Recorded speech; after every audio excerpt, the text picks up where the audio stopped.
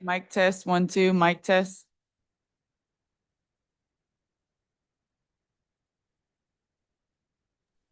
Test, test. If I could have your attention for just a moment, please. Yeah. If I could have everyone's attention for just a moment. We do have a sign-up sheet there if you're wanting to speak tonight. Please be sure that you sign in with your name and identifying information so that we can get you on our list. Thank you.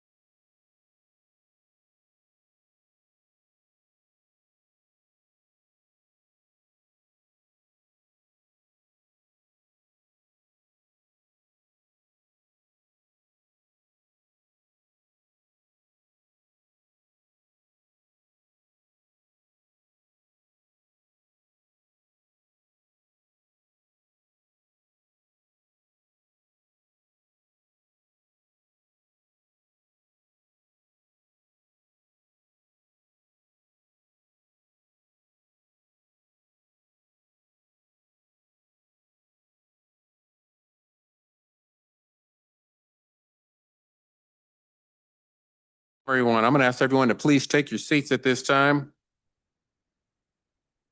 We may have a long evening. I know there's several individuals that have come tonight that wanted to make public comment, and we appreciate that and we welcome you. Today is July 10th, 2025, and welcome to your regular session of the Unified Government of Wyandotte County, Kansas City, Kansas. Before I call the meeting to order, I want to announce that some commissioners, staff, and the public are attending remotely by Zoom, by phone, or they're on site. All participants joining by phone should please mute your phones at this time. During the meeting, please make sure that you announce yourself by name and title and your city of residence every time that you speak. This is current guidance from the Kansas Attorney General's office. And when you do speak, make sure that you speak at a tone into the microphone so that your comments can be appropriately captured for record by our clerk. I'd have to reiterate tonight that disruptive comments and behavior that constitute disorderly conduct will not in any way be tolerated.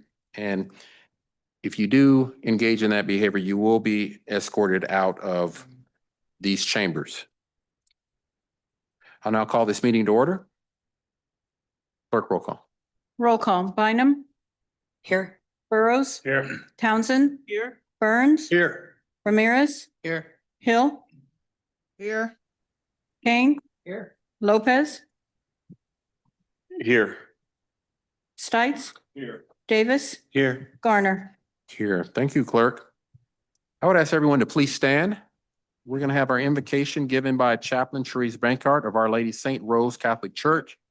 Immediately following the prayer, we will have the Pledge of Allegiance.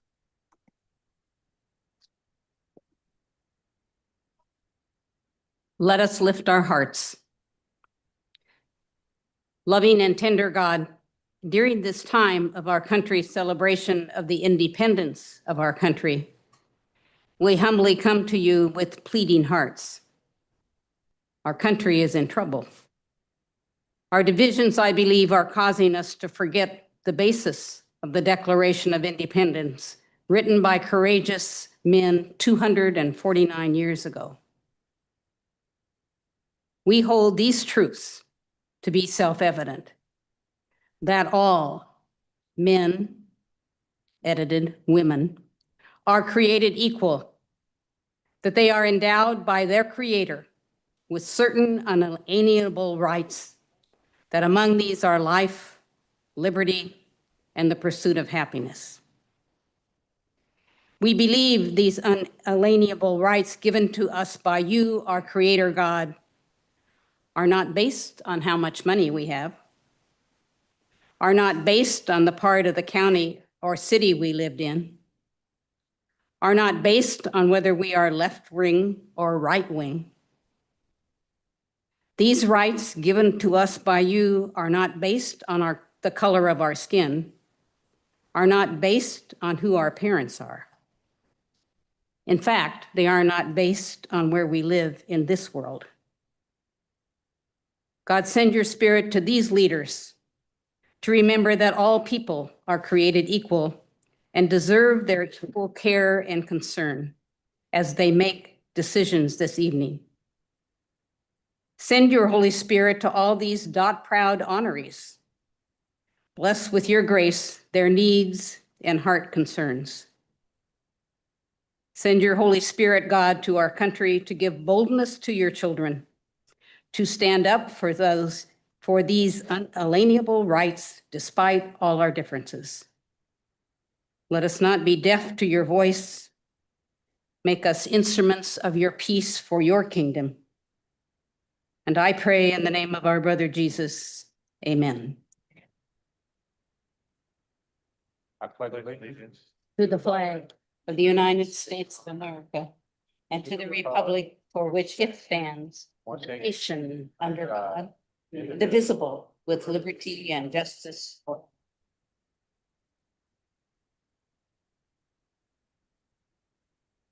Thank you, Sister Therese, for that.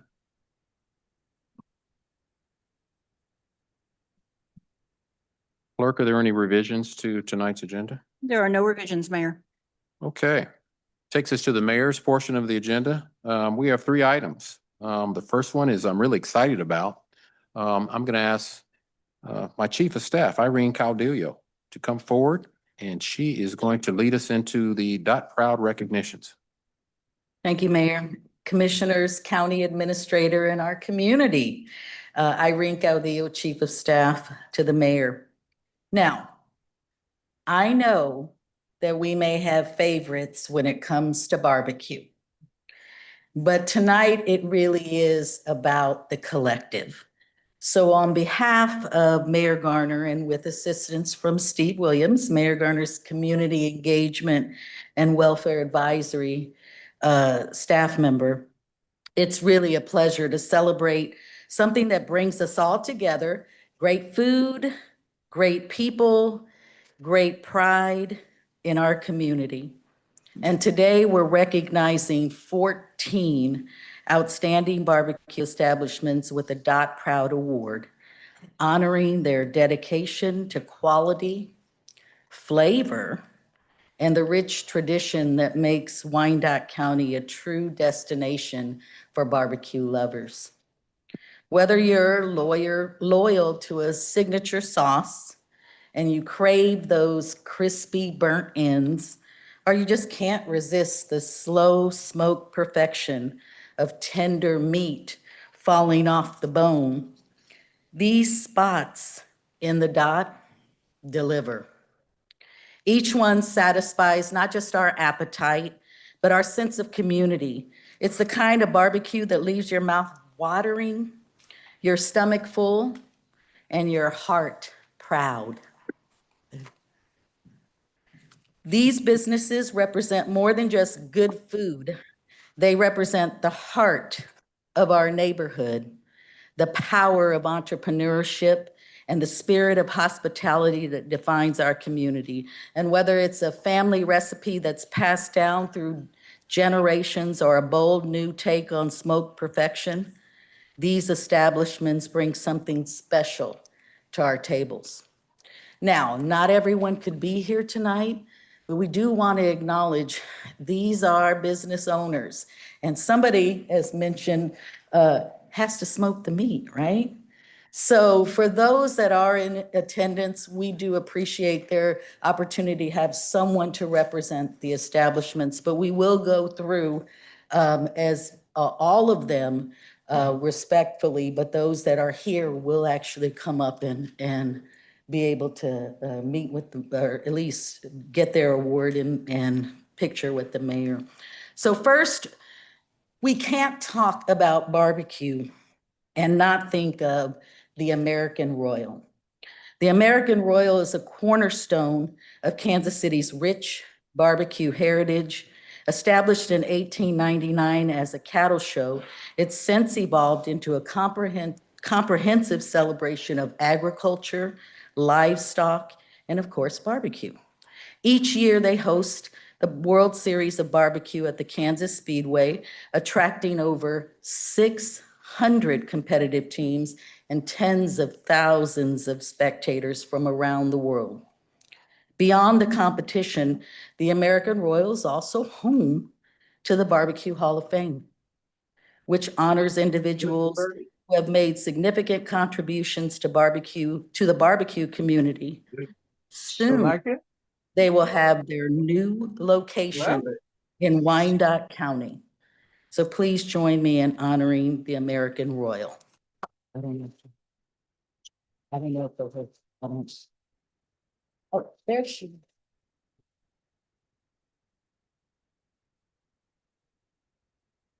Mr. Wong, Mr. Wong.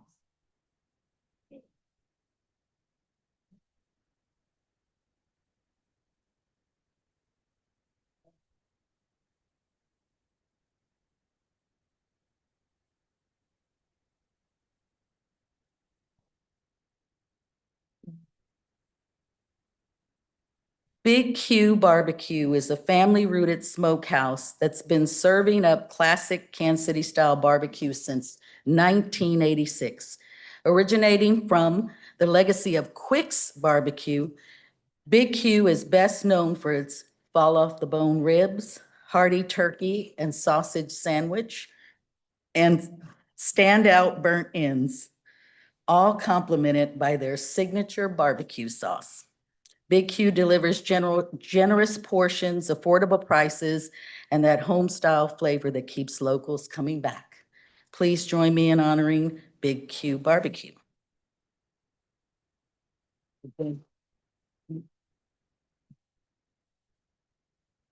Next is Blind Box Barbecue. Since December of 2019, Blind Box Barbecue has been serving up a modern twist on classic barbecue inside the Nebraska Furniture Mart. Fusing old school smokehouse flavor with a bold new school attitude, Blind Box brings the heat with signature creations like loaded nachos piled high with smoked meats, green chili queso, roasted corn, queso fresco, and fresh pico de gallo. It's barbecue reimagined. Please join me in honoring Blind Box Barbecue.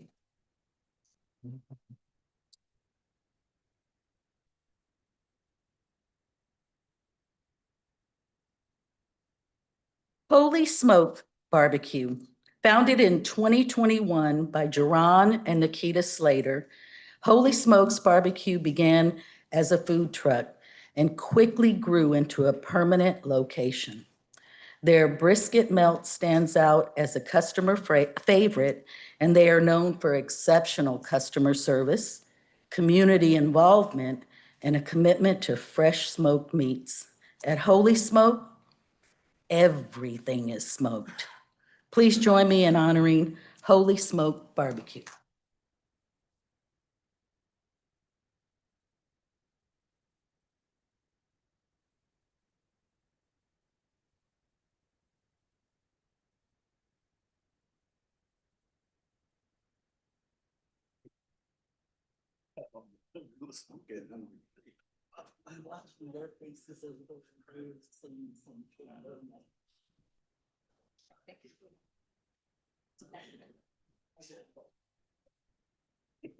You gotta visit them. I know I'm making your mouth water, but that means you have to visit these places if you haven't. So let's go to Famous Dave's. Famous Dave's has been America's favorite barbecue since 1994, founded by Barbecue Hall of Famer Dave Anderson. The Kansas City Speedway location is proudly veteran-owned and operated by Dave and Ivy Jones since 2014. It continues the tradition with award-winning barbecue, famous for their St. Louis-style ribs, hand-ribbed meats, and rich smoky flavors. Please join me in honoring Famous Dave's Barbecue.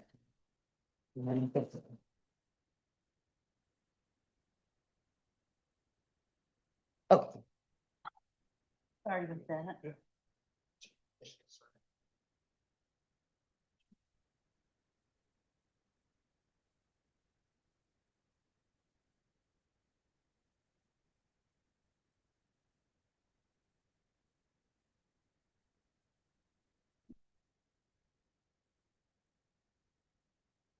Joe's Kansas City Barbecue. Since 1996, Joe's Kansas City Barbecue has served world-class flavor from its iconic gas station location, offering a laid-back and authentic barbecue experience. Best known for their legendary Z-Man sandwich, Joe's has earned national acclaim at nearly 40 barbecue competitions across the country. Please join me in honoring Joe's Kansas City Barbecue.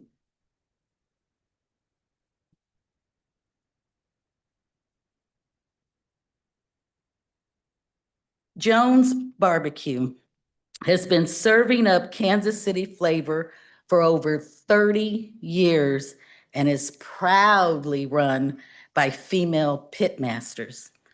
Everything is made fresh daily with love and gratitude. Known for their signature sweet and tangy sauce, Jones Barbecue has been featured on Netflix for their passion and dedication to barbecue. Please join me in honoring Jones Barbecue.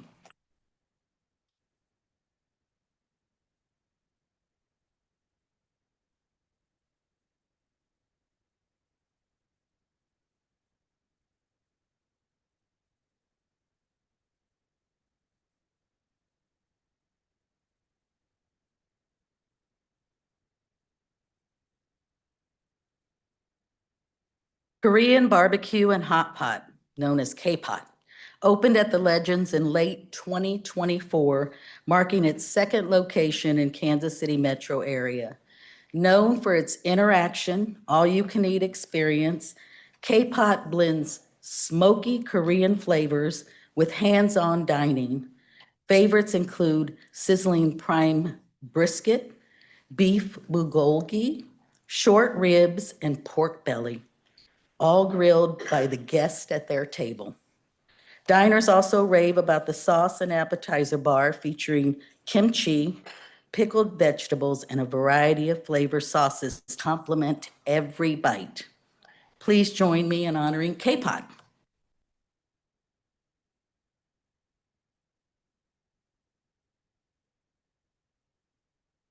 Quentin's Barbecue and Sides opened in Bonner Springs in 2022 after the owners spent time perfecting their craft via a food truck called Scouts Barbecue. Their standout burnt ends, which feature a rich char and savory flavor, often served in their signature Legend, is available as either a sandwich or mac and cheese bowl. Quentin's also shines with scratch-made sides like mac and cheese and hand-dripped onion rings. Please join me in honoring Quentin's Barbecue and Sides. Stephen. Okay. Rosedale Barbecue. Rosedale Barbecue is Kansas City's oldest continuously operated barbecue restaurant, celebrating over 90 years of tradition since its founding on July 4th, 1934. Originally started as a hot dog and beer stand called the Bucket Shop, the family transitioned into barbecue, crafting their own rotisserie. Rosedale's is famous for its unique southwestern style barbecue sauce and beloved for its chopped beef sandwich, crinkle cut fries, and cheesy corn. Please join me in honoring Rosedale Barbecue.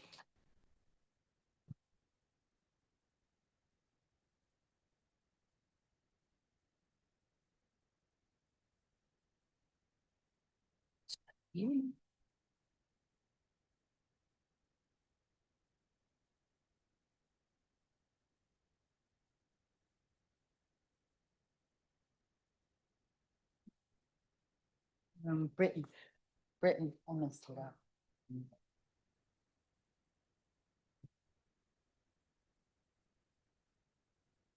Sorry about that. Where are we?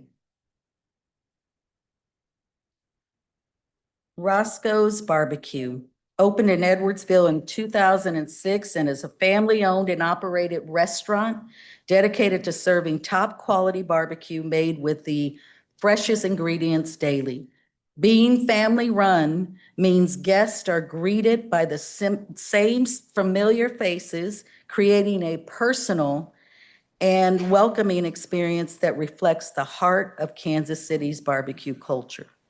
Roscoe's is best known for its mouth-watering burnt ends, a Kansas City classic that keeps locals and visitors coming back for more.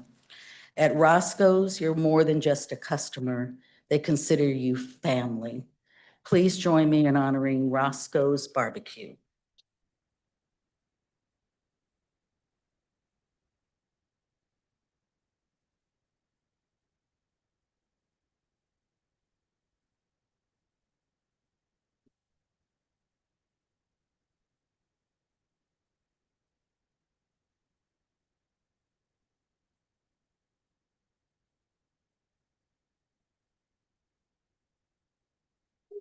Slaps Barbecue opened in June. Somebody's favorite. Opened in June 2014 by brothers Joe and Mike Pierce. Slaps Barbecue grew out of their award-winning competition team, Squeal Like a Pig, known for their St. Louis cut ribs, burnt ends, and Texas sausage. Slaps serves fresh hickory and oak smoked meats daily and often selling out due to high demand.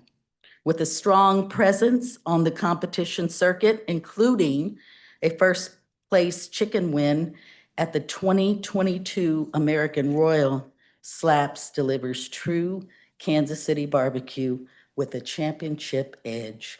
Please join me in honoring Slaps Barbecue.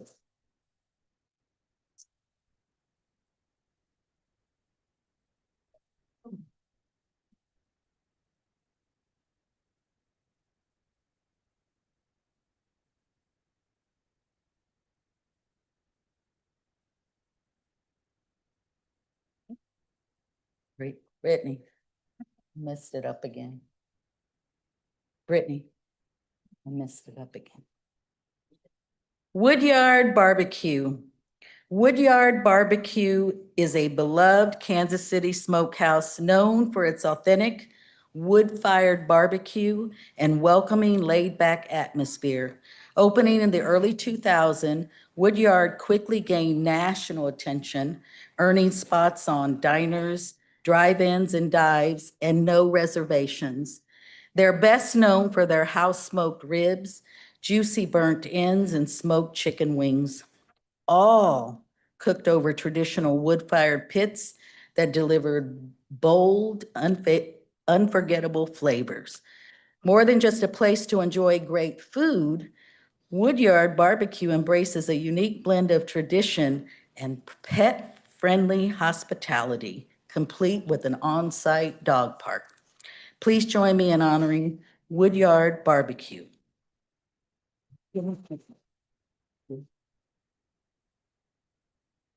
And last, but definitely not least, Wyandotte Barbecue. Wyandotte Barbecue opened its original location in 1977. They're best known for their hickory smoked rib tips, which have long been hailed as some of the city's finest, along with their richly flavored beef burnt ends, signature spare ribs, and chicken. We also can't leave out their crinkle cut French fries. Please join me in honoring Wyandotte Barbecue. You got that? He wants, yeah, if we can, we're gonna take one picture with them all before. And then you'll read. You read.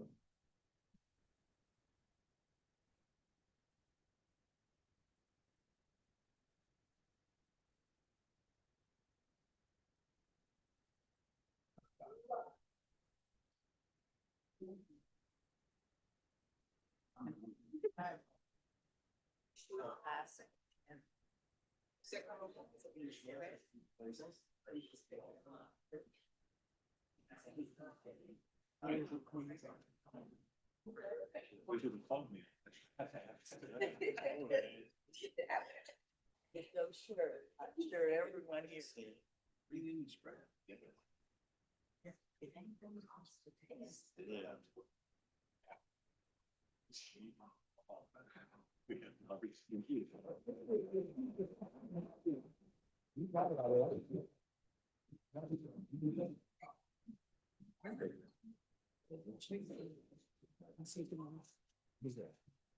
You want to take your book out?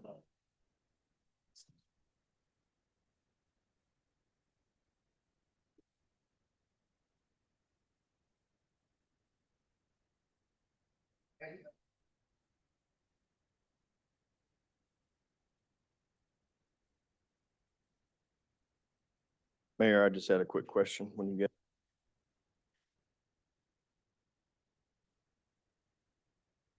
What?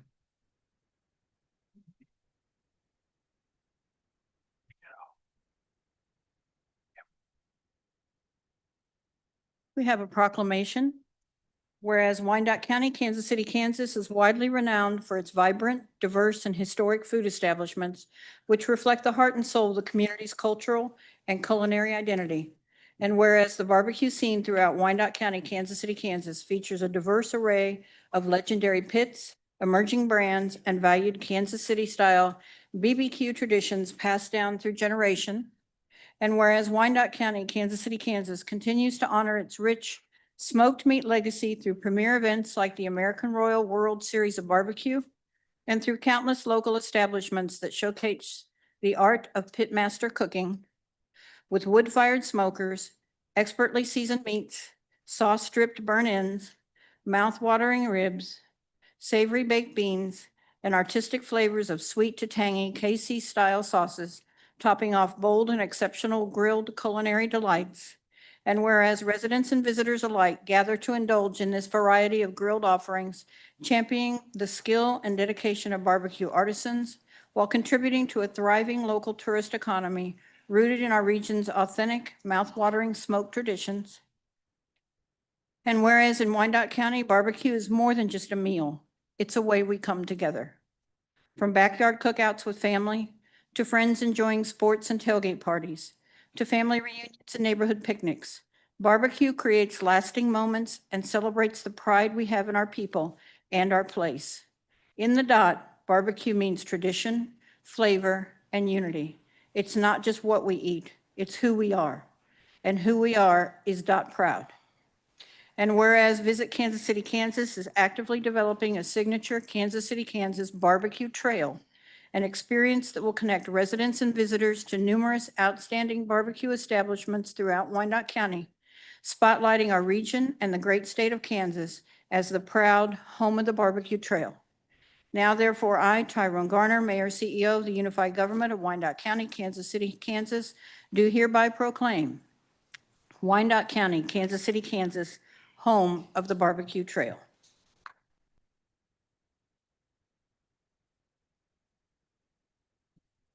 Mayor, I invite Steve Walls, the marketing manager for Visit KCK, and then for a few words, and if you don't mind joining him to give a proclamation.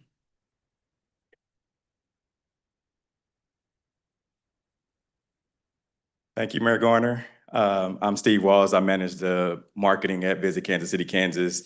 The KCK Barbecue Trail will feature the 14 barbecue restaurants throughout Wyandotte County. We plan on having it start in the middle of September. We're still in the developmental stages right now. It's similar to our KCK Taco Trail, which visitors will be able to check in and earn prizes throughout the barbecue trail with those 14 restaurants. So thank you again.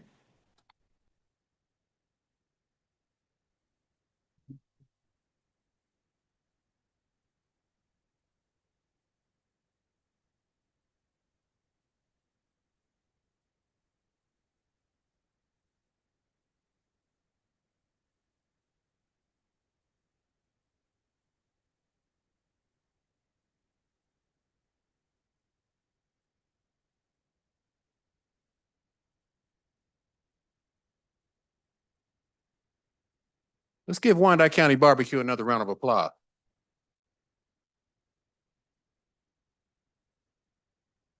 Alan Carr couldn't be here with us tonight, and we're glad that his marketing director is here with us. Working with Alan Carr, I envisioned that this would be an awesome idea to coincide with our taco trail.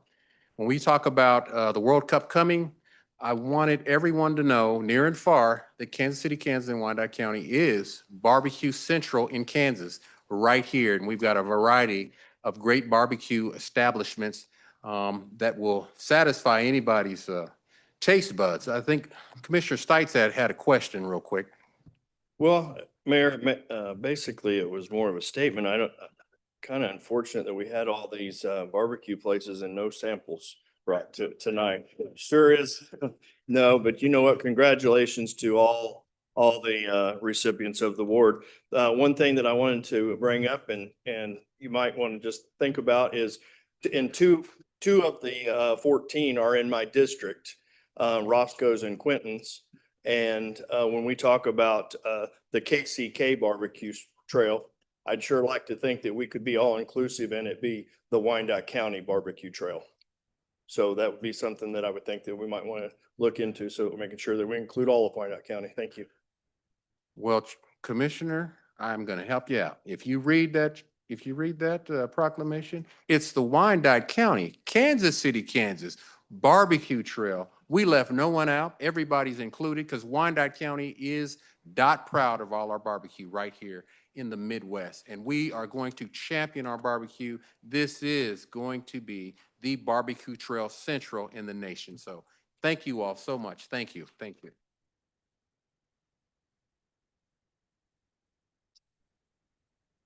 All right.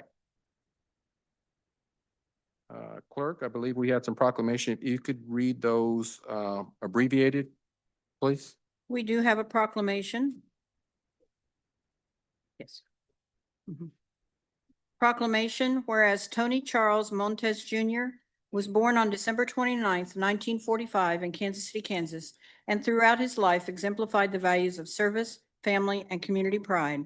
And whereas Mr. Montes honorably served his country as a United States Marine from 1962 to 1965, including time during the Vietnam War, and later dedicated 25 years of hard work and commitment to the Board of Public Utilities.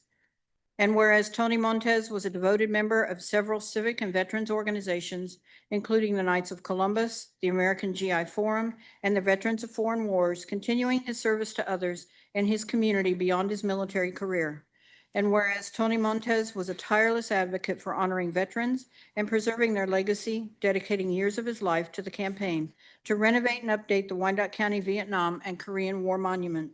And whereas it was only 2 months after his passing that the monument was finally rededicated, a fitting and powerful tribute to his vision, passion, and unwavering advocacy.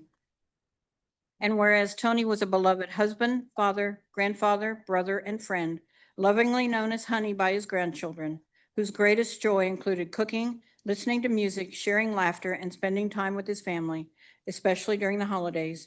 And whereas he leaves behind a legacy of service and love survived by his sons Anthony with wife Carol and Alfredo Montes, his brothers Henry and Robert Montes, his sisters Christina Gaines and Margaret Malloy, 8 children and 5 great-grandchildren.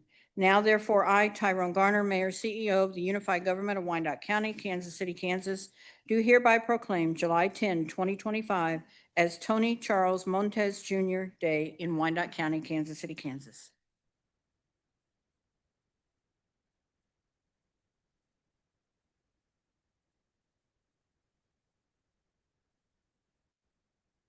Mayor, Commission, Alfredo Montes, his son, would like to just say brief words before the mayor gives the proclamation.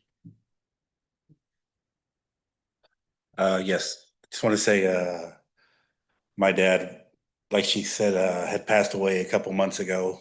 The memorial was a big, he did a lot for veterans. He was a part of the VFW, American GI Forum, Knights of Columbus. He was a Marine. He went to Vietnam.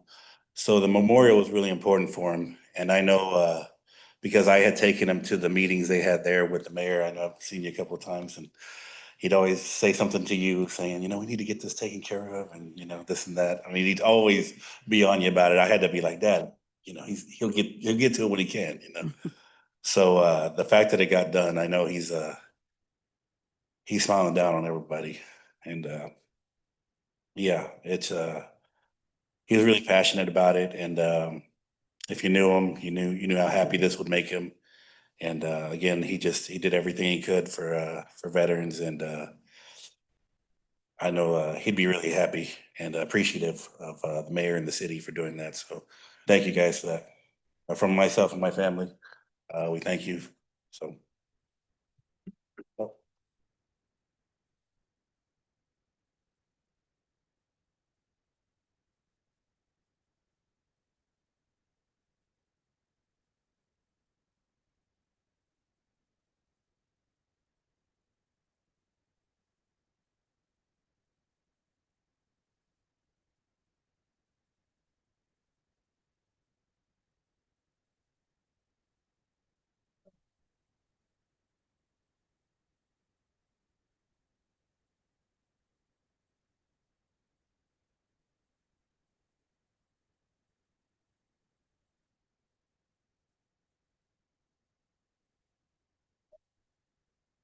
Before we go on to the next one, I would like to say, I met his dad going to those memorials, just remembering our veterans, especially at Wyandotte County Lake. The VFW would come out every year. And it's amazing seeing a group of retired veterans faithfully come out. Wasn't very many of them, think one year I came out, there might have been 5, 6 at the most. But they went through the ceremony to recognize those fallen Wyandotte County soldiers from both the Korean and the Vietnam War. And I do remember their father, and he would always get on me and say, Mayor, we've got to do better. And I told him as a veteran, I agreed. And I told him, say no more. Most of you know that in Wyandotte County, the mayor is really the visionary that brings recommendations to the administrator and to the commission. And ultimately, that's where the rubber hits the road. And I can say without a doubt that this commission voted unanimously to give staff the authority and the funds needed to refurbish that memorial at Wyandotte County Lake. And our staff members, under the leadership of Angel Ferrer, did an awesome job of making that site something that Wyandotte County and this great nation and all the soldiers, those that sacrificed their life, as well as the veterans that are still out here every day, veterans like me and their families, something that we can all be proud of. I'm not going to take credit for that. I'm going to give credit to that gentleman who's not with us, who saw fit to say and point out deficiencies and let us know that our veterans deserve better. And I think we owe our commission, and more importantly, our staff and our Parks Department on a job well done.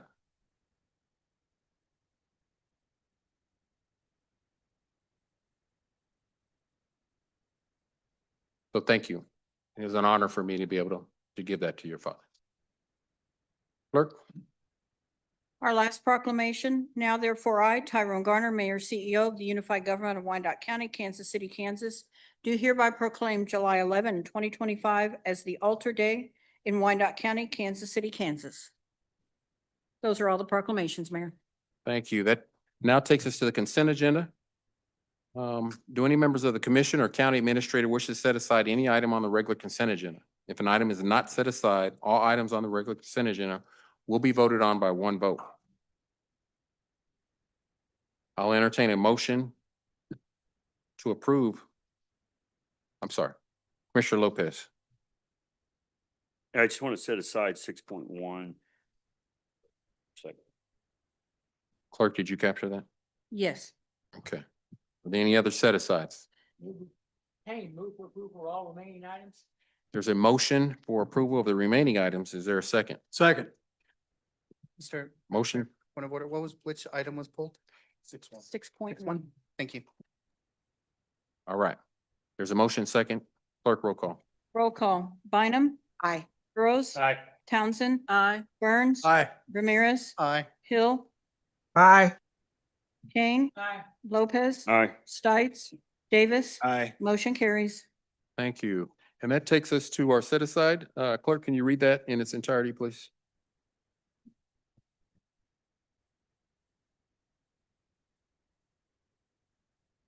This is item 6.1, ordinance repealing certain superseded provisions of the Code of Ordinances. An ordinance request for approval to repeal subdivision 2, carrying of firearms, sections 22.187, definitions 22.188 prohibited, 22.189 carrying concealed weapons, prohibited acts, section 22-190, penalty of chapter 22, miscellaneous provisions and offenses, Article 5, offenses against public safety, Division 2, weapons of the Code of Ordinances of the Unified Government of Wyandotte County, Kansas City, Kansas. Thank you.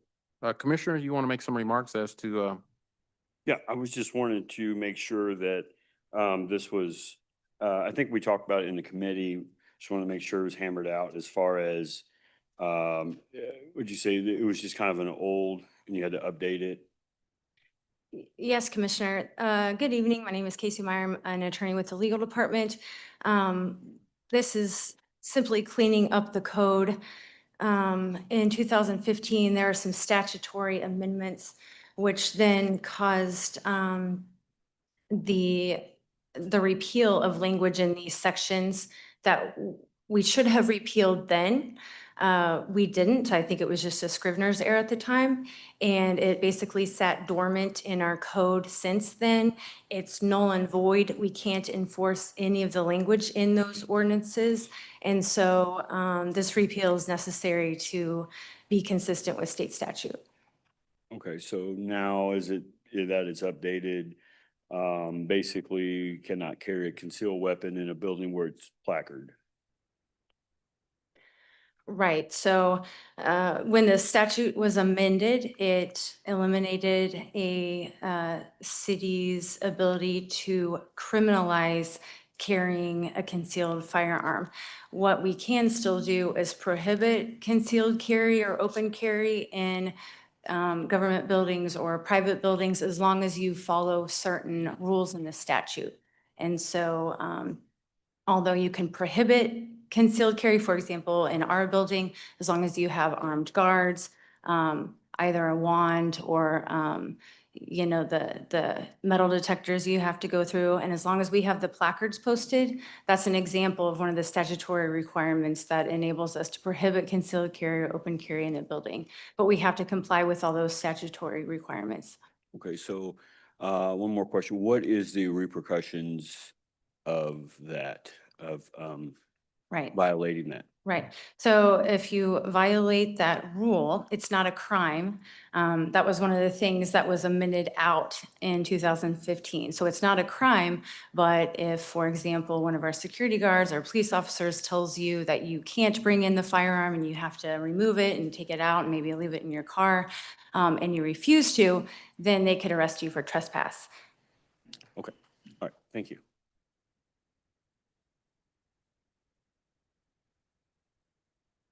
Commissioner Burrows? Thank you, Mayor. Move for approval. Okay. The motion second, I'll accept those motions. Clerk, roll call. Roll call. Bynum? Aye. Burrows? Aye. Townsend? Aye. Burns? Aye. Ramirez? Aye. Hill? Aye. Kane? Aye. Lopez? Aye. Stites? Davis? Aye. Motion carries. Thank you. That takes us to our next item. It's the public hearing agenda. It's to exceed the revenue neutral rate discussion. We have one item under that agenda. We'll have a presentation from our budget department related to the 2026 budget process with recommendations. I'll turn it over to our county administrator, Mr. David Johnson, to start the presentation. Thank you, Mr. Mayor and Commission. What you have today is discussion about the setting the maximum mill levy. This is part of the annual budget process with the commission. And we've had to date a number of budget workshops with the commission.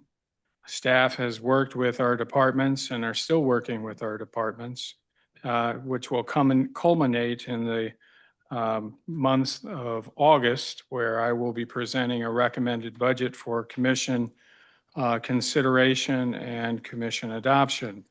And it's at that time that a final mill rate will be established.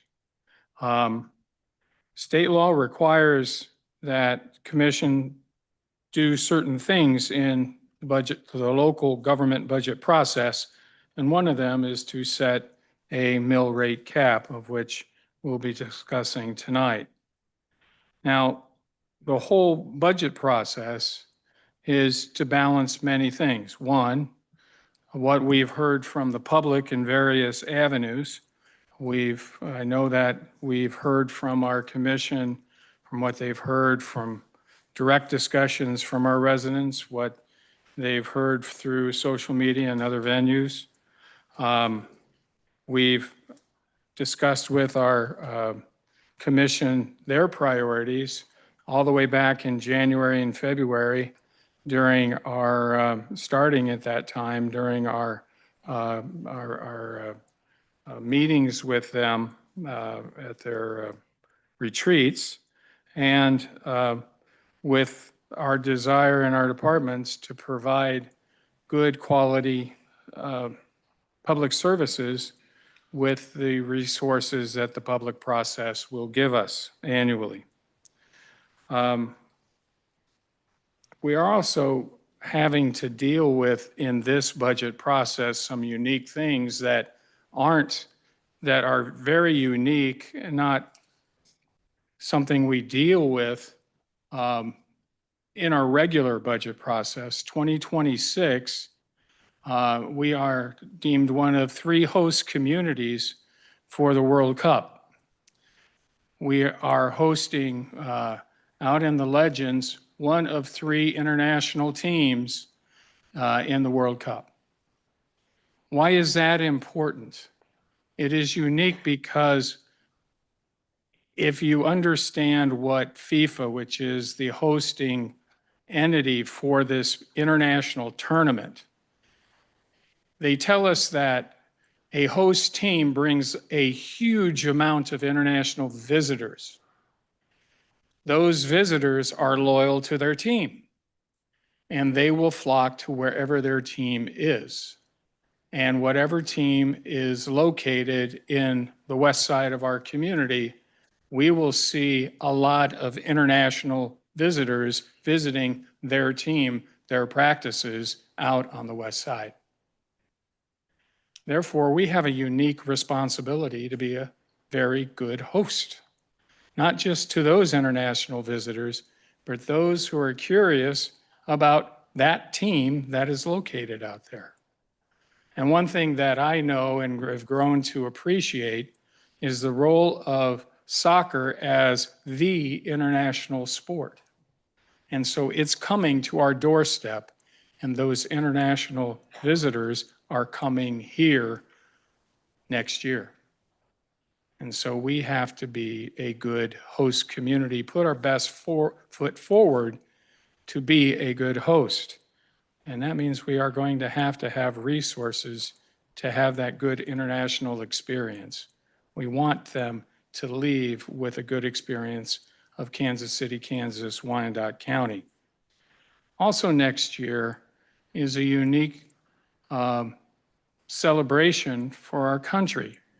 We will be celebrating our 250th anniversary as a nation.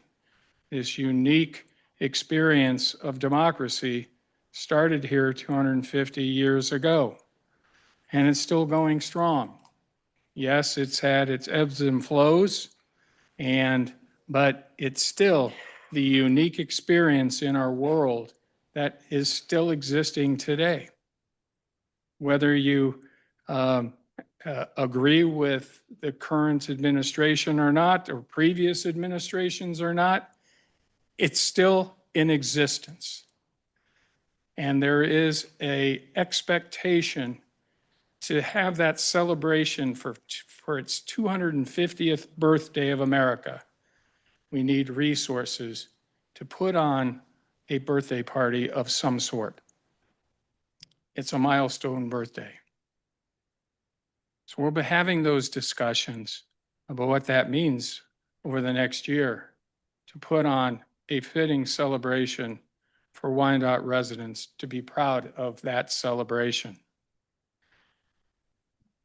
So they're going to be hearing some good information to help this body, the UG commissioners, make a well-informed decision tonight about the mill levy cap.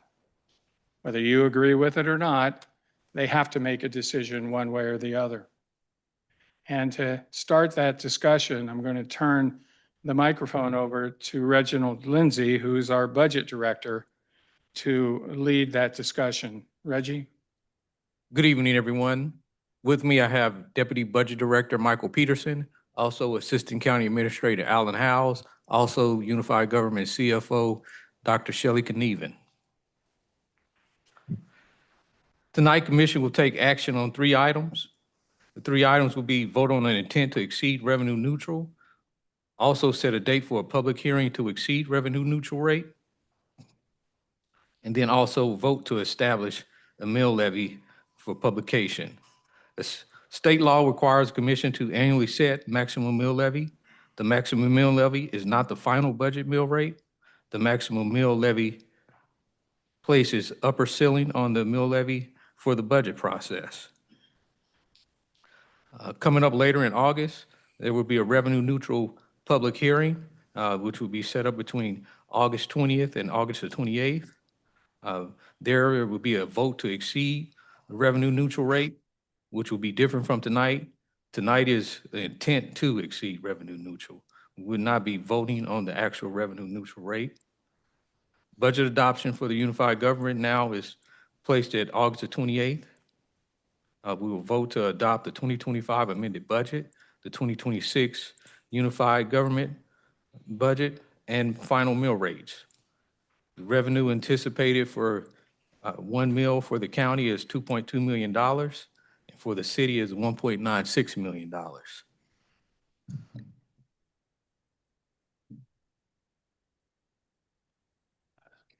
So Michael Peterson, Deputy Budget Director, we thought that it would be important to show a little bit of information about where we currently sit at this point. So we're going to go through a few summary slides.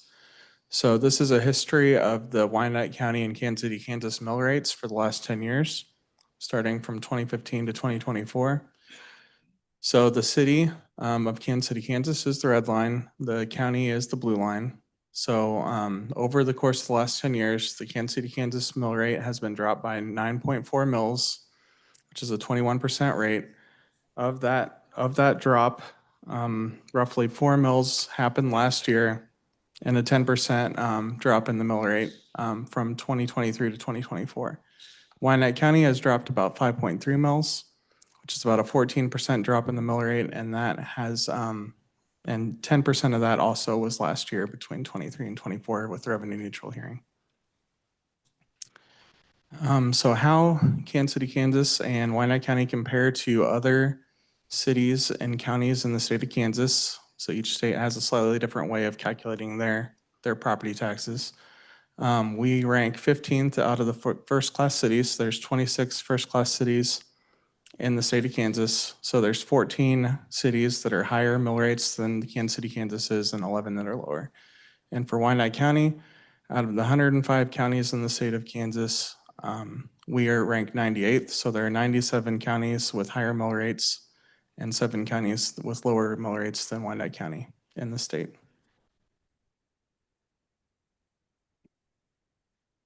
So property taxes are a combination of the assessed valuation and the mill rate. Both are needed to calculate the final valuation.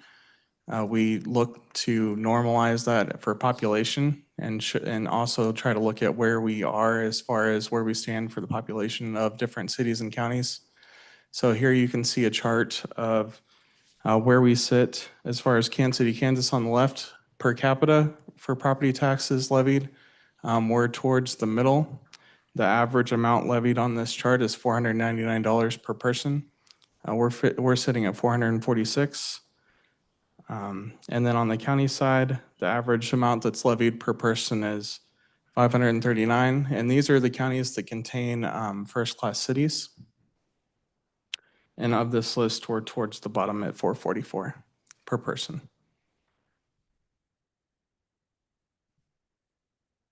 We also wanted to note that while the unified government is responsible for sending out the tax bills, collecting the taxes for property taxes, we are not the only taxing entity.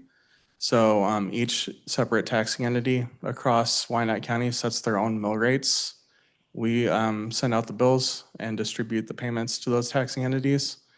The top 3 pie charts show Kansas City, Kansas, the larger taxing compositions. So the unified government levies between 41 to 44% of the tax bill when you live in Kansas City, Kansas, in either USD 500, USD 202, or USD 203. In Bonner Springs and Edwardsville, the unified government only sets the county tax rate, and that is the orange rate at the bottom right. So if you live in Bonner Springs or Edwardsville, the unified government only controls 21 to 22% of the property tax bill. I'm going to turn it over to Alan House. Right. Alan House, Assistant County Administrator.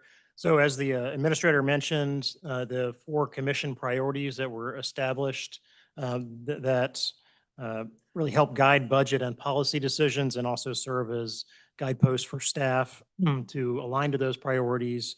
You can see priority number 1 is upholding fiscal sustainability. Priority 2, foster economic development. Priority 3, focus on service and communication. And priority 4, which is improve infrastructure.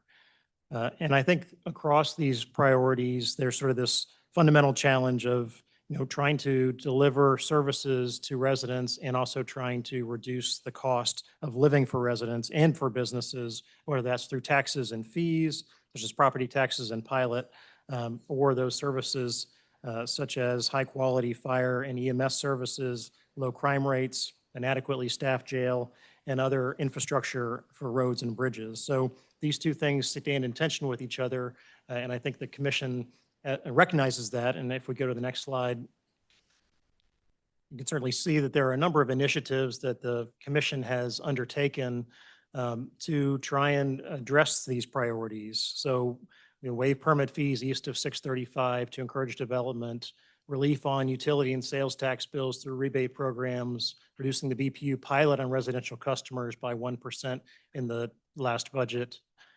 Neighborhood revitalization incentives, again, to encourage development in different parts of the community. Community benefits fund that focuses on childcare, housing, and parks.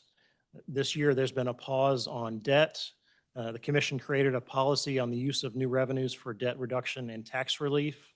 Commission established a target for county and city reserve funds of 25%. Commission established salary parity between the sheriff's deputies and police officers. And then the commission has provided resources for policing, and that policing has delivered homicides now that are among the lowest level recorded in the city's history. We have high quality fire and medical response that was demonstrated in the last community survey as a high degree of satisfaction among residents, as well as those social and health services that are provided to residents. And then among our staff, also focusing on recruiting and retaining high quality employees. I know that's something the commission has spoken often about. And then as the administrator mentioned, we were awarded the 2026 World Cup as a host city and all that comes with that. So with that, I'm going to turn it back over to Reginald Lindsay. Now we're going to talk about the revenue that comes in on the county side. Wyandotte County has a total mill rate of 33.5 mills. That makes up 8 different mill funds. Those funds are the county general fund, also our debt service fund, the health department, parks and rec fund, the aging fund, also our elections fund and mental health fund, and then also our development disability fund. The largest fund there is the county general fund at 79%. The next one is the debt service fund at 6%. Then our county health fund comes in at 30 and is tied with the parks and rec. Both of those come in at 4%.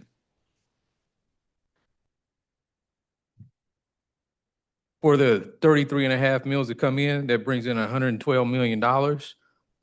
That is made up of property tax, which comes in at $69 million, which is 62% of the pie. Also, there's sales tax and county use tax that comes in at $8 million. And then there's other motor vehicle that comes in at $6 million. Then there's also the county general fund by itself, which brings in $85 million. Property taxes there are $54 million, and they're about 64% of the pie. Sales tax there are about $9 million and 11% of the pie. And then other sales tax end up being $9.7 million.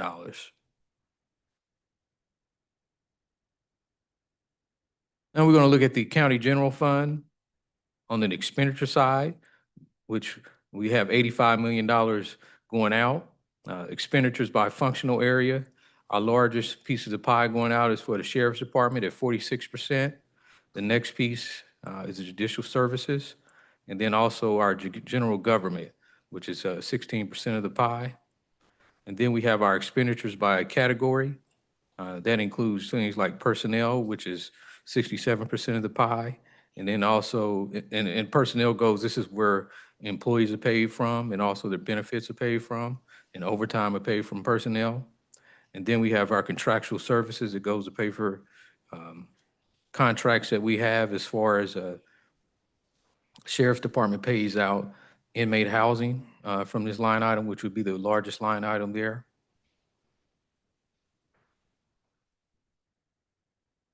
Within the county general fund, there are some factors that have led to revenues not keeping up with expenses in the county general fund. So on the revenue side, we did have a 4 mil reduction in 2025. Our mill rates are down 6 mil since 2021. We also did some fund transfers for 2025's budget, which were one-time transfers that do not carry from year to year. Also, sheriff's reimbursements are down this year.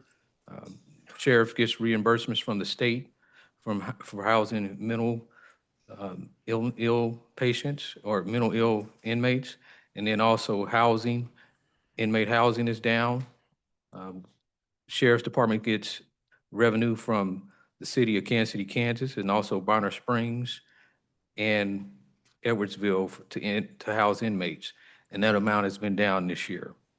On the expense side, some of the things that are impacting our expenses are sheriff pay parity, also overtime to jail staff, and then also we have COLAs and contractual increases that are obligated due to bargaining unions that we have here at the unified government.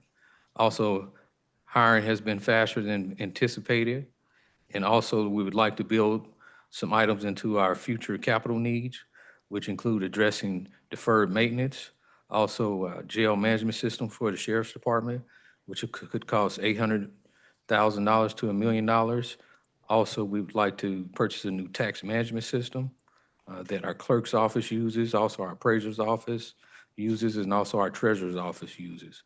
We're expecting that cost to be $1 million to $1.5 million.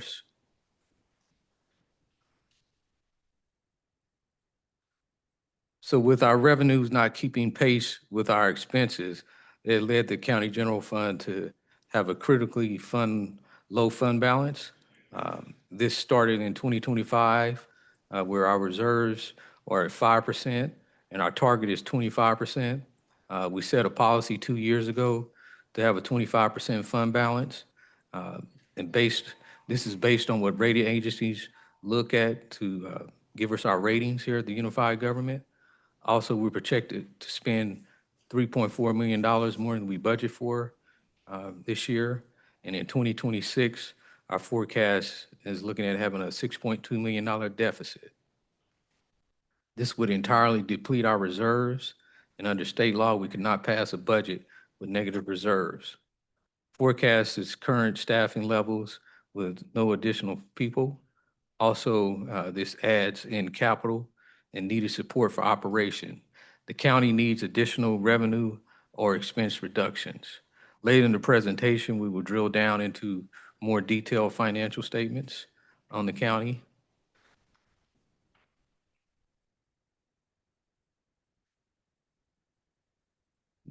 Now we're going to drill into the revenue on the city side for Kansas City, Kansas. Kansas City, Kansas has a total mill rate of 34 mills. It is made up of two different funds. Our city general fund, which makes up 56% of the pie at 19 mills, and then our city bond and interest, which makes up 15 of the mills, and is actually 44% of the revenue coming in, and also 44% of the expenses or the tax mill levy funds. The city general fund by itself has $181 million coming in. Most of that money comes from sales tax at 34%. Also, the BPU pilot at 22%, and then property tax at 21%. So one thing that's different with the city is that it has a more diverse revenue stream than the county. The county primarily it has property tax coming in that it depends on. With the city general fund, we also have $181 million of expenses going out. Current slide looks at expenditures by functional area. Our fire department is 34% of the pie. Police department is also 34% of the pie. Also, we have community services that are 13% of the pie. That includes departments like Transit and Neighborhood Resource Center. The other pie chart is looking at expenditures by cost category, and we see personnel is almost 80% of our costs within the city general fund. Contractual services are about 11%.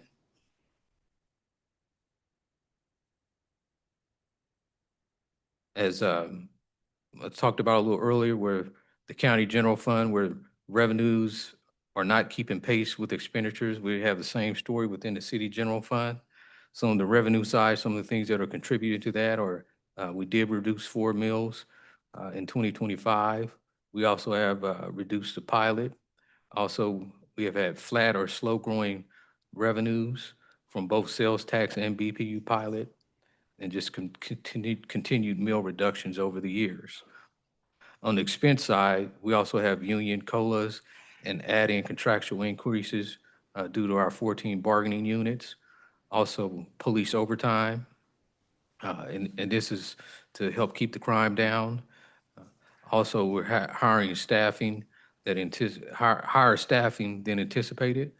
Also, we would like to, but have not built in capital needs within the 2025 budget.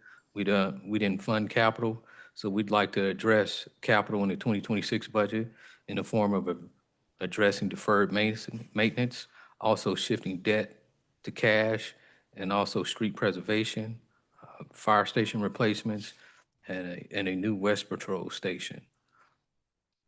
Also, currently with transit, we're going to be losing $2.9 million in ARPA and COVID funding. And if we don't replace that money, we will have further cuts to our transit system. And also, we are a World Cup host city, and there are some funding needs that we have to successfully host the World Cup that we do not have built into this budget.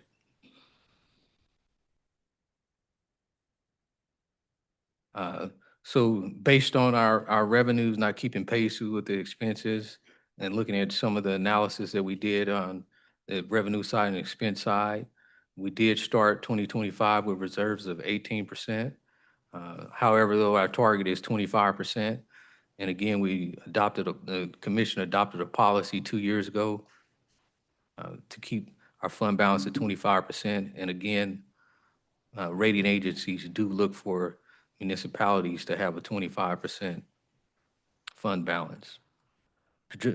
We are projected to spend $5 million more than we budgeted in 2025. Also, our 2026 forecast has a deficit of $5.5 million. The deficit expands to $8 million with additional funds to maintain our transit services, and reserves are falling into the single digits by 2027. And the city needs additional revenue or expense reductions to build back up our target fund balance or to not have to make drastic reductions. We will dig into fund statements a little bit later.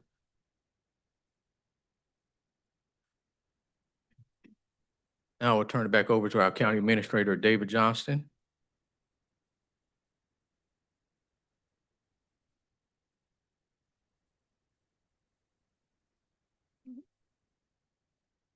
So what we are presenting is a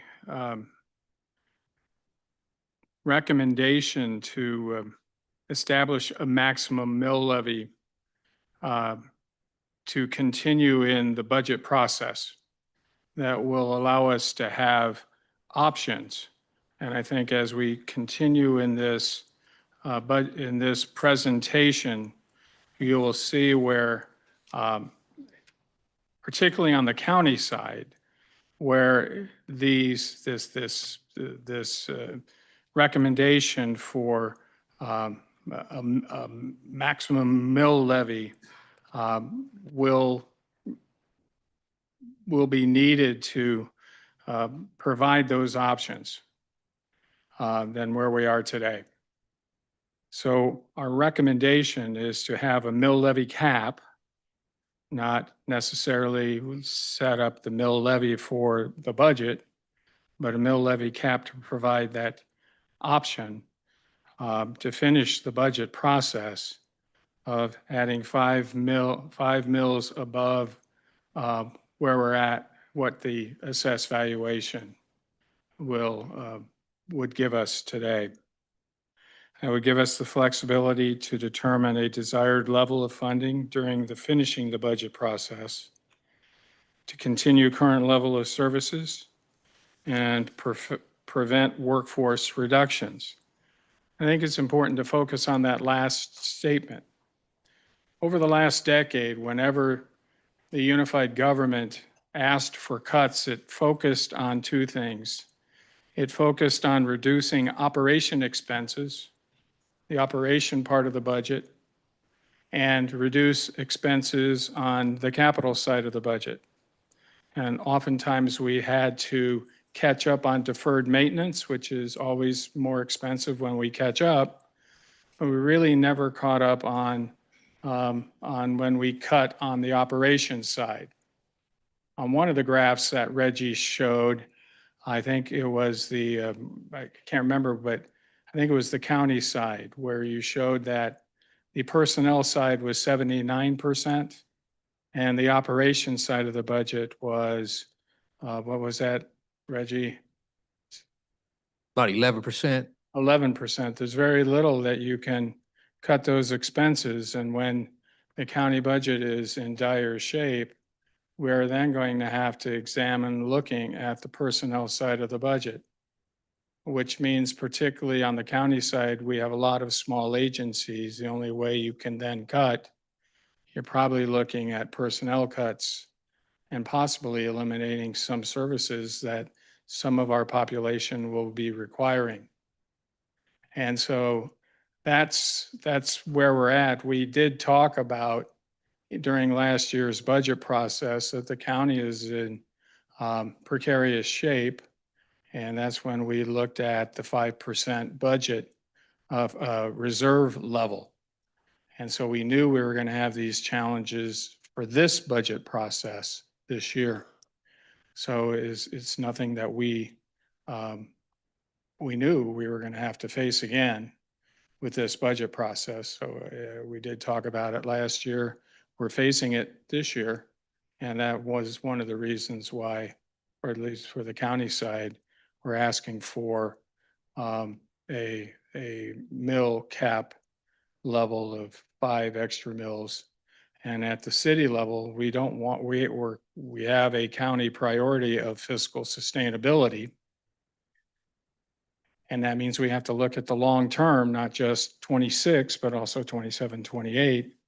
And when we look at dropping down to single digit reserves in just 2 years, we need to make sure we have the ability to keep at least 2-digit reserve levels in the future.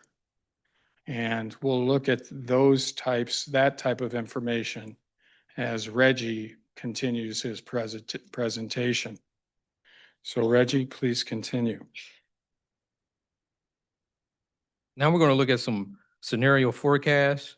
We're going to provide scenario forecasts that examine revenue neutral and also going full valuation, and also the additional maximum mill levy of 5 additional mills to the city and the county.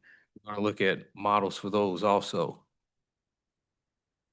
So within these scenarios, some of the forecast assumptions that we used, with the property tax growth, we're looking at a 4% growth from 2027 and beyond. And for current year, next year's 2026 budget, the scenario we would be looking at, like, would not exceeding revenue neutral, would be a 0% property tax growth. Exceeding revenue neutral, keeping the same mill rate, we'd be looking at a 7% increase. And then with additional 5 mills for the maximum mill levy, we'd be looking at a 23% increase. And then with sales tax, we'd be looking at a 4.5% growth for 2026, a 2% growth for 2027 through 2028, 4% growth from 2029 to 2030. And then other taxes, we'd be looking at a 3% growth from 2026 to 2030. On the expenditure side, we'd be looking at personnel to increase 3.5% over all years. Operating expenses, we'd be looking at a 3% increase each year. And capital, we would, in 2025, we didn't do any capital, and we'd be looking at picking the capital schedule back up in 2026 and 2027 based on what we had in the 2024 budget year. And then from there, have a 3% increase from 2028 to 2030. Current slide looks at 3 scenario summaries. Looking at Wyandotte County's general fund. First scenario looks at going to revenue neutral, and that would be a 0 cent increase to property tax revenue. So we'd be looking at total revenue of $84.3 million, total expenses of $93.6 million. That leaves us at having $9.3 million more spent in revenues that we have coming in, and would leave us at a negative 5% fund balance. There we'd have a total city mill rate of 32 mills. And for your information, a mill over on the county equals $2.2 million. Next scenario is full valuation. And the full valuation is based on keeping the same mill rate. And what the estimate is that our assessed values grew by 7%. So revenues for property tax would grow 7%. So we'd have $88.1 million of total revenue coming in. And then also the same number of total expenses going out of $93.6 million, which would leave us at having $5.5 million more of expenses going out than revenues coming in. And we'd have a projected fund balance of about 0.5%. And the total city mill rate will stay the same as it is this year at 34 mills. Then our next scenario would be the proposed maximum that our county administrator just advised us on of increasing 5%, which equals 23% property tax increase. We'd have a total revenue coming in of $99 million and total expenses going out of $93 million. And that would have a net change in fund balance where we'd have $5.6 million more of revenue coming in than expenses. And we'd have a projected fund balance of 11.2%. Total mill rate would be 39 mills.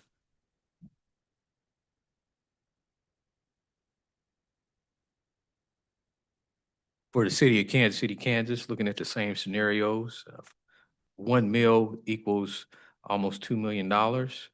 And if we were to go revenue neutral, we'd have total revenues coming in of $176 million. Total expenses going out of $183 million. And we'd have $7.1 million of expenses going out over revenue. And we'd have to solve for $7.1 million in cuts. And then we'd have a projected fund balance of 13%. And right now we're at 18%. Total city mill rate would be 32 mills. Our next scenario is a current mill rate with full valuation. And again, that's because we're expecting our assessed values to grow at 7%. Total revenues coming in would be $179 million. And total expenses going out would be the $183 million. That would be the same in each of these scenarios. And so we would have $4.6 million more in expenses going out than revenues than we have coming in. Projected fund balance would increase slightly to 14.5% than if we went revenue neutral. And our mill rate would stay static at 34 mills.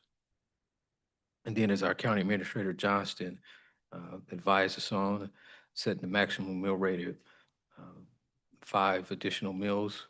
On the city side, we'd be looking at a 23% increase in the fund balance or in the property tax. Total expenses would be $183 million, while total revenues would be $189 million. And we'd have $5.2 million more of revenues coming in and expenses going out. Projected fund balance would rise to almost 20%. And the total city mill rate would be 2039.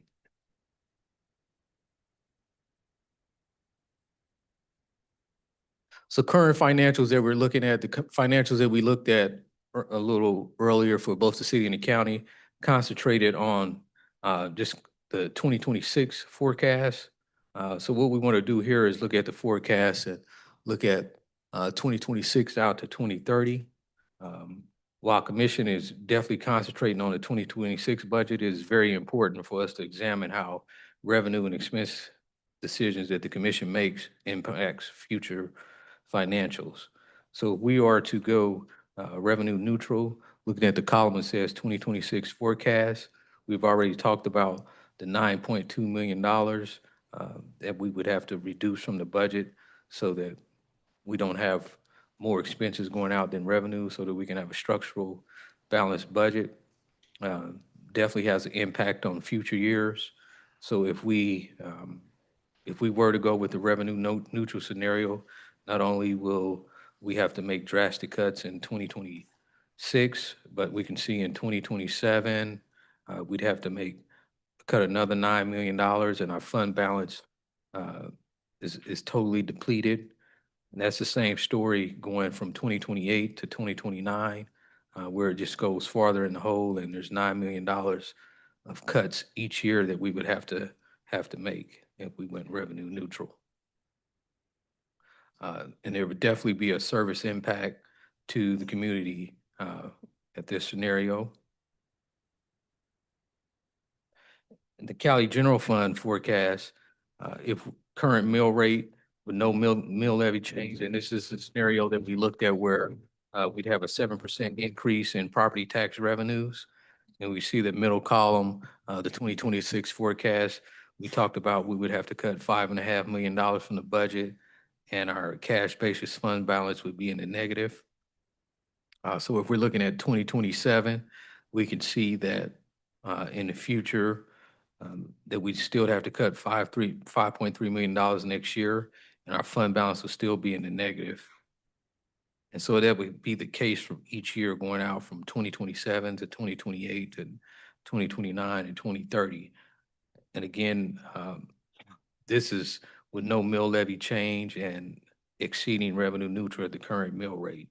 And we will still have to make service level cuts in this scenario also.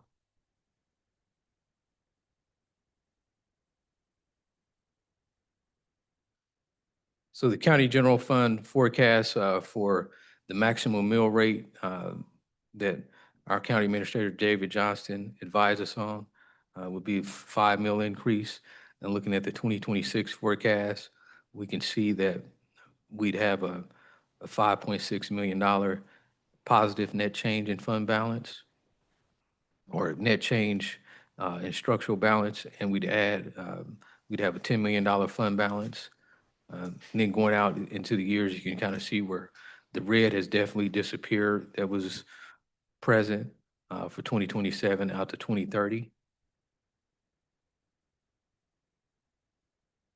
As we look at the city general fund, first scenario we're going to start with is if we were to go revenue neutral and concentrating on the 2026 forecast.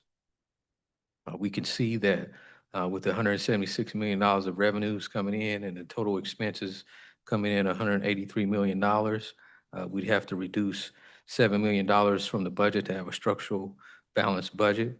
And then in 2027, with revenue that is removed and still at the same spending patterns, we'd have $11 million net change in fund balance that we'd have to solve for.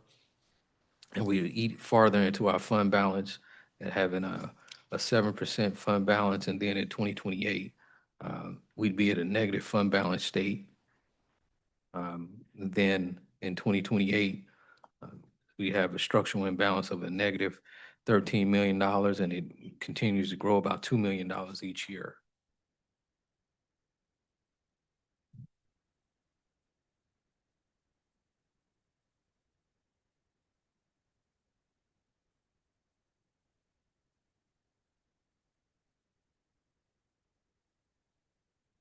Current financials that we're looking at, or if we were to exceed revenue neutral and keep the same mill rate for the city general fund. So looking at 2026, or a little earlier, we talked about having a $4.5 million structural imbalance where we had $179 million of revenues coming in and $183 million of expenses going out.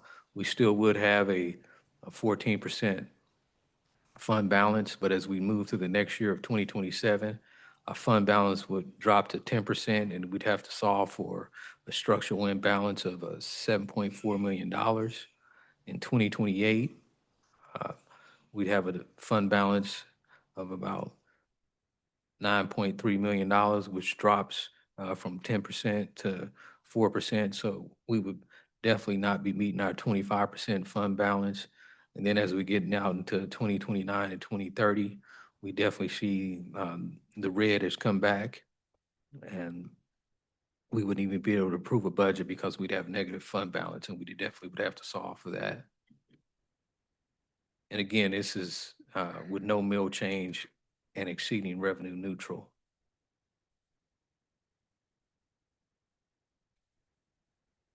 Looking at the proposed maximum mill levy of a 5 mil increase financial model, 2026, we'd have $188 million coming in and $183 million of total expenses going out. We'd also have a net change in fund balance that would be to the positive $5.2 million, and also a $36 million fund balance, which would be almost 20%.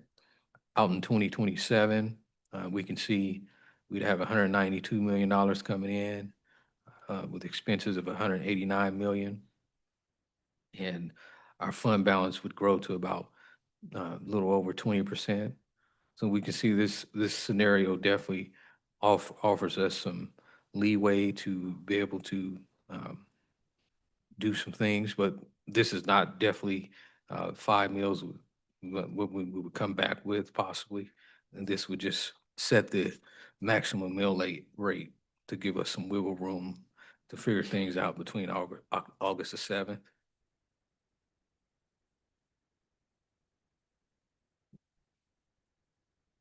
And again, our recommended maximum mill levy is increasing both the city and the county by 5 mills. So with the city going up by 5 mills, we'd be raising the mills to 39 mills, and with revenue neutral mills, we'd be at 32 mills, and then we'd be at 34 mills for full valuation on the county side. And then on the city side, we'd be at 32 mills if we were to go revenue neutral, and then current mill rate would be a full valuation of 34 mills, and the proposed maximum of increasing would be at 39 mills. So this provides the commission flexibility to determine desired levels of funding during the budget process, and it continues current levels of services and prevents workforce reductions. Also, a 2025 median home value in Wyandotte County is $182,000. So 1 mil on a $200,000 house is equal to $24. Additional cost for 5+ mills on a $200,000 house for the city would be $120, and for the county it'd be $120.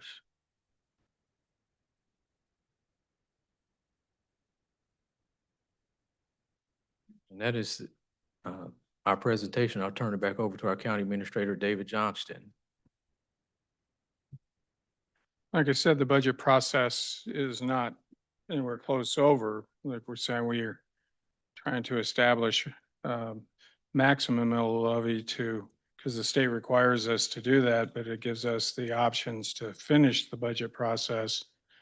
There are ways to address budget shortfalls that we will continue to work with our departments over the next couple of weeks. One of the things we are looking at doing, we can get back to the screen, please.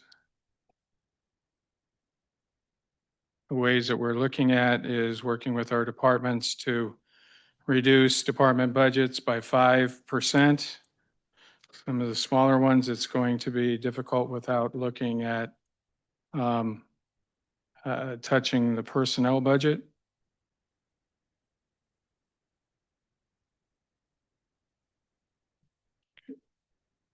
You'll get there in a minute. There you go. This is something that the next one is eliminate capital spending. However, one of the commission priorities is to continue to invest in our infrastructure. So we have to balance that. Freeze vacant positions. And I'm hearing from our departments that right now we are in a freeze and it is affecting their ability to respond to workloads and even using the limited overtime affecting the staff, because you can only use overtime so much because staff gets tired. And their effectiveness in being a tired workforce is an unsafe workforce. And so being a responsible employer, we have to be sensitive to the employees, and also how safe are they doing their work in the county and in the city. So we have to be very sensitive to that. But that's one thing that we can do, is not hire and expand the workforce to reduce the load on the overtime. We are looking at how we budget current positions. Currently, we traditionally funded to the annual vacancy rate, so we would budget to guarantee the vacancy rate, but we budget the savings on the front end, not at the back end. And now we are probably going to budget for 100% of approved full-time positions. And if we don't use that, all the budget of personnel, that will be the savings on the back end, which most organizations do anyway. The idea of personnel reductions, there's different ways to do that. Don't fill vacancies. We've done furloughs in the history of the UG, and we've done other things, so we'll be looking at that. Early retirement programs, we looked at those last year, but it didn't fit of the categories of employees that it wasn't an effective tool with the categories of employees that would have been eligible. We may have to look at reducing incentives and rebates offered to citizens, to developers and all that, that then can affect our attractiveness for investment and being good to our citizens. We have to weigh that. And then we have to look at spending on our non-mandated, non-required programs. However, those tend to be the most popular to our citizenry. And so those are ways to reduce spending. So, like I said, the budget process isn't done, but the state requires us to start toward the end of our budget process to establish a maximum mill rate. And that's what we're asked to do tonight. And I'm presenting a maximum mill cap for consideration to the commission. Reggie, you have any concluding remarks? No, I don't. Okay, so our presentation's over, Mr. Mayor.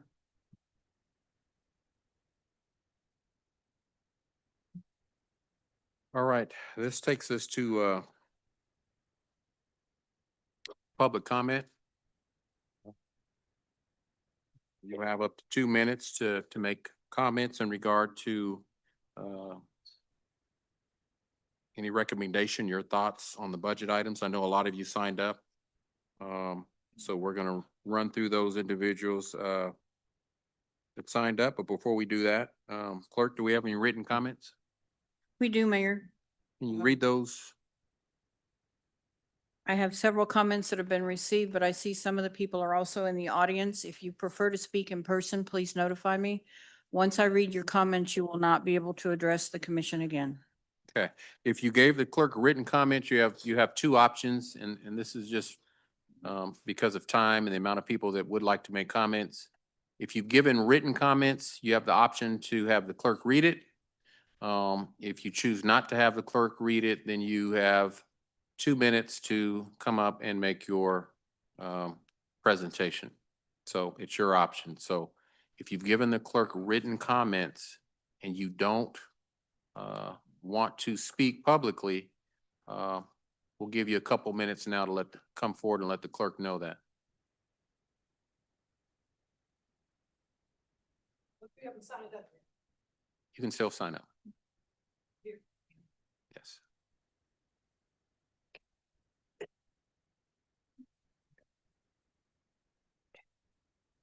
Like, again, if you've given the clerk written comments and you do not want to speak publicly, let her know, because when she reads those, you will not be allowed to speak publicly. I got a question that as long as she reads the comment, the emails, and the commissioners have got the email too on some of this, and I hope they read them. I want to make sure my comment is read because a lot of times I send it in and it's not read. So I appreciate it. If it's not read, I'd like the If she doesn't, opportunity to speak. if she doesn't read them, yes. If she does not read your comments for whatever reason, yes, you can speak. Clerk, you can start reading the comments. Thank you. First comment is from Scott Hardy. Please read this statement at the meeting July 10, 2025, or whenever it is actually supposed to be brought up for the revenue neutral vote. I'm speaking for Wyandotte County property tax protesters, the people that cannot be here at the meeting or speak on Zoom. I'm voicing my concerns on the people that's losing their houses, 4,000 in the land bank and 3,200 that the city has in their stash. That comes up to 7,200 properties that has been taken care of over one way or the other by overextending property tax. The commissioners have had 3 years to take care of the roads and cut the freebie stuff and quit giving the giveaways and start getting some income to take care of the roads. And they seem like they're giving more money to the nonprofits than they are on roads and our infrastructure. Now at the meeting, they're complaining they need more money. The commissioners, we know who they are. That's been the problem, voting for all these special interests and all these freebie things to developers, giving millions and millions of dollars away. This needs to stop. Enough is enough. The people want that county can't afford to pay anymore. You're taking in 17% increase in city tax, 21% increase in county tax. The taxpayers can't afford anymore. They need to start negotiating where the taxpayers are actually benefiting in the city and is benefiting from people coming into our county and have them pay for something instead of always giving them stuff for free. Every meeting, you have to give free things away to somebody or ask for money. And another thing, being transparent. How can you do anything if you don't have the 2025 audit done? You did this last year, you guessed on the numbers in 2024, and now it's biting in the butt. Start cutting the waste out of government, start combining some of the departments so you have two of. Start showing the buildings and property that we're not getting any property tax from, that you're holding for USD 500 or whoever you're holding it for. This needs to be taken care of. We give you some solutions, but you do not do anything with it. Thanks for your time. Next comment is from Matthew and D.B. Berzer. I respectfully request a revenue neutral budget for Wyandotte County for 2026. Do not raise our property taxes. Older people are losing their homes because they cannot afford the annual property tax. I am referring to the bottom line. Bill, do not play games of we didn't raise the mill levy, but the assessor raised the value of the property. It is time to examine closely Wyandotte County Community College. This school is taking 16% of our taxes. All of its work done can be acquired at other schools in the KC metro area. Ms. Sparks, commissioners, please read out loud our above email and names into the record. At the July 10 commissioners meeting, we stand for revenue neutral in 2026 and closing of Wyandotte County Community College. Please announce that out loud and for the record.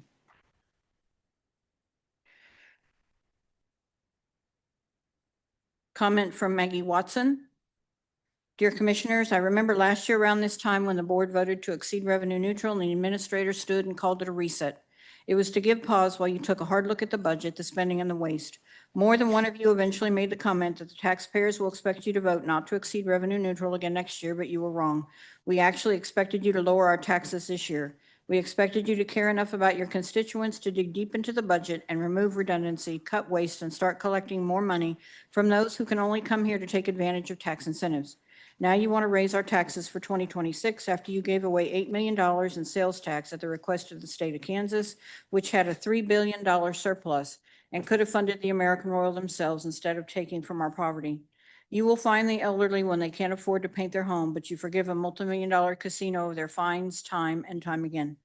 Then you sent lobbyists to Topeka fishing for no votes so that our appraisals would not be capped at 4% per year. The irony is that most of you abhor tax breaks for corporations and the rich. That is until it comes to your very own neighbors losing their homes. Last year, a brave young lady stood and told you about the homeless people she helped due to your taxes costing them their homes. And an elderly lady told you she can't sleep at night because she's worried about how she'll pay her taxes. I truly thought you understood last year and were serious about changing the politics of the county, but it's just been business as usual and dot. The longer I live here, the more I'm thankful my God is keeping score and his promise that justice escapes no one.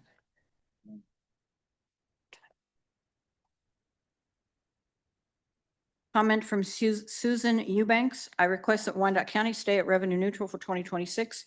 I can't afford any higher taxes. Please read this into the record for the July 10 Commissioners meeting. Thank you, Susan Eubanks. This is a comment from J. Chris Wing, Kansas State Council of Firefighters, from the International Association of Firefighters, Local 64. On behalf of the men and women of IAFF Local 64, we write to share our perspective regarding the upcoming discussions on the revenue neutral rate. As tax-paying residents of Wyandotte County ourselves, we recognize the importance of fiscal responsibility and the need for public dollars to be managed efficiently. We also acknowledge the obligation we hold as public servants to be good stewards of the resources allocated to the fire department. As has been expressed in prior conversations, the fire stations in which we live and the equipment we rely on to carry out our duties require continued support. While we commend the UG for the progress made in improving our fleet, our fire stations remain in a deteriorating state. These facilities are more than just workplaces. They are homes to the firefighters who protect this city around the clock. We are grateful that the UG has begun to engage in conversations regarding infrastructure improvements, and we are hopeful those discussions will lead to meaningful progress in providing safe, functional, and welcome living conditions for our neighbors. The year 2025 has presented a series of unexpected challenges that were not likely accounted for. Earlier this year, KCKFD responded to the largest lithium-ion battery incident in Kansas history, resulting in a total loss of critical turnout gear and significant replacement costs. In addition, our department experienced serious delays in providing the contractually required medical and physical exams outlined in NFPA 1582. These annual cancer screenings are guaranteed under our collective bargaining agreement, yet many members were denied access due to budget and scheduling constraints directly impacting their health and safety. In some instances, Local 64 was forced to step in and use our own resources to help bridge the gap, such as when management considered canceling previously approved vacation time with less than a week's notice. This would have placed an undue burden on our members, many of whom had already had non-refundable travel arrangements. More recently, our personnel has also had to endure prolonged and unresolved station conditions, including recurring bedbug infestations that have persisted for months. In light of staffing, it is critical to note that KCKFD has traditionally not met NFP standards for pumper company staffing with 4 firefighters. We understand the difficulty of managing budgets, especially in times of economic restraint. However, the safety of our residents and those who respond to their emergencies must remain a top priority. We believe the time has come for aggressive action to ensure every neighborhood from Quindaro to Turner, Rosedale to Piper is afforded the same protection and investment. We remain committed to advocating for safer streets, stronger neighborhoods, and a department that is equipped to meet the growing demands of our city. From Catherine Green, I disapprove of eliminating revenue neutral. In the last 16 years, our taxes have tripled. When they improved the traffic light at 43rd and Mission, they eliminated the left turn signal heading north on Mission, which resulted in cutting off easy access to our neighborhood. In a promotional video of the improvements of sidewalks and curbs for our neighborhood, Stephen Smith and his granddaughter were pictured walking in the street and showed the lack of curb and sidewalk in need of repair. However, that sidewalk was not repaired and the curb was never installed. Our property tax has increased even under revenue neutral. How can we continue to live in our neighborhood with raising taxes that we cannot afford to pay for? From Jackie Anderson, you will be deciding to or not to increase personal property taxes. Constituents who live check to check, caring for our future, whom like you, yours, and myself, did not ask to be born, month to month with barely enough funds to put bread on the table. Sources of income don't increase suddenly if you vote yes. All things considered, no should resound. The strongest person has an ink pen, a strong index finger goes into a voting booth, selecting the best for the benefit of all. Hopefully, better cooperation between you and the new mayor with the current received. Close the gap division in all areas of government and responsibilities. From Gary Worrell, I am emailing because of the upcoming meeting for next year's taxes. I am revenue neutral, meaning not collecting a single dollar more in ad valorem taxes than they did last year. Please read out loud my email and name it to the record at the July 10 Commissioners meeting. Tell the commissioners that I stand for revenue neutral in 2026 out loud and for the record. From Dennis Grindle, I want this email read into the commissioners' open meeting record for their meeting on July 10. I, as a citizen of Wyandotte County, greatly disapprove the elimination of revenue neutral. You are taxing and spending all of us right out of this county. We are a small county, not a big one like we see to the north and south of us. Yet you seem to think that. We need to tighten up on what we're able to do. We don't need to buy into everything that comes along. At this rate, Wyandotte County will soon become a ghost town when more and more people have moved out of here. Sooner than you think. Yes, things do cost more. No, we don't want those things here. I disapprove eliminating revenue neutral for 2026.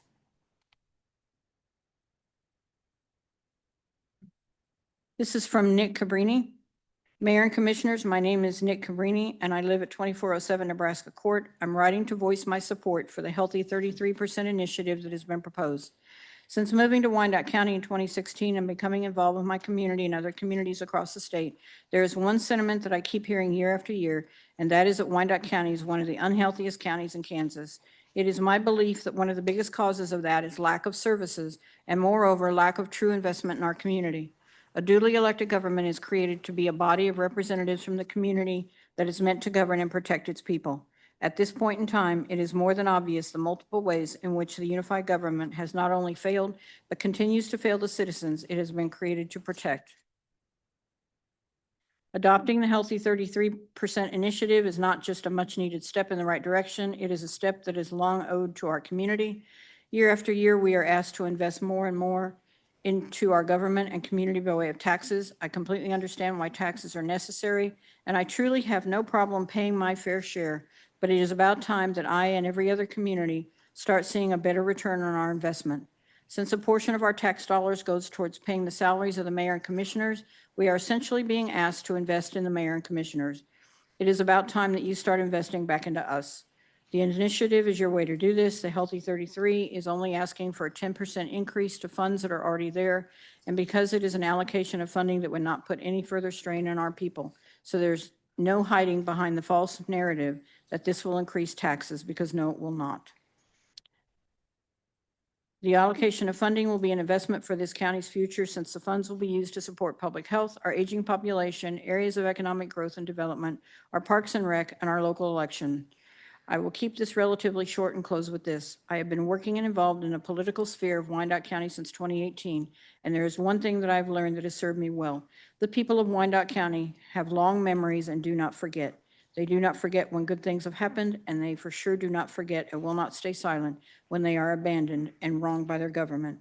So to those that would vote against or prevent this initiative from moving forward, please know we are waiting, watching, we will remember, and you will be hearing from us. From Stephen Jennings, please vote to remain revenue neutral on today's July 10, 2025 budget meeting vote. Additionally, please reduce the mill levy and refrain from exorbitant spending.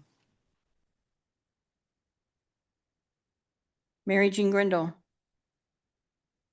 for too many years, this county has been all about taxing and spending, taking more and more money from its citizens and spending that money on things we really don't want here. Meanwhile, forgetting all about things we the people do need here. We don't even have sidewalks or curbs in many parts of the city. We seem to want everything like our larger neighboring counties have, but we are a lot smaller than they are too. Why should anyone want to move here? Looking out west, oh sure, that's a draw, but I have friends who live out in Piper who are getting fed up as well and are looking to move out of Wyandotte County because they simply can't afford it anymore. Sometimes I think that this county might be better off if it were split along I-70 with the northern half going to Leavenworth and the southern half going to Johnson. That would take a move at the state level, I know, and a lot of this county's history would need to be dealt with. At this point, though, I would vote for that change. I disapprove eliminating revenue neutral for 2026. Mayor, those are all the comments our office has received. You did not call my name, it was on the list. Sir, did you have a, okay, that's fine. It doesn't look like she may have it, and sometimes, I understand, but you're more than welcome to come forward and make your comments. Okay. Well, sir, I can't dialogue with you. I got your information, so you have two options. So once we start public comment, she didn't read it. Obviously, she doesn't have it. So I encourage you to please come forward and make your comments during the time allotted. But the clerk is going to run that portion, so have a seat because we're going to go through the people that signed up first. Clerk. Thank you. Our first speaker is Ross Stewart with Stephanie Bell on deck. Please come forward to the podium, state your name and residence. You'll have 2 minutes.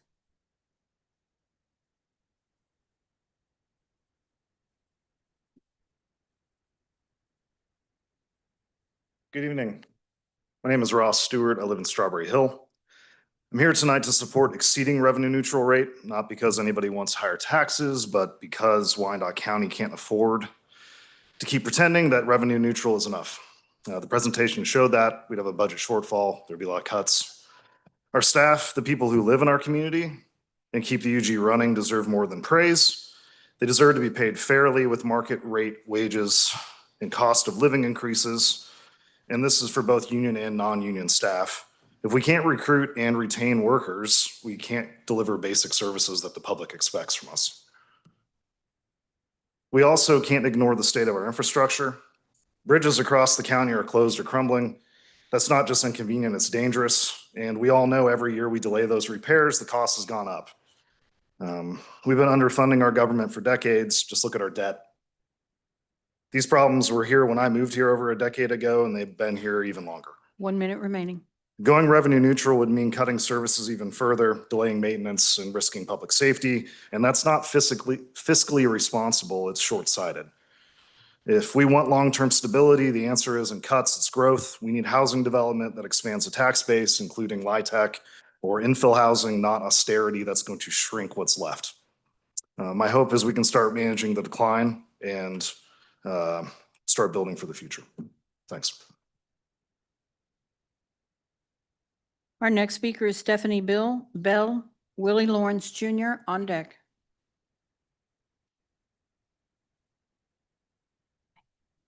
Howdy, y'all. Monica, I'm going to say my name this time because I know I forgot last time. But my name is Stephanie Bell, and I also live in the Strawberry Hill neighborhood. And I'm here tonight to encourage all of you to vote yes on expressing the intent to exceed revenue neutral. And giving you all the extra time that you need to consider all of these budgetary needs that have been presented to you tonight. It's my hope that this fall that you all will eventually vote to exceed revenue neutral and begin investing in services and amenities that have been beyond neglected in the time that we've lived here. Things like infrastructure, animal services, and paying our UG public servants a wage that we can be proud of as a community and that you can be proud of as an employer. But tonight, I just simply ask that you vote yes on the item presented to you and give everybody the time needed to consider all of our budgetary needs. Thank you. Our next speaker is Willie Lawrence Jr., Neil Palmer on deck.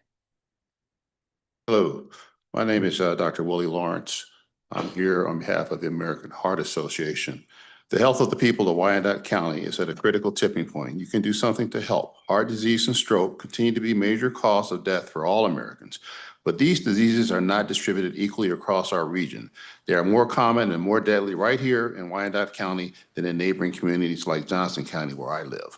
One of the strongest risk factors for developing heart disease and stroke is high blood pressure, which is also termed hypertension. While we have the tools to control hypertension, too many people in Wyandotte County are living with it untreated or poorly managed. Let's be clear, your zip code should not be more predictive of your health and lifespan than your genetic code. But today, that is exactly what we're seeing. In Wyandotte County, 40% of residents have hypertension. 16% of Wyandotte residents are uninsured. That's more than double the uninsured rate in Johnson County. In Wyandotte County, the ratio of patients to physicians is 1,800 to 1. In Johnson County, that ratio is 840 to 1. Correspondingly, life expectancy in Wyandotte County is only 73 years, a full 7 years lower than in Johnson County. 1 minute. We already know what works. Access to care saves lives. A recent community survey found that 48% of Wyandotte County residents identify healthcare access as a major barrier to good health. Almost half our residents are telling us they can't get the care they need. I've been a cardiologist for more than 30 years. In my career, I thought my role in the management of hypertension was to simply write a prescription and hand it to a patient. When she came back and her blood pressure was high, I wondered what had happened. I blamed the patient. I was convinced that I had done my job. But what I've come to understand over time is that it takes multiple people, a team-based approach to manage hypertension. We need a community of support to get blood pressure under control. We cannot meet this need with physicians alone. There simply aren't enough. We must invest in a broader team, community health workers, nurses, care coordinators, and other non-physician providers who are trained, trusted, and ready to serve. That's why we need increased funding, not just to restore what's lost, but to build a better foundation for community-based care. We need staffing, we need support. Your we time need to has empower the expired. very people who can connect with our most underserved. The health of our county depends on it. The lives of our neighbors depend upon it. Thank you for your time. Our next speaker is Neil Palmer. Marcus Wynn on deck. Neil Palmer, Kansas City, Kansas. I guess we're down to 2 minutes now. Is that okay? So good evening, Mayor and Commissioners. Hopefully we'll all get out of here before midnight. No doubt none of you contemplate raising taxes without some reservation, hesitation, or even perspiration. Doing the right thing is not always the easy thing. You're all taxpayers here. Before you set aside revenue neutral, a few questions need to be answered. Are we taking every measure available to enforce payment of assessed taxes to include expedient foreclosures when required? Are we avoiding tax abatements, appraisal reductions, and other giveaways to developers, businesses, and others who can afford it? Are we challenging those entities who claim tax exemptions when they truly aren't deserving? Are we allowing large tracts of land to continue to be classified as ag use when the owners don't even own a tractor or roll up a bale of hay? Have we vigorously scrubbed our expenditures to avoid waste and redundancies, in particular with the BPU?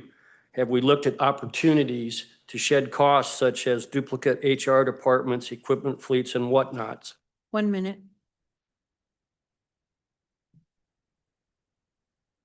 We need a capital improvement plan to replace our obsolete fire stations, perhaps even a bond referendum. Let the people decide where they want their money to go. We've kicked the can for too many years now to provide our firefighters modern accommodations to live and train in for the 1/3 of their life that they devote to protect us during their career. Fire apparatus costs have skyrocketed, further draining the budget available to house the equipment and personnel we need to keep our community safe. Personally, I could support an increase in the mill levy. It's more equitable than the random and often unfair and highly subjective increase in property appraisals. Holding the mill rate in check but allowing appraisals to rise rampantly has the same effect on our bank account. It's even worse when you do both. In my business, we had a simple economic formula for keeping us employed and successful.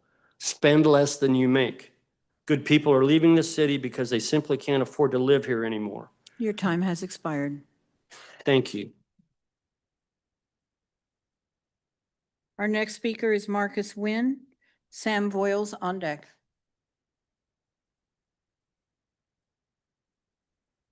Good evening. Thank you for the opportunity to speak. I'm Marcus Wynn, Kansas City, Kansas.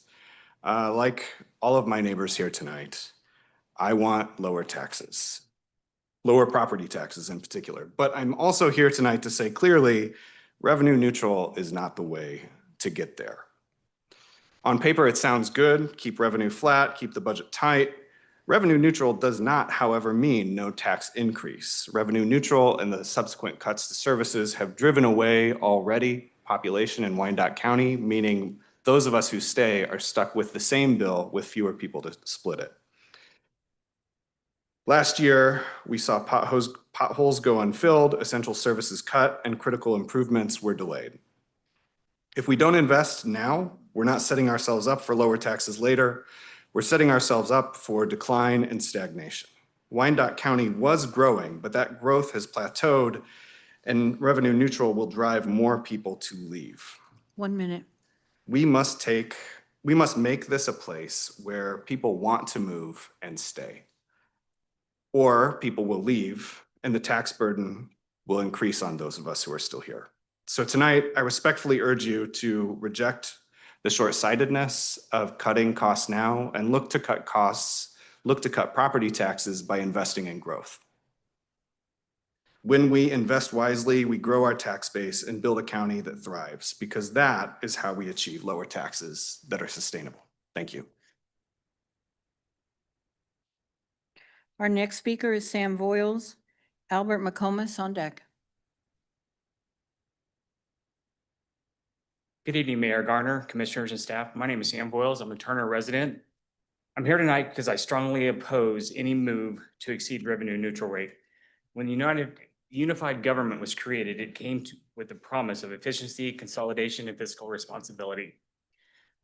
But today we see a pattern of spending that's neither sustainable nor transparent, and we, the taxpayers, are left carrying the burden. Over the past 5 years, property values in Wyandotte County have surged. My own home's property values have gone up over 80%. With mill levies have been slightly reduced on paper, the real tax bill for my house has gone up more than 50% of actual dollars. This is not relief. This is a hidden tax increase that we feel deeply every single year. At the same time, the UG's debt service remains high, around $55 million annually. That's 40% of our general fund. An outstanding debt now exceeds $500 million. Instead of paying it down, we continue to issue new bonds. 1 minute. The unified government is not living within its means. You're asking us to keep paying more, while the UG fails to address spending problems and growing debt. Exceeding revenue neutral is just a technical it's not just a technical adjustment, it's a decision to undermine trust. It tells us despite the promises of efficiency and transparency, we will be asked to foot the bill again and again. I strongly urge each and every one of you to vote against this tonight. Honor your commitment to fiscal responsibility. Stay within revenue neutral rate, focus on debt reduction, rebuilding reserves, ensuring that any spending truly reflects the priorities and needs of our community, not just legacy projects or backroom deals.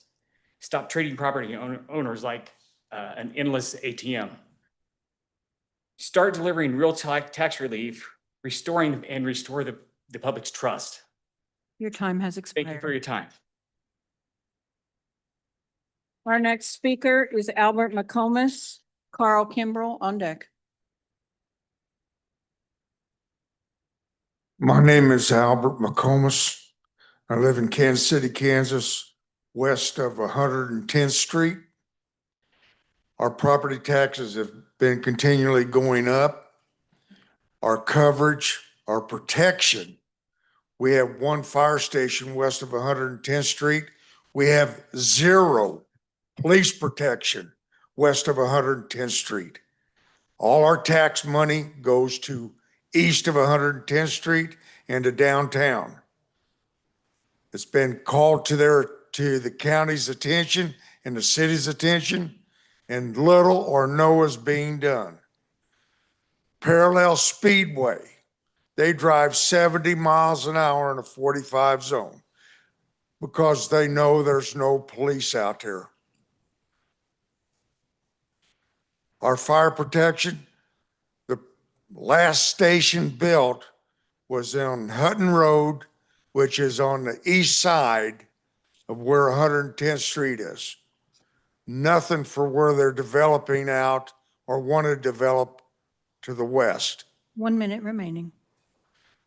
I don't understand why you say you can't take care of everything out here when you're taking all the money from the west and putting it downtown for things that we don't understand and nobody cares about. Thank you.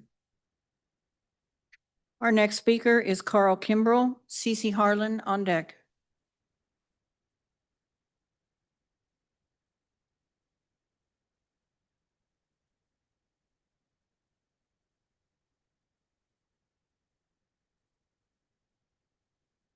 Good evening, everyone. We're calling Caprice Kimbrell. We have grew up in this area as being babies. We have left, we have came back here. You all keep saying that you're not intend to raise our taxes, but every year we are paying the price. We paid for the ledges. We paid for Speedway. You're taking the money from this area, but we're not seeing anything for us. You have nothing for our children to do. You don't have anything really for us adults to do. There are a lot of vacant lots that have grown up. People have come in here who have bought them, aren't even cutting them. We have to keep calling and ask them to cut it, or either we're cutting it ourselves. We have kids that are walking back and forth to school, but the grass is still growing. But you will get on us folks, if our houses are not painted, gutters are not done right, roofs are not done, but you're not saying anything to those people who are buying the properties. You're 1 minute constantly raising remaining. our taxes. We're seeing that there's other properties that have put new windows, new roof, just did a full renovation. But yet and still, their homes are bigger than ours. We are paying more taxes than they are, which doesn't make sense. So it's stating that you're not going across the board, you're picking and choosing. If there's properties that we want to buy and invest in this area, what you tell us is that it has to be a billable property. What do you intend to put on it? That's unfair. We have paid for a lot and we're not getting anything. You go up and down Parallel, roads is messed up. You come and spray this aggregate that you put there, it's a shame. We are embarrassed. Y'all should be embarrassed. We elected each one of you in here. We expect you to do the job that we want you to do. Otherwise than that, election does come up again and we will vote you out. Your Stop time has taking our expired. money. Do what you said you would do. Ma'am, your time has expired. Thank you. Our next speaker is CC Harlan, Minnie Stevens on deck. Sorry, I stand up because I had bone on both knees. If I get up, everybody has to. So I'm from my point is up to you. Ma'am, Go first. She can go first. okay, okay. She can go You, the problem is, ma'am, the mic that has to record your comments, and those that may be watching would sure want to hear your comments. I don't know if there's a mic that we could take her down there. Yeah, I think they're all wired. They're all wired. They're wired. Steve, is that wired? It's wired. Can we get our chair? That's not ours, that's TV. Yeah. I'm 83 years old this year and I'm bone on Could you bone. set it at the table? Yes. Can we set her at the table? I'll Yeah. go right back over there. For 73 years. Amen. And I just want to just say that. Oh, thank you. Oh, God, thank you. All right. Thank you. We're gonna take you to the table. We're gonna take, yeah, That's right there. there you go. Hello, everybody. Just state, God bless you. we just state your name and where My you name live. is Minnie Stevens, and I've been living in Wyandotte County since 1951. And I was raised here, went to school here. We had grocery stores all around. Now in Wyandotte County, we got one. That's right here on 6th Street, or either on 51st Street. We don't have a grocery, we have to drive all the way to Legends to get groceries. We have to go everywhere. It's not nothing here in Wyandotte County for us to be happy with here in this county. But I love Wyandotte County. I'm not going nowhere because I know God, I don't know how many more years I got because I'll be 83 next month. Whew, thank you, Jesus. For my taxes on my house, I've been in my house 50 years next year.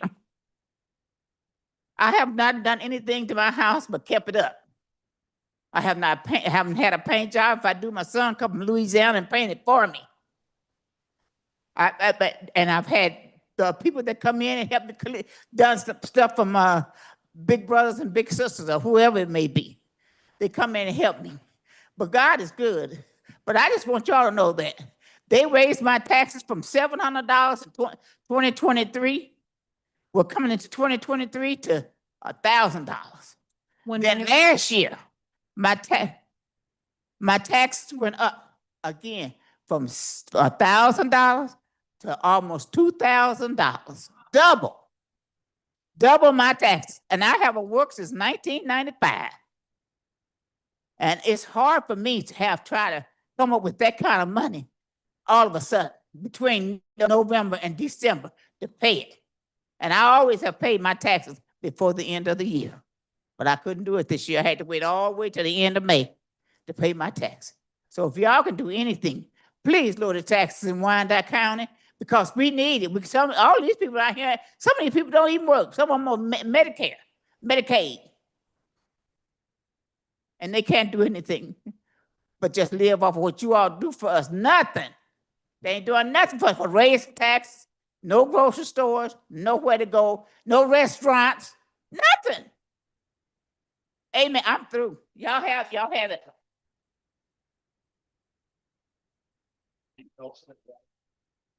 Our next speaker is Cece Harlan. Bob Stone King on deck. Hello, CC Harlan, Wyandotte County. I can't remember if it was Mr. Johnston or Mr. Reggie that said that Wyandotte County does not have the highest taxes. Well, the only way that we do not have the highest taxes is if you include the rural areas, which in rural areas, they have less than 50,000 people and their property taxes are significantly lower there. So they would have to raise the mill levy in those areas. But when you compare us to other non-rural areas, Wyandotte County holds the record for the highest at 85.3 to 104, depending on what school district you live in. And my thing is if y'all stop hiring all your underqualified friends, families, and things like that, and giving them these jobs, then we will be able to have our money. Or we wouldn't have all these high taxes. And just because you have these people who are behind the unified government who actually pledged in 1887 to deliver us back into involuntary servitude does not mean that we're going to stand for it. We're not going anywhere. We understand what's going on with the taxes and that you all raise you raise the rate here to make it look like, or you lower it and do whatever to trick the people into thinking that y'all are actually lowering those taxes when you're not. So what I'm trying to say is please vote no vote no to raise our taxes and stay revenue neutral, and give the people a break. Our next speaker is Bob Stone King, John McAllister on deck. Yes, I hope you vote no for the benefit of Sir, everybody. state your name and residence, Also- please. Oh, my name's Bob Stone King Jr. from Bonner Springs, Kansas. I have a father who's still alive at 92, Bob Stone King Sr. I've lived in Bonner Springs all my life. My dad lives in my childhood home, where he still lives in Bonner. Anyway, the taxes have gotten to the point for senior citizens. You know, we tried to balance our budgets and so on. But it just gets to the point, it's really hard. So on behalf of senior citizens, I looked into several different things. I have a friend named Gary Pollard in Oddmore, Kansas. where if you're over 65, you pay zero. I realize that's not possible here. I looked at other options where they've capped it at $1,800. But I realize that's probably not feasible for what we're doing. What I did find in several cities and counties, what they did do was for the senior citizens who have lived here for a period of time. 1 minute What- remaining. Thank you.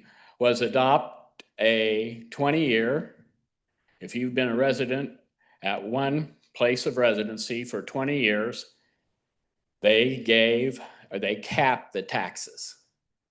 So I'm asking you to cap the taxes for senior citizens at the rate it is now.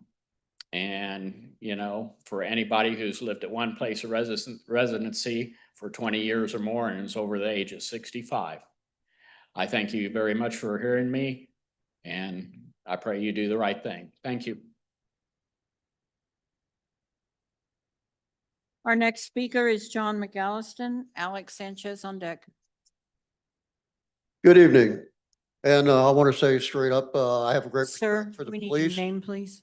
My name is John McAllister. I live in Strawberry Hill. I walked up here. I have a great respect for the police, the fire department, EMTs, and the regular city workers. What we have here, as you can see behind me, is the community, and the community has said, no more taxes, none, no more taxes. We're done. We're done. We're done with taxes. What we want is fairness, and we want it from you. Also, you got to find a way to have no more taxes. I've already seen two businesses that are leaving Strawberry Hill. The Merc that provides local groceries. Davenport is done. If you raise taxes, people cannot afford to pay their house payments and will be moving. I'm hoping they'll retire in Strawberry Hill, about a cheap bungalow. But if that becomes expensive, I have to leave. I want to retire and live in Strawberry Hill the rest of my life. Now, 1 minute. so we have to get the taxes under control, and I plead with you to do that. Also, we got to get petty crime and the homeless population under control. We have to figure out a way to do that. I think if we provide beat cops and bicycle cops in Strawberry Hill, people get to know the police, they're less likely to try to do crime in Strawberry Hill or other places. Now, with taxes, if taxes go up, people cannot afford to go to restaurants and bars. And if they can't go to restaurants and bars, the restaurants and bars will close. And then you have more people unemployed. So as you guys up there, you guys are well-educated, you're knowledgeable, you're very smart, or you wouldn't be where you are. So you have to figure out this tax system so people can keep having businesses open, so people can go to work and pay taxes. And it's not your fault that 25 years ago or 30 years ago, people dropped the ball, kicked the can down the road. And you Your guys are time trying has to fix the expired. can. So I appreciate your time. Thank you. And I appreciate the community from stepping up and saying no more new taxes. Thank you. Our next speaker is Alex Sanchez. Matthew Berzer on deck. Good evening, Alex Sanchez, KCK. It's pretty ridiculous that we have to do this every single year because you're not getting the message. You want to look at maybe some cuts? The top 15 people in BPU make a combined salary wages annually of $3.3 million. You can't hear me? The top 15 people in BPU make $3.3 million. The vacancy rate of homes in Wyandotte County is 10.93%. The poverty rate, excuse me, is 18%. Homes currently right now, I just looked it up, right now in foreclosure, 517. 2 years ago, I met with Levert about the land bank and proposed, hey, let's get with people who really know how to build. Let's get with the Kansas City Builders Association, sit down, look at the land bank and make sense and do some good in building and having a plan, not just throwing stuff up there. Well, 2 years later, guess what? He said, well, I'll present it to the commissioners. Nothing ever happened there. 1 minute remaining. It is just absolutely insane. With our school, look at your mortgage statement, everybody here and at home. More Your property taxes exceed principal, interest, and insurance. We cannot continue to do that. You want to save some money? Since 2019, this county's been spending $700,000 a year, including city employees and assets, buses and whatnot, to bus homeless from KCMO to KCK. So you talk about crime problem, talk about vagrants, talk about that situation, you can solve that right there. Because to pat yourself on the back to say that you're doing something for homeless by just busing from one place to another is not a solution. It is an absolute waste of our tax dollars. If you really want to do something good, how about working together to hold the other taxing entities in the school boards in check with what they do with their budgets? Your time has expired. Thank you. Our next speaker is Matthew Berzer. Fred Hall on deck. Thank you. Our next speaker is Fred Hall. Kirk Wiggins on deck.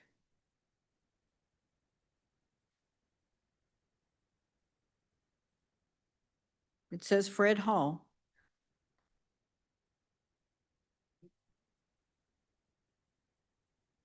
So my name's Fred Holt, and there was a deal about utility bills that was up there that was a part of your taxes. I don't understand that because you pay your water bill and you pay BPU and all that. So I didn't understand that up there about utility bills. Another thing up there they had up there was they were talking about year 2027 or 2027, and we're only doing this for 1 year. There's going to be another vote the next year. So I'm saying no to taxes, and I like the part about that guy brought up about senior citizens. Taxes may be held to a certain amount. That another thing is, does anybody know when the American Roll is going to be finished? How much city tax will be collected off the American Roll? Is that going to be done this year? Huh? Yeah. Well, I'm not worried about how much we give them because we already did that. How much are we going to make off it in taxes? 1 minute remaining. Or the new data center that's out there that we're talking about that's going to be out there at DeSoto. How much are we going to make off that? What is that going to add to our taxes? So do we really need a property tax increase?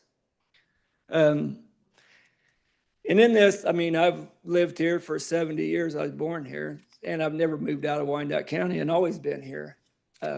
But just some things that I haven't heard people answer or whatever. And I thought it was really bad that all you guys got to speak up front. You never asked for questions until now. And so there's a lot of this that I got to go back and kind of recap, and the gun thing. So about the person bringing the gun in here and you got to take it back out to your car. That doesn't seem very safe to me. It seems like to me you need a locker here. If you got a person that carries a gun in here, why is people going to carry it back out and somebody watch them put it in their car and be able to grab that gun?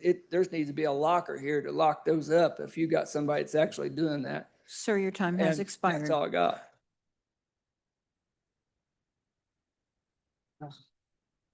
Our next speaker is Kirk Wiggins. Dr. Alma Hall on deck. All right, thank you. I'm Kirk Wiggins. I live in Turner, which is our District 6. Currently, the only thing we have to say about what's going on is me and my wife, we got to go. We got to leave. We've been in our house for 35 years and we can't afford it anymore. Taxes are killing us. We had 6 kids in this county and raised them. Not a one lives in Wyandotte County. I started at 550 Central Avenue when I was born. I moved over to 7th and Gilmore, right below St. Margaret's Park. My parents raised me there. Me and my wife moved to Turner, bought our house that we still have. And when we seen this tax rate increase, we're going to put the house on the market. We got to get out of here. So 35 years in this house, and I'm 64. I've been in Wyandotte County the whole time. We can't stay. We had all the promises when we went unified government and we gave up all the money for the racetrack. 1 minute remaining. for the race car track, for Nebraska Furniture Mart, for T-Bones, for all of these people that walked away from us and didn't pay the taxes, but I'm still paying mine. And if my budget looked like that budget, who's gonna save me? Nobody out there is gonna save me. It's just like me and my family. And we can't eat on what you guys are taking. We just can't stay. Thank you. Thank you. Our next speaker is Dr. Alma Hall, Fanny Hill on deck. Good evening. My name is Dr. Alma Hall.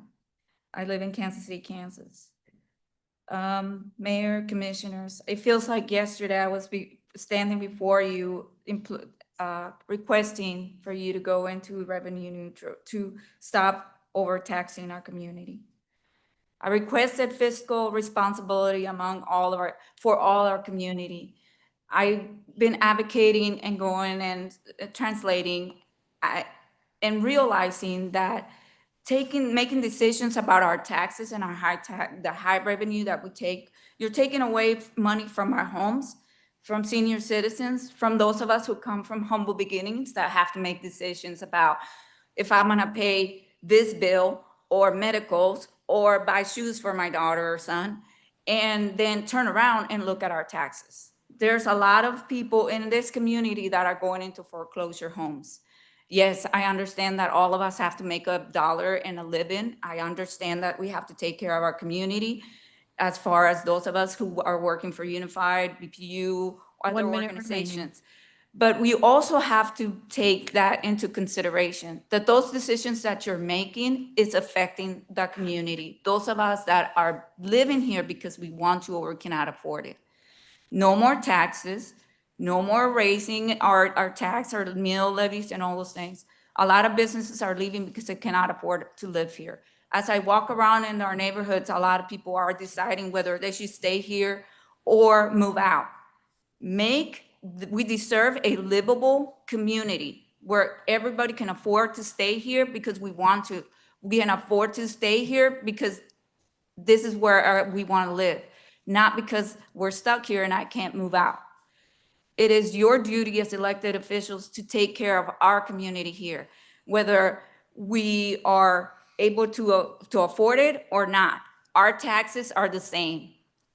Your Our time taxes has are the same. expired. They are increasing. Take responsibility. Please take a little bit of time to understand what sacrifices we're making in our homes. If our families are making sacrifices to pay our bills, so can you, because you were elected to represent us as a community. Thank you. And Our next speaker is Fanny Hill, Tim Lewis on deck.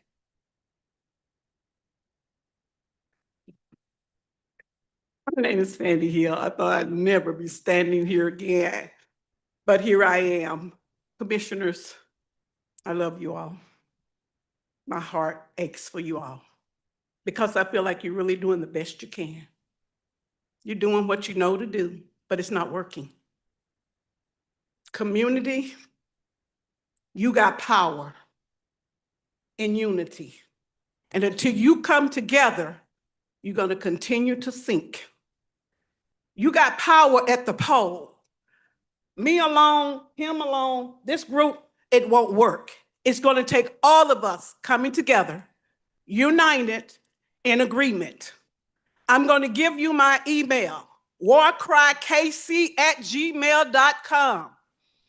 Email me. I meet once a month to help you come together, vote together, and take back your city. You have the power, but you're not using the power because you're not united. Divided, you 1 will minute not remaining. win. Commissioners, you have done the best you can. I'm not upset with you about what you've done. I feel like you really did the best you can, but it's not enough. When you are a servant of the community and you can't meet the needs that they're hiring you to meet and you won't step down, then they have to terminate you. These people got the power to terminate you at the polls. People show up at the meeting, come together, make a unanimous decision to get these people out. It breaks my heart to see anybody be terminated. And I know it hurts your heart to hear that. You're not performing the way they need you to, but you did the best you could. We appreciate that. We love you. I love you for that. I thank you for that. My heart hurts for this to have to go down this way. Your But we time has can't keep expired. waiting. We're going to have to come together and do what we need to do to put our city in order. If you can't do it, don't feel bad. You did your best. You tried. Ma'am, your time has expired. It just didn't work. It's not working out for the people. And the people have to come together and do their job. Come together at the poll, do your job, stop the fussing, stop the fighting. If you don't show up at the meetings to come together and help your community, stop complaining. Our next speaker is Tim Lewis. Lisa Walker Yeager on deck. Thank you. Tim Lewis, Kansas City, Kansas. Again, same thing, here we are again this year. I think some of you commissioners, I've only had one commissioner publicly say who he works for. You don't work for the UG. You don't work for the fire department, the police department, as much as I respect you all. You work for these guys. You were voted to vote as we say, not what you feel like you want to do, not what you feel like your special interest wants to do, not what you feel like, oh, my buddy needs to have my vote so he can get this project. The people are telling you how to vote. Mr. Mayor, we should be a vote. Let us have a seat at the table. Take our vote. We told you this is what we want. All you have to do is vote what we want. You were put in that seat. One commissioner has said publicly, I work for the people, not for them. And you all need to remember that. 1 minute remaining. I don't need another minute. Thank you. Our next speaker is Lisa Walker Yeager with Carolyn Wyatt on deck.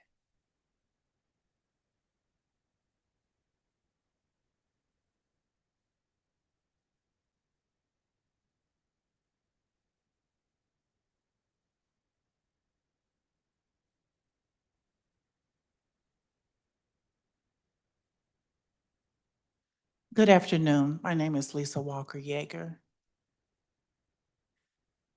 Ms. Gail, I appreciate you for everything that you've done, but I'm asking you because I'm talking to you because I'm running for First District Commissioner. I also am born and raised here in Wyandotte County. We are right now looking at a huge cut in Medicaid, where people will not be able to afford their medication. Okay? So that means we're talking about people dying. And your choice today is going to make a huge difference in life and death. When I say, and she says War Cry Ministries, I'm saying that we are at war for survival. I understand that revenue neutral is a two-edged double sword. But I also understand 1 minute remaining. that you're cutting us so many times deeply. You're double dipping, or shall I say triple dipping, by our appraisal values and raising them, along with our mill levy. You're doubling on that. You're also killing us in the BPU pilot tax that's illegal. I can't keep going on. I don't even have a sidewalk. I don't have curbs. I have water that's ran into my area. There's no grocery store. Like they said, somebody said it's a food desert. But you found $20 million to put our kids in school to Pipeline Prison. You did do that. You continue and continue. There's ways that we can address this. And Mr. Burrows, I'm talking to you because The matter of fact, Ma'am, your you time has need to expired. and engage within our community and come talk to our community about the development. We're here to be able to help you. You got 1% earnings tax that we can work on through the state. Ma'am, your time has We expired. got all kind of other avenues, sales tax. Stop the star bonds. That's corporate welfare. That is corporate welfare. You turn around and y'all continue on. We got a new development that you want to put on 18th and Quinduro. And I'm with that. But that's 30 years of tax-free taxes. Yes, KCATA is 30 years of tax-free taxes. Thank you. My name is Lisa Walker Yeager. I think everybody and anybody that's sitting here that's voting again, Miss- going back up for you, Ms. Walker, just, make sure you know who votes for this. Do not Ma'am. vote for him. just in respect of the time and everybody else, thank you. Thank you. Our Thank you. next speaker is Carolyn Wyatt. Good evening. Carolyn Wyatt, Kansas City, Kansas. One thing I want to say is that I was in Johnson County today, and I noticed how the roads, you know, when they don't put that blacktop, they don't put that little stuff down and step on it. They use a liquid. That liquid will go in those cracks and it will even out. So whoever's in that department, the money they're wasting on all that little black stuff, they want you to ride over it. Just ride down parallel. I want everybody to ride down parallel from Fifth Street, and it's so horrible. I ride down Quinduro. That's the only decent street that we have, and that's a shame because we got people making a lot of money in those departments, but they're doing nothing. And I think it's on purpose because it's the Northeast. So County Administrator, you over all this. So you have to be held responsible for these streets. Right now, parallel Parkway from Fifth Street on, and see how that is. You can come back and you're gonna get the same thing. 1 minute remaining. But also I wanted to say that we know that there was a grocery store on 78th Street. They tore it down to build another one. We can't even get one in inner city. We can't tear one down and get another one. So how can you do it out west? So you want people to come in the area? You want us to stay in our area, build our money up in the Northeast area, or we can keep our money in our area, turn the money over? We need a grocery store. You know, we don't build grocery stores, but if you can bring all these other businesses in the Northeast, like down at BPU over there, bring a grocery store.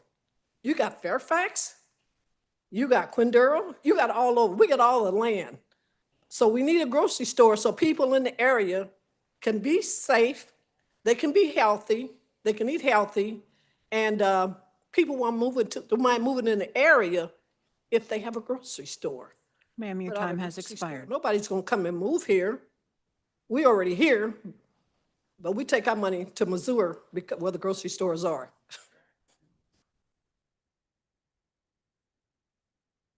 Mayor, those are all the people that signed up initially. We do have some hands raised online. Okay. I know some of you came in late and may not have been able to sign up. If you want to come and speak, this is your opportunity. Just one at a time. Oh, I'm sorry, Fred. Come on. Yep. We'll let Fred go first.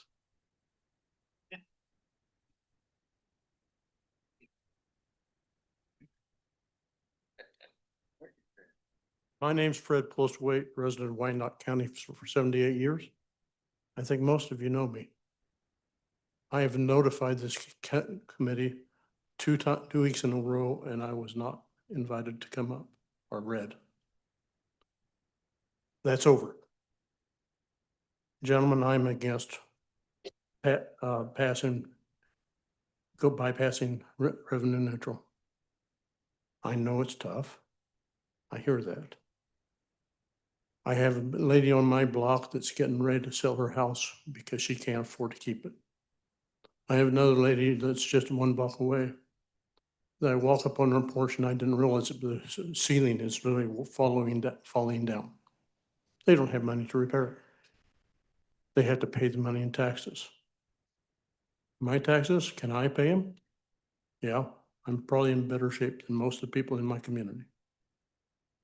My taxes are over double what I paid for my house, taxes, insurance, and loan 1 minute when I bought my remaining. house. Gentlemen, the tax load is out of control. You absolutely must find a way to control it.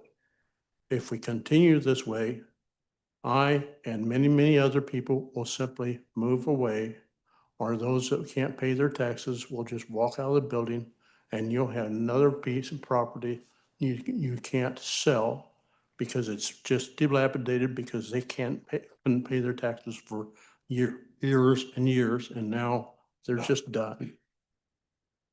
Find a way, gentlemen. Thank you.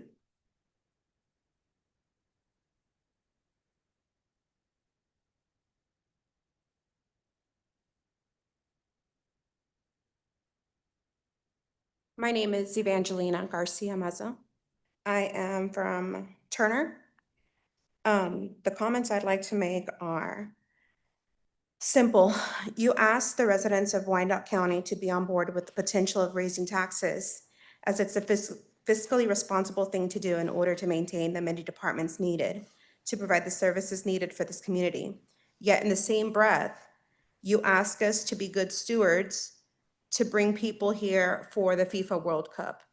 How can we be good stewards when our own government is not a good steward for us? How does the board ask us to accept continuous payment of the pilot program when that should have been removed? Rate increases are approved for services such as waste management, and then we get a letter in the mail telling us that those same services are getting rolled back, going from unlimited trash pickup to one trash container and one recycling container. 1 minute How is it remaining. possible that you would rather have us foot the bill than hold that company accountable for something that they are contractually obligated to deliver for at least 5 or 6 more years?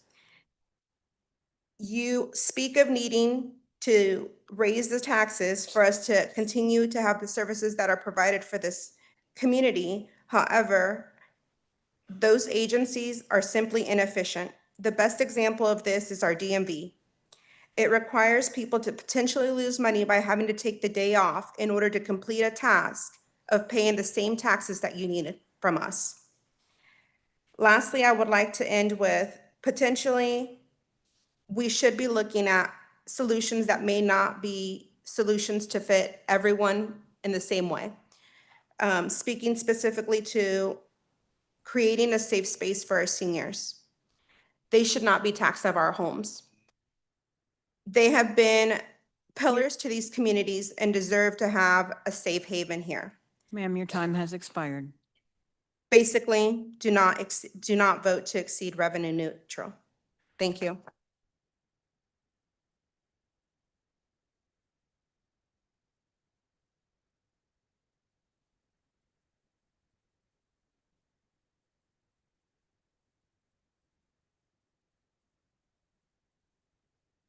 Hello, my name is Allison Williamson. I'm in the Piper District.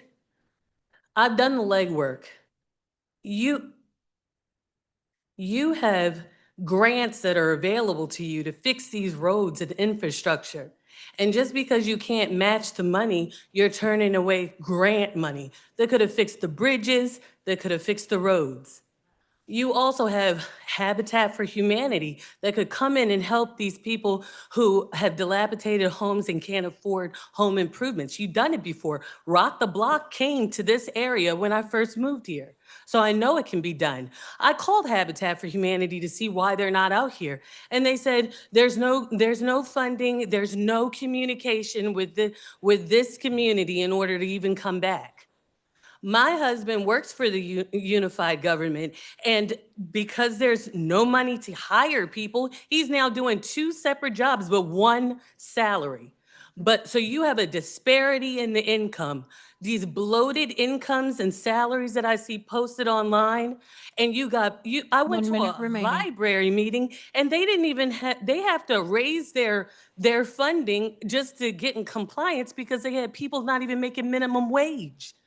You have a loophole where if there's budgetary options, you can cut some of these bloated salaries, and that's where you need to start first. There should not be any punishment to the people. Oh, we're gonna cut services that are needed. Oh, we're gonna cut the police funding that's needed. There shouldn't be any of those. You are punishing the people because we decided to hold you guys accountable. You can cut the fat other places and you ought to do so. My appraisal probably is the only one that went down, but my mortgage is still up because of property taxes. It went up $1,000. That is crazy. You can be fiscally responsible if you don't have an accounting background, if you don't have ties to Habitat for Humanity and grant funding. You need a grant writer. Ma'am, your time has Lots of expired. funding can be done with grant writing. Thank you.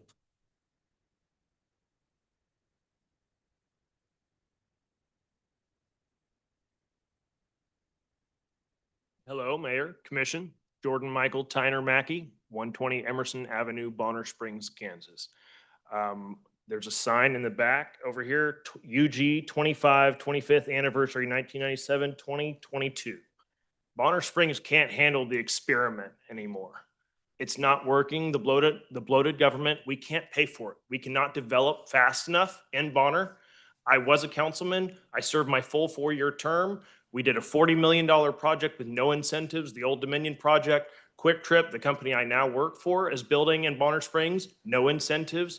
My uncle built with no incentives. They were given to the homeowners or tax incentives for the homeowners, but not for the developer. It was a $65 million project, Lee Valley. It was the most successful project in the county's history. We can't develop fast enough to pay the county's bills. Please, we're begging you guys. We don't know what to do. We can't build any faster or any more. We need help. That's all we're asking for. Just recognize us. And Mayor Garner, thank you, sir, for being one of the first mayors in my lifetime that actually recognized where Bonner Springs and Edwardsville 1 minute remaining. in our county. I appreciate you guys. Thank you. That's my piece.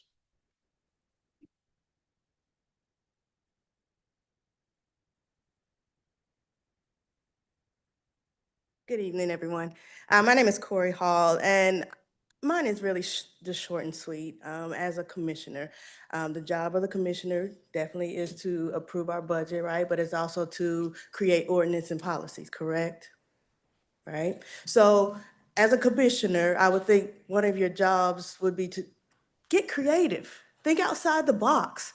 Why haven't we created a ordinance on entertainment tax for out there at the Legends? Or why haven't we created an earnest tax for all of these high-paying jobs that leave Wyandotte County and take their money away and not come back? You can't, the most disturbing graphic in your report today was that pie chart where it said this, 62% of your revenue sources, was it 62%? Yes, 62% of your revenue sources come from us, property tax. Why can't you find something else? There's something else out there. Yes, I know you got to give star bonds here and there to help people 1 come minute and remaining. build, but there are other ways that you can raise revenue. Why are we not thinking about it? Thank you.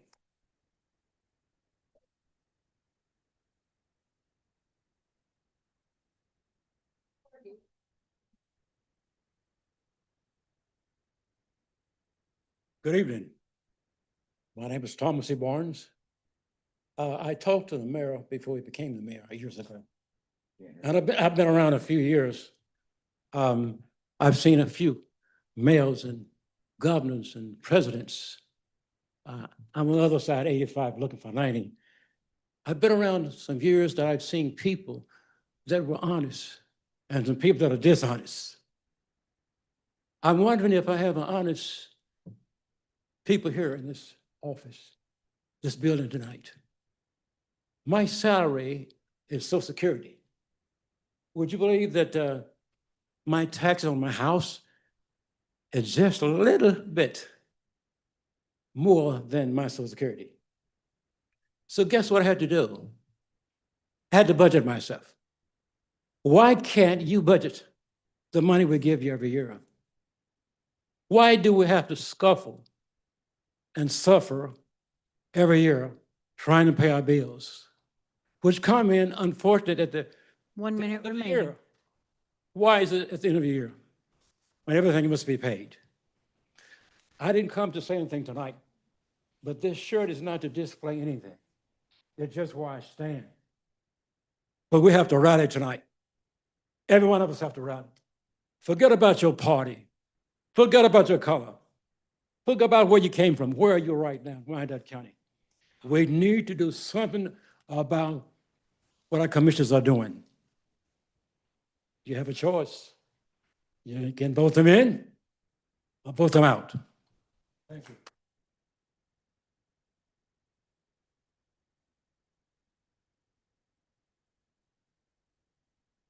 Nanette Tucker, Kansas City, Kansas. I loved the pie charts. I loved everything explaining that. I love the transparency. What I'd like to know is, are we going to talk about the on-3 meetings we had this week? The on-3 meetings. It's on-3. Johnston was meeting with the commissioners this week.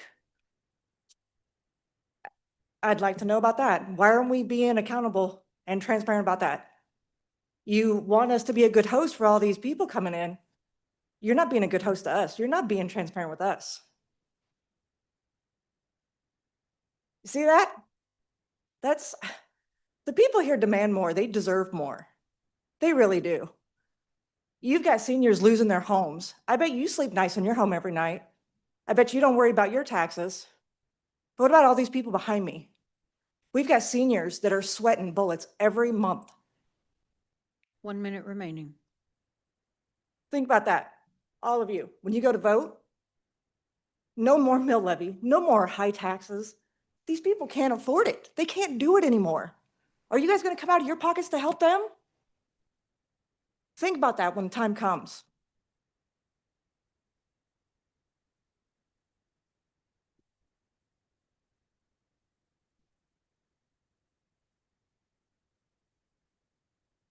My name's Cheryl Yates. We live in Piper.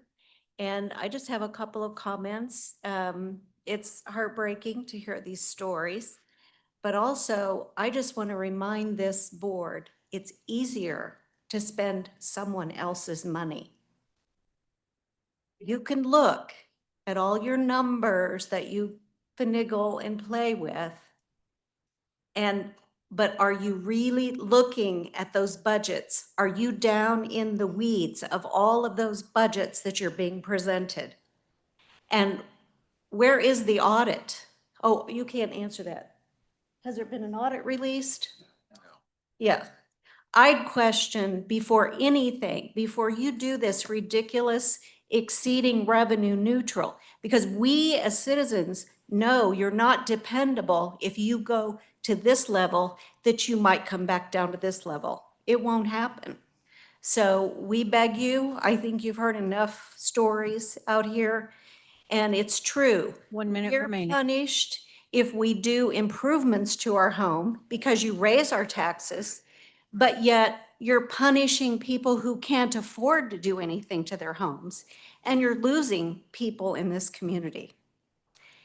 Wyandotte County is a laughingstock, I'm sad to say. I hear it all the time, and I wish we could change that impression. Thank you.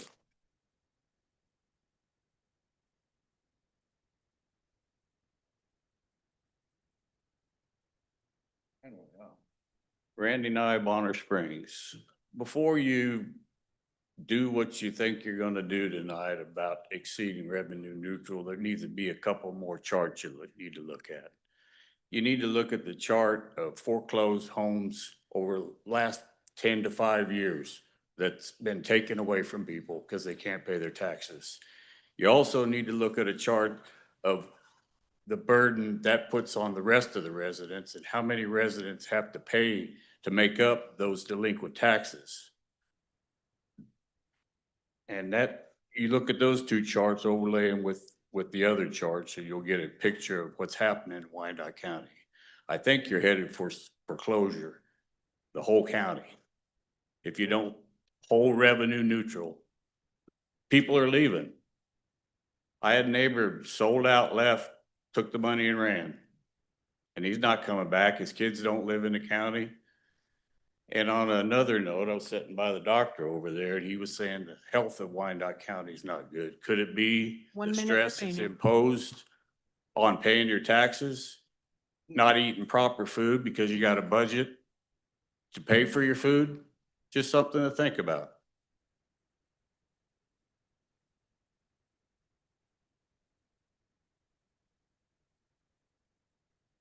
Jesse Villarreal, Kansas City, Kansas.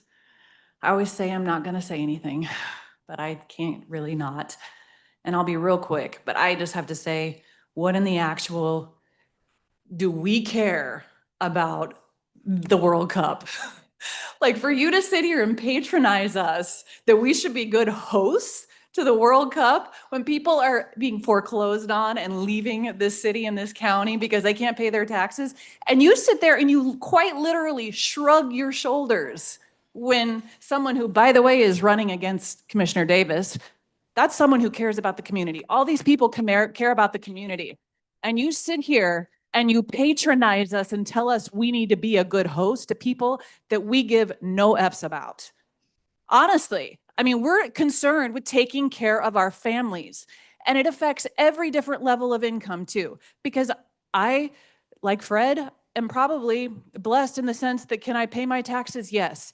But you know what? My husband and I take the money that we would put into our retirement accounts and we send our kids to a tiny private school because the schools suck so bad here, because the money is misallocated. Be responsible stewards of the money, and then maybe we could buy into your whole deal here, your whole sales pitch. I mean, you'd make Pulcinelli proud. That's what it sounds like up here. It's a sales pitch. Don't patronize us. And you're going to go ahead and you're going to do what you want. We know that. But we all have to get up and we have to say something. But I can't emphasize enough, like the rest of these people have said, say it at the polls. Please, for the love of God, show up. Don't have 1,800 people in one district that show up to vote. Come on.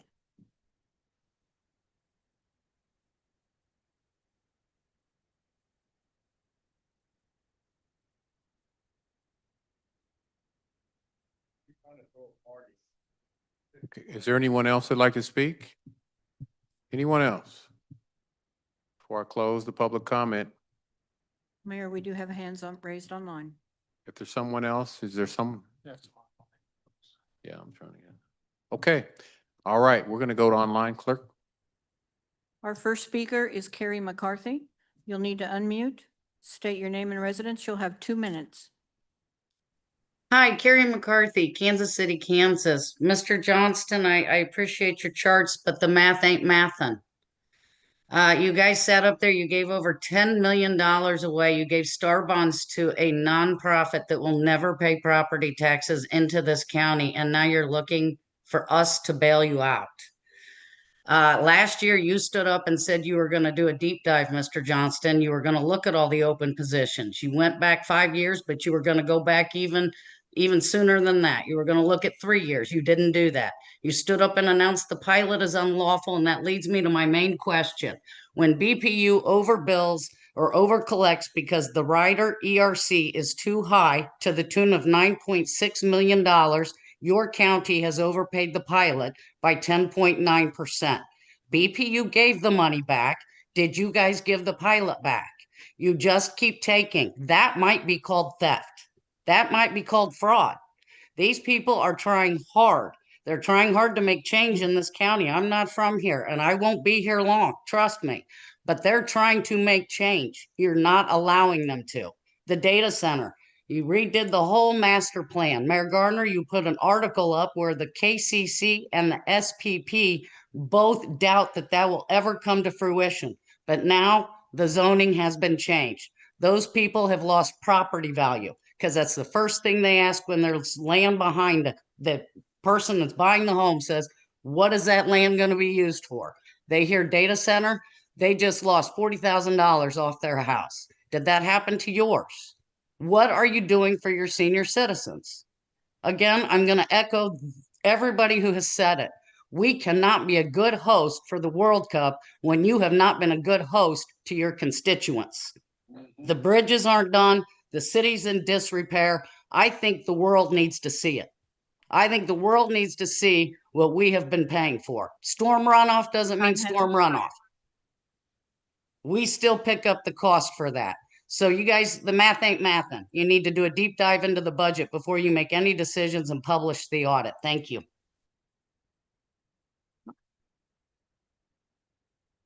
Our next speaker is Robert.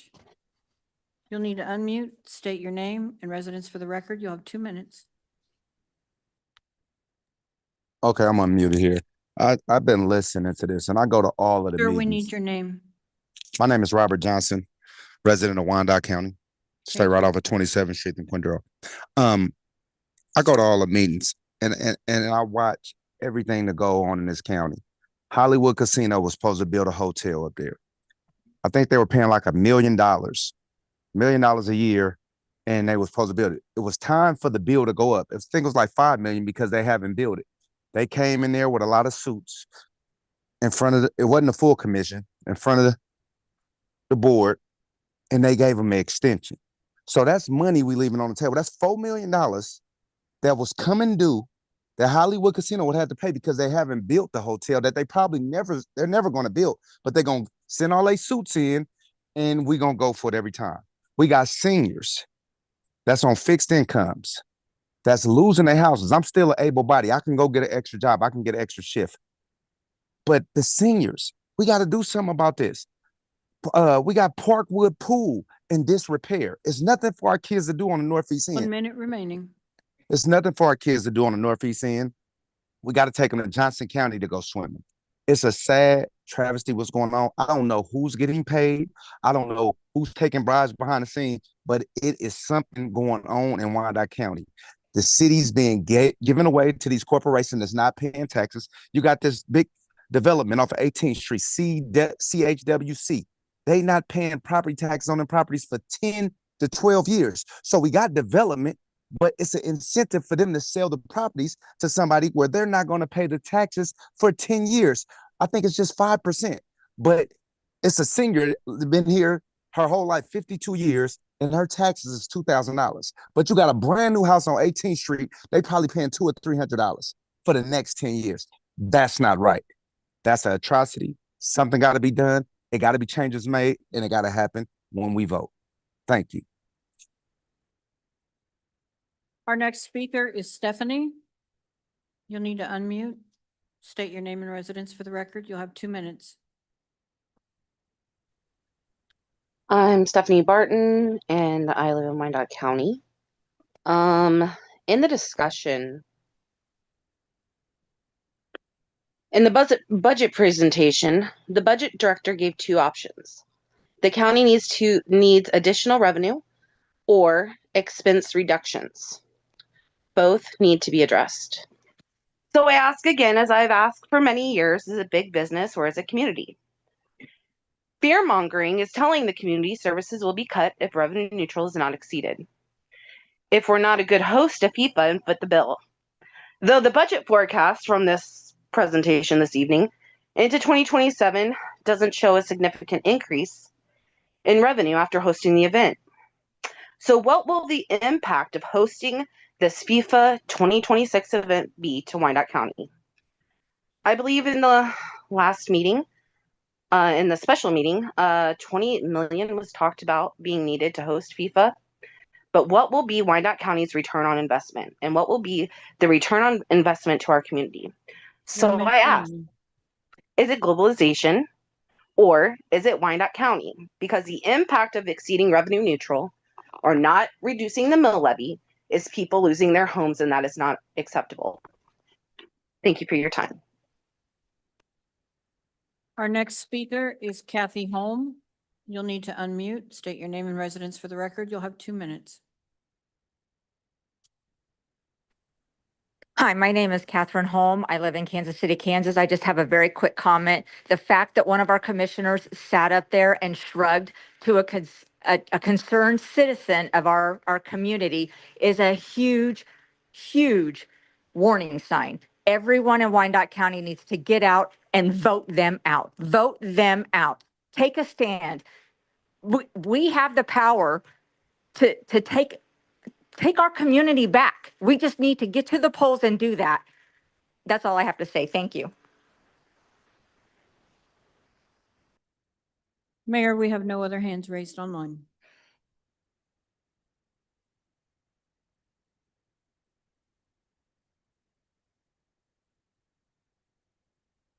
Okay, thank you. Thank you all for your comments, both in person and online. I personally value all those comments. No matter where you stand on the issues, it really helps staff and the commission makes informed decisions.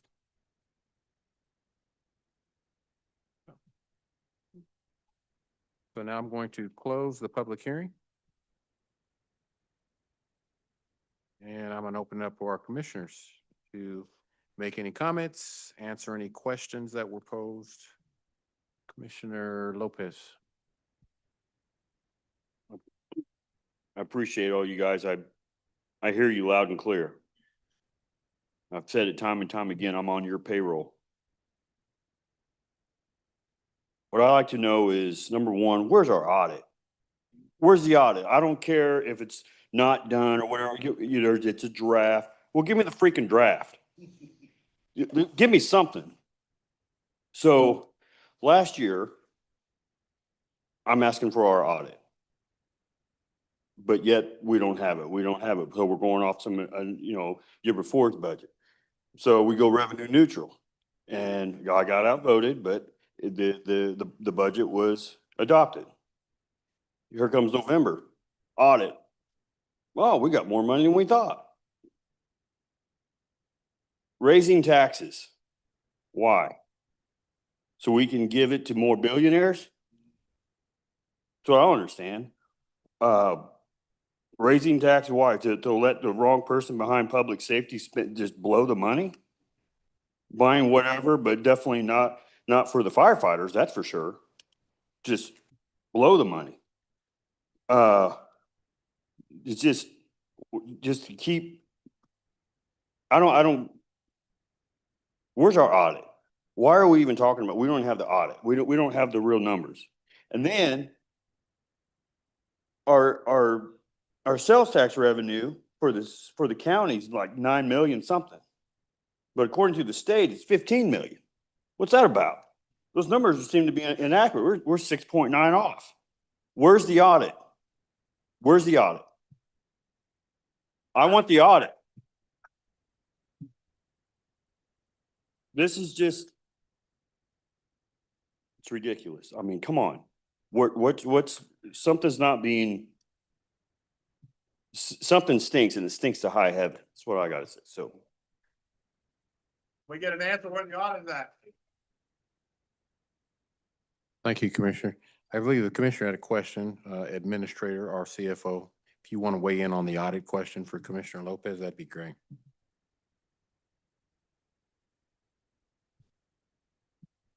Shelley Kniven, I'm the CFO for the UG. So the audit was done on June 30th, which is the best practice for all cities and counties to have that done by June 30th. And so we were proud that we were back on schedule. The audit is with the auditors. They have an internal review process so that they do their own reviews to make sure it meets the auditing standards. That's going on right now. Next week, the exit interviews are scheduled. That will happen with the mayor, the chair of the ED&F committee, the county administrator, and myself. And then beyond that, for the July 31st, next legislative commission meeting, we will then present the audit. So we're doing exactly what we said we would do.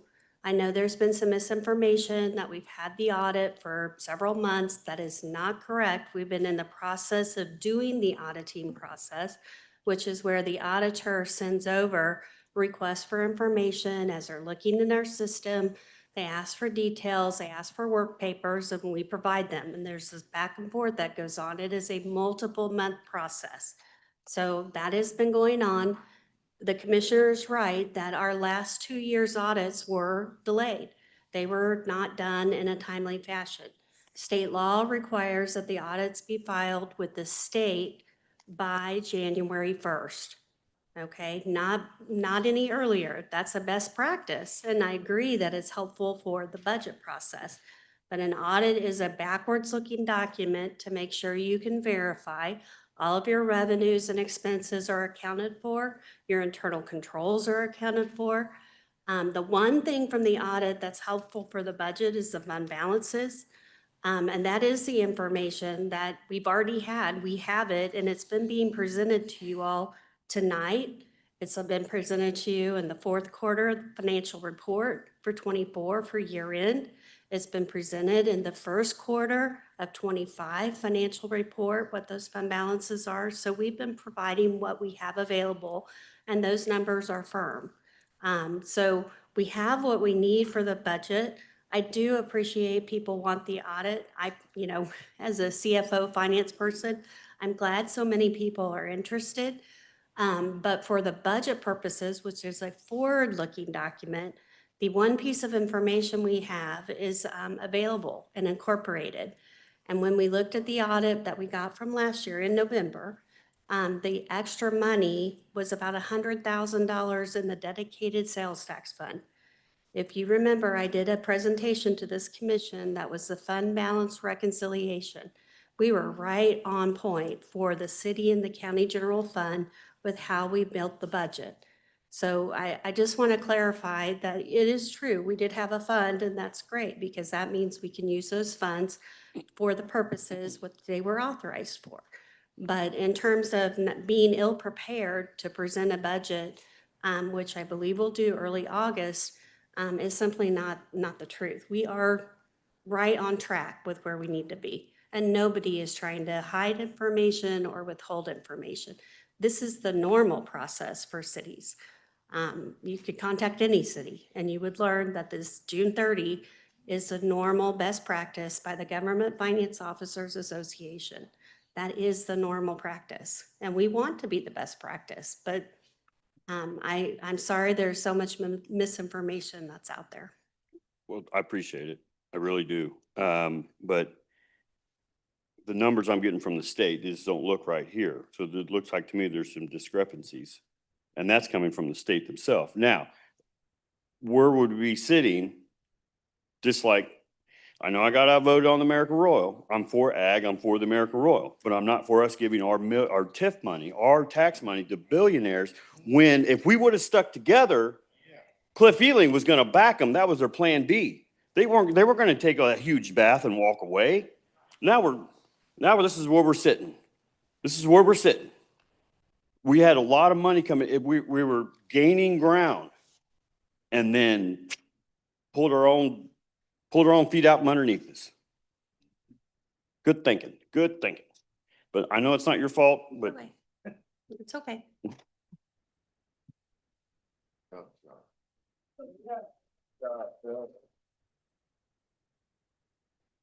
Thank you, Commissioner. Commissioner Kane. Thank you, Mayor. Reggie, can you move up so we can talk? If we went revenue neutral, can we balance the budget? Not without cutting expenses.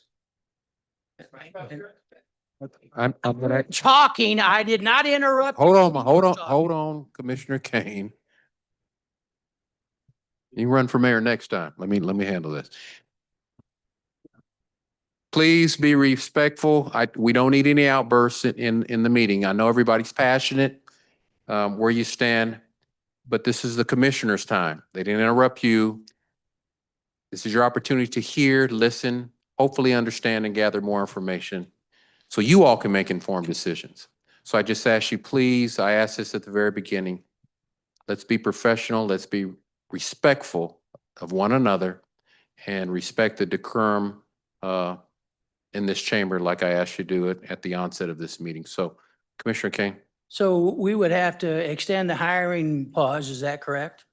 Yes, that is correct. We probably would have to wouldn't be place able to pay the people on COLAs for the employees, is that correct? So there's some COLAs we wouldn't be able to represent, but like non-union, that So would there be, would be a workforce reduction of at least 80 positions, is that correct? yes, Across the board, the Department of Budgets, which would lead to reduced services, is that correct? yes, Elimination of capital improvements across the community, is that correct? For 2026. yes, A pause in BPU pilot reduction, is that correct? yes, that is correct. A reduction in neighborhood revitalization and rebate spending, is that correct? That is correct. And it would reduce other incentives. Yes. And the reason I say that is there was a comment said about our employees. This is my 21st budget, and multiple times we have put the budget on the backs of our employees. Layoffs, furloughs, the frozen wages. They're constituents too. They pay taxes in this community as well. Do we want to exceed revenue neutral? No way in hell. But do we need to exceed revenue neutral? Absolutely. I am talking. We're gonna have order, please. When Again, be respectful of the commission. this is Outbursts do not be tolerated. Security, and I believe we have the Sergeant at Arms watching. Any more outbursts, I'm gonna ask people to be removed from this chamber, okay? Please be respectful. in my mind last year, I was on vacation and it was a 9-0 vote. If I'd been here, it would have been 9-1 because I wouldn't have supported it last year. I don't support it this year. You asked us to do the best we can with what we have. And that's what we're trying to do. You know, you get on Facebook and you blow things out of proportion. And you say we're crooks and we're this and we're that. And you're right. You can vote people out. Absolutely. Please do. If that's how you feel, that's what you should do. But to sit here and for us and I like you guys getting excited because we're excited too. But we don't want to sit here and tell you the bad news. But you saw that in the presentation. We've seen it in the presentation with what the budget group has given us for a long time. We know we're in trouble. We just have to figure a way to dig ourselves out. And when we set this level, whatever it's going to be, it's for now. It's not going to be whatever we vote on tonight. But staff needs the leeway so we can make a budget that balances, not just this year, but the following year. Thank you, Mayor. Thank you, Commissioner Lopez. You know, I agree with Commissioner here about the making the cuts and everything he said, but that's what happens when you give our tax money to billionaires.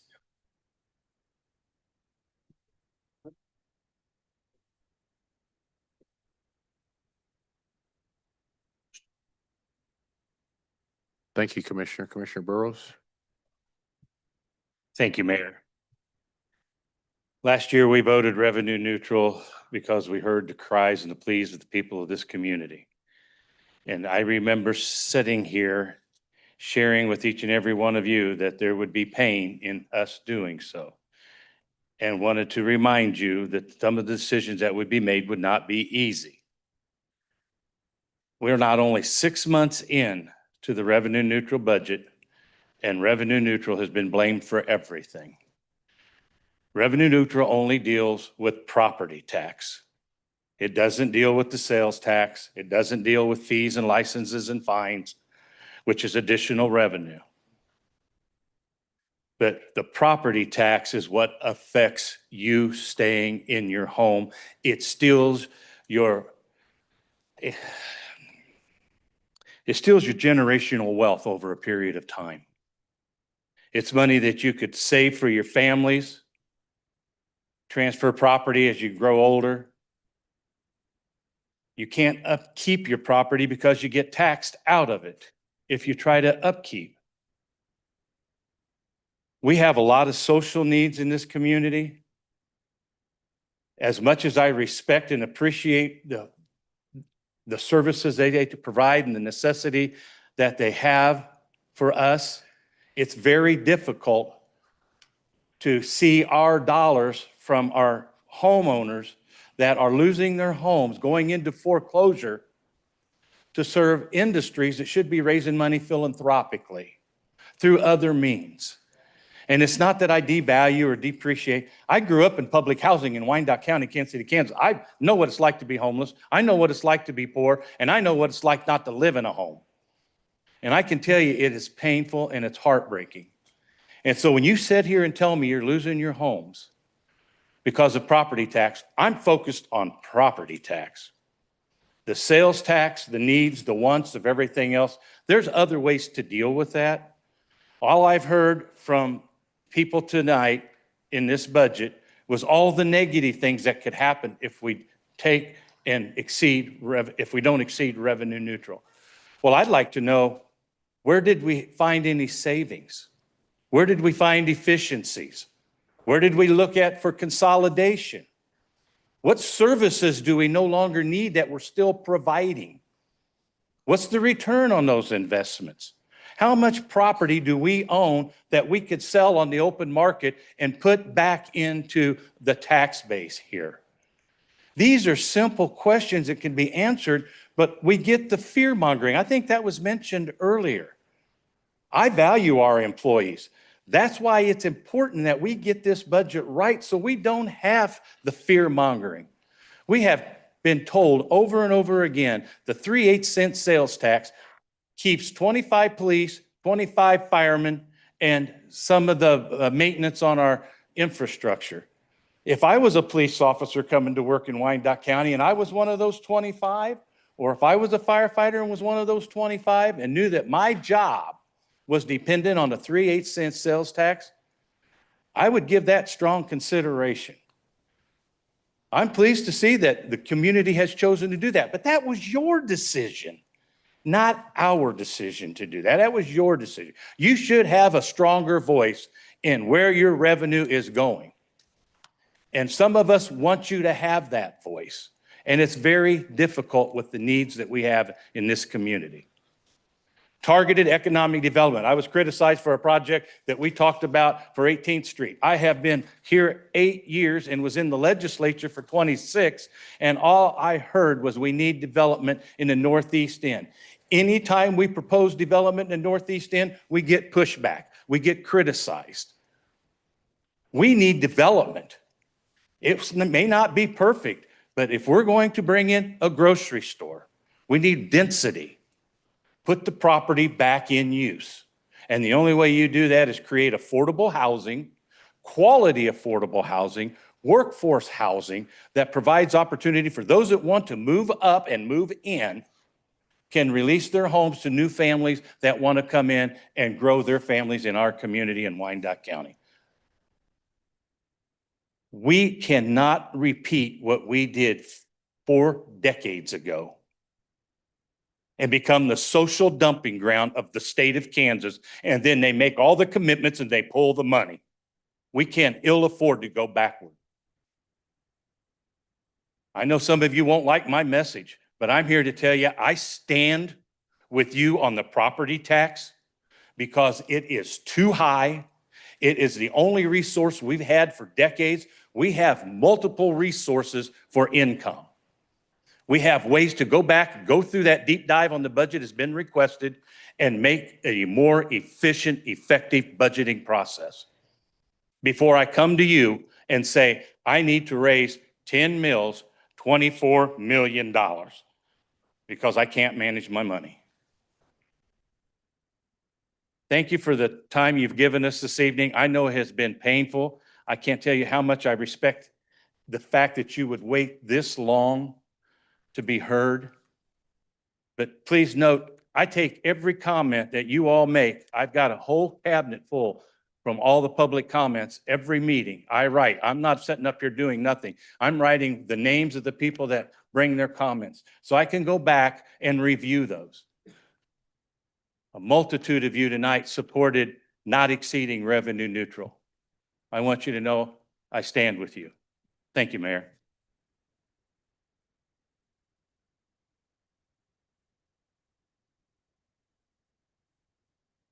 Thank you, Commissioner. Commissioner States. Stites District 7, great job, Commissioner Burrows. I think it's pretty interesting that we started off the meeting tonight talking about FIFA. Really? FIFA? That's what we're worried about? We're worried about dressing up our city for people that don't live here. Why are we not concerned about dressing up our city for the people that live here every day and pay taxes every day? It's ridiculous to me that we sit here and talk about something that's coming down the road. How about today? How about yesterday? There was a question that was posed by Commissioner Burrows about what spending was identified from going revenue neutral last year. Was there any? I've not heard of it.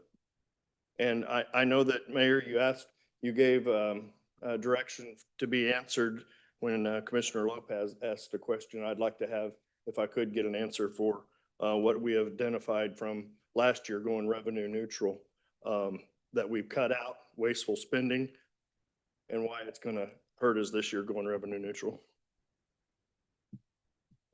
Thank you, Commissioner. Administrator? Anyone? I figured it'd be crickets.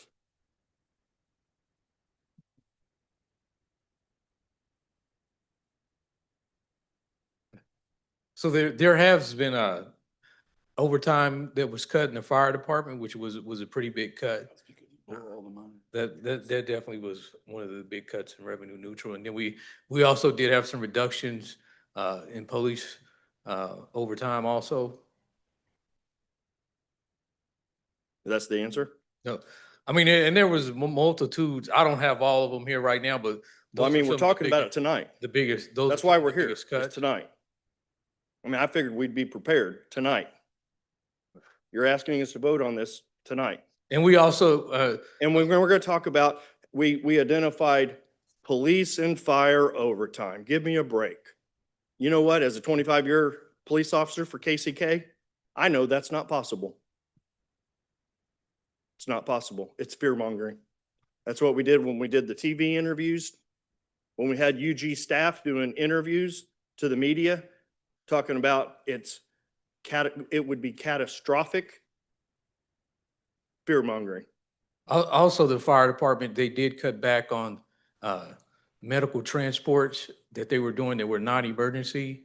So that is definitely one of the services that were cut back on. So the Also, we answer had- is that we haven't done. No, any- we Hold on, Hold one the at phone. It's one my at a time. time. One I'm at a not time. gonna yell, but it's my time. Right? So the answer is we didn't do a thing.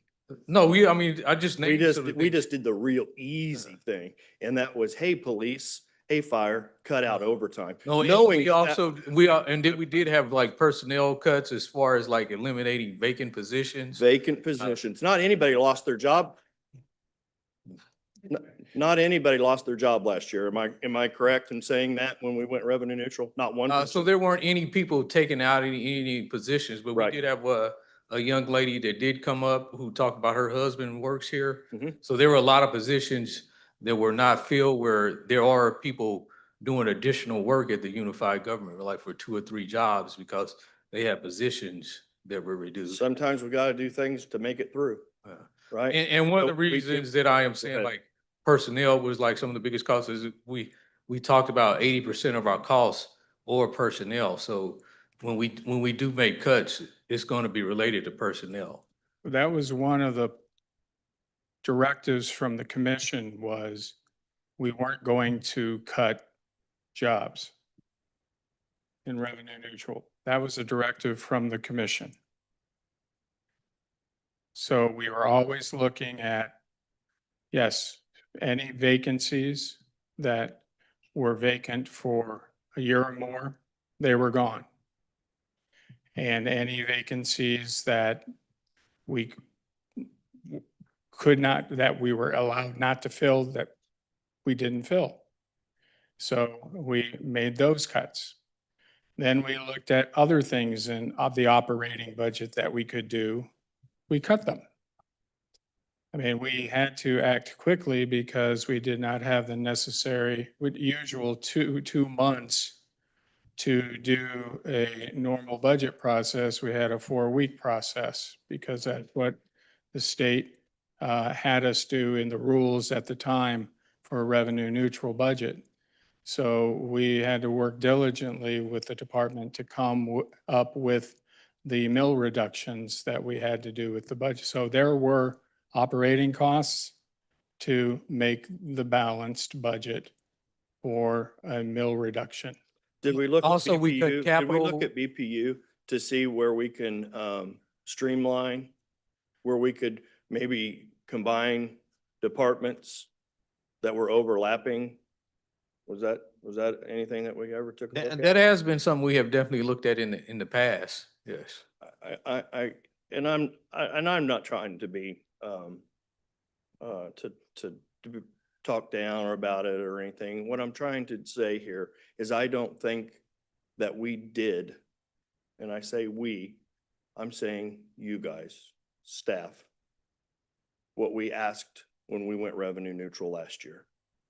What we asked for was a dive into and eliminate wasteful spending, identify it so we can vote on it and cut that out. Because now we're at the point where what we're doing is we're telling people you're going to lose your job. You're not, did anybody not get their raise last year because we went revenue neutral? Everybody got it. Well, that was also a directive from the commission. We're I know, not but going, my everybody was answer was doing Nobody, raise. nobody didn't get their raise. Everybody got their raise. Everybody got the raise because that was a That's right. directive of the commission. Well, here's a directive that the people that are sitting out here tonight, they're saying don't raise our taxes. So if we're so comfortable with following directives, then let's follow the directive of the people that have sat here saying, we can't do it. We can't do it any longer. It was said earlier in the meeting by Reggie, and I'm not picking on you, it's just because you presented it, right? It could be anybody. It's only $124 on a $200,000 house. It's only $124,000 or $124. What if you don't have $124? And I didn't say only, Okay. Is it $124? yes. Okay. Well, I just want to make sure I didn't say only. I respect everyone. And I think, I wouldn't say only. but what the end, what I'm getting at is, what about the folks that don't have the $124? And do we want to wait just a second, Mayor, if we can, to let the out? Just a second.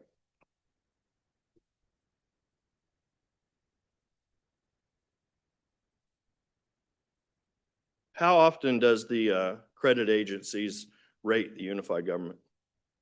Annually. Annually. So when we, has our credit rating gone down in the last year or two? No, it hasn't, but it hasn't gone up either. It hasn't gone down. So going down below the 25% minimum reserves, where you were saying that the credit agencies look at that and determine our credit rating, it hasn't affected us at all when we were at 18% last year. And it all includes, it didn't go up either. Okay, great. So this next city, this proposed 5% on the county side and 5% on the city side, it would put our reserves down at 11.2 on the county side and 19.8 on the city side. Still not at 25%. So why are we even presenting a budget that doesn't take care of getting us to the 25% that we need to be at? Well, If it affects our credit rating. Well, we definitely have revenues that aren't growing as fast as our expenses. That's definitely one of the reasons. And it's not just property tax. There's other revenues also, as far as sales tax aren't growing as fast as we need them to either. One of the slides said that there was revenue assumption for 4% property tax increase in out to 2027. I want to know in the last, I don't know, 5 years, when has our property tax only grown at 4%? What did it grow last year? Yeah. And so one of the reasons we do that is there was a bill at the state that was going to cap 4% Yeah, on the property tax. So that's gonna- one of the reasons we. I was gonna be a basketball player, but I'm too short and can't jump. So what was last year's property cap? No, it was 12%. 12%. And, but we're projecting 4%. You think we're really gonna be at 4%? Anybody in here? No. Not gonna happen. And one of the So reasons one of we our also- things that we set out in our commission priorities, and it was mentioned earlier about our commission priorities that we had at the retreat, was fiscal sustainability, economic development, focus on service and communication, and infrastructure. That was the 4 points that were listed on the slide. I don't remember any one of us ever listing run people out of their home by raising taxes. I am totally 100% opposed to exceeding revenue neutral, and I will be voting accordingly.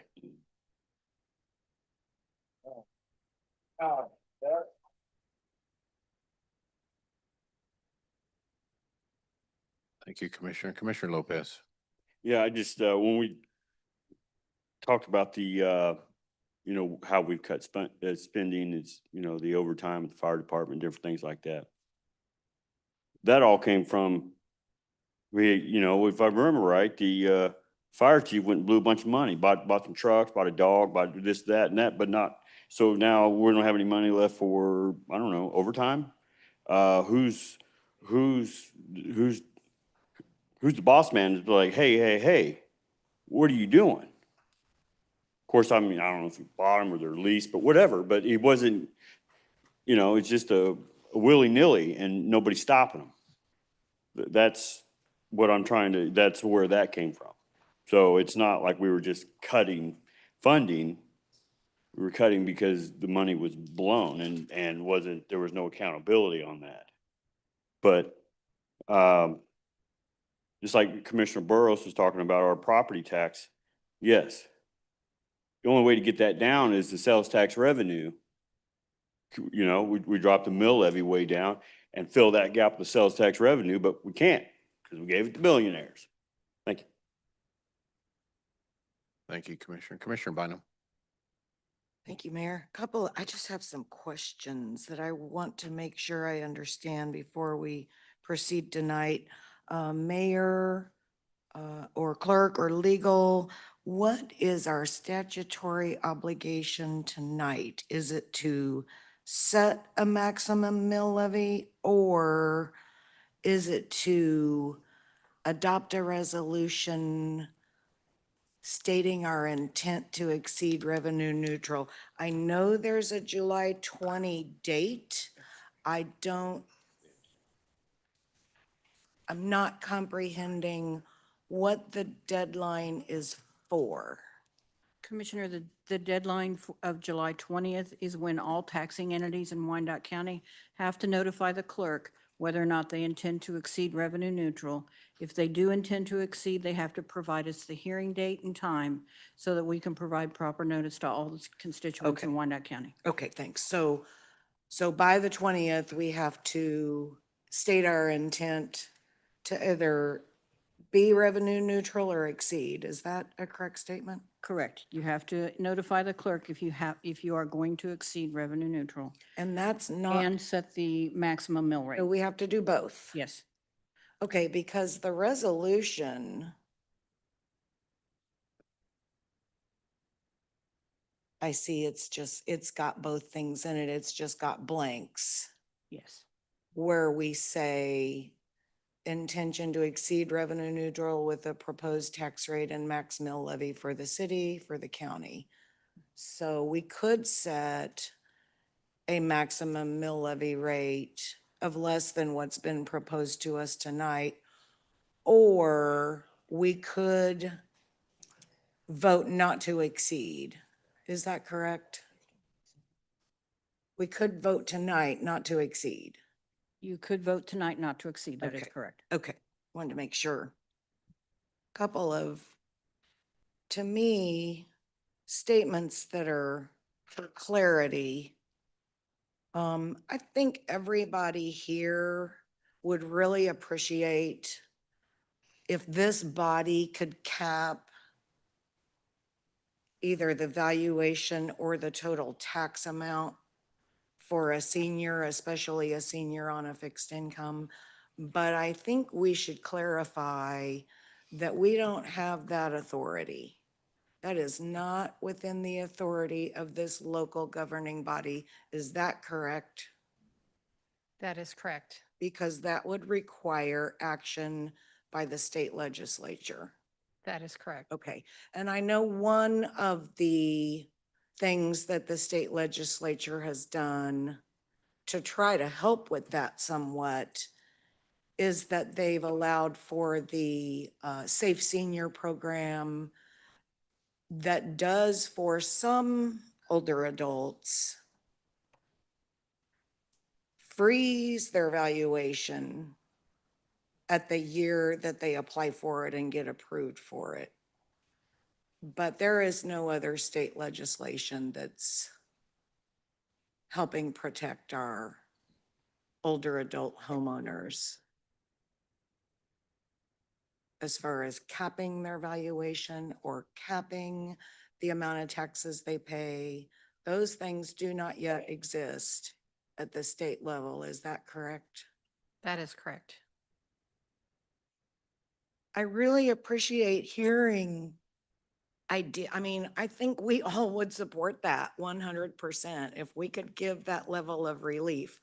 That has to come from the state legislature. We cannot do that without enabling legislation from Topeka to allow local governments to do that. I appreciate hearing ideas like that.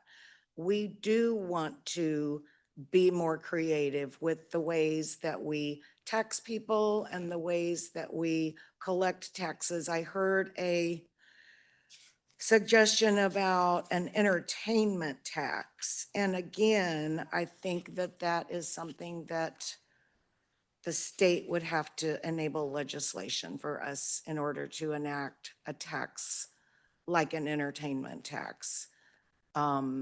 We have sales taxes on the city side and the county side, and those sales tax rates have statutory caps. So for example, on the county side, our current county tax rate is 1%. I don't know what the cap is on that, but at some point you've hit your cap on the county side of the sales tax rate. With city sales tax and county sales tax both, we have seen growth. Commissioner Lopez, I don't know the answer to the question you're asking about the discrepancy between our documents saying 9 million and the state saying 15, but I think part of it might be because we, the county of Wyandotte and the city of Kansas City, Kansas, only keep a percentage of that. Bonner Springs gets a small percentage and the city of Edwardsville. However, they don't get 6 million. You know, it's a question that needs to be answered because Bonner and Edwardsville aren't splitting 6 million in county tax. I'm pretty confident of that. It's important that we understand the things that we have authority over and the things that we don't. And I appreciate suggestions about ways to diversify revenue, ways to find revenue in other places. Many of those things require state legislative action. And I say that repeatedly because I really hope you will talk with your state legislators when it comes to finding those more creative ways to enhance revenue sources for this local government. Thank you, Mayor. Thank you, Commissioner. Commissioner Lopez. Yeah, to help you with that, Commissioner Bynum. So 2025, according to the state, Wyandotte County received $15,927, $15,927 and $927,064. There we go. Bonner Springs, on the other hand, this is from January to June, received a little over 2 million, and Edwardsville received 438,795, and that's just from January to here. So yeah, no, that and the 6.9 million was just the difference between the 15 million and what we're showing on a pie chart at 9 million. So Bonner doesn't see any of that. They got their 2 million, but altogether it was 15 million there. According to the city, I think the city received a little over 23 million. But where are those numbers? But so anyway, yeah, that's where that's where I was getting. And this is just coming from the state, from the Kansas Office of Revisor of Statutes, an annual financial statement publication. The boards of commissioners of their representative counties shall cause to be made out and published yearly. Just some concerning questions, that's all. So thanks. Thank you, Commissioner. Commissioner Stites. Stites District 7. So on the vote that will be taking tonight, will that be a vote for both budgets, for the city budget and the county? Or will we be voting on them separately?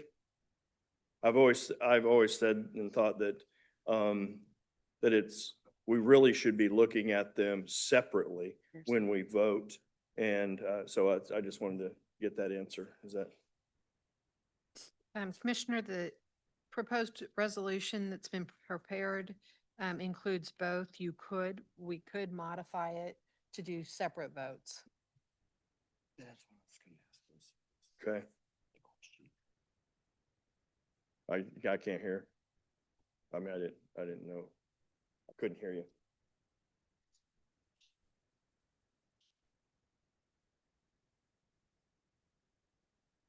Commissioner Bynum was stating that there were two separate sections, one for the city and one for the county. And so those can be different rates, and or we could revise it and do two. Okay. And then I just want to make sure that I'm clear on this, so this $20 million increase that is being asked of us, that does not include the $28 million that's needed for the FIFA. Is that correct? So there'll be another ask of $28 million. Is that right?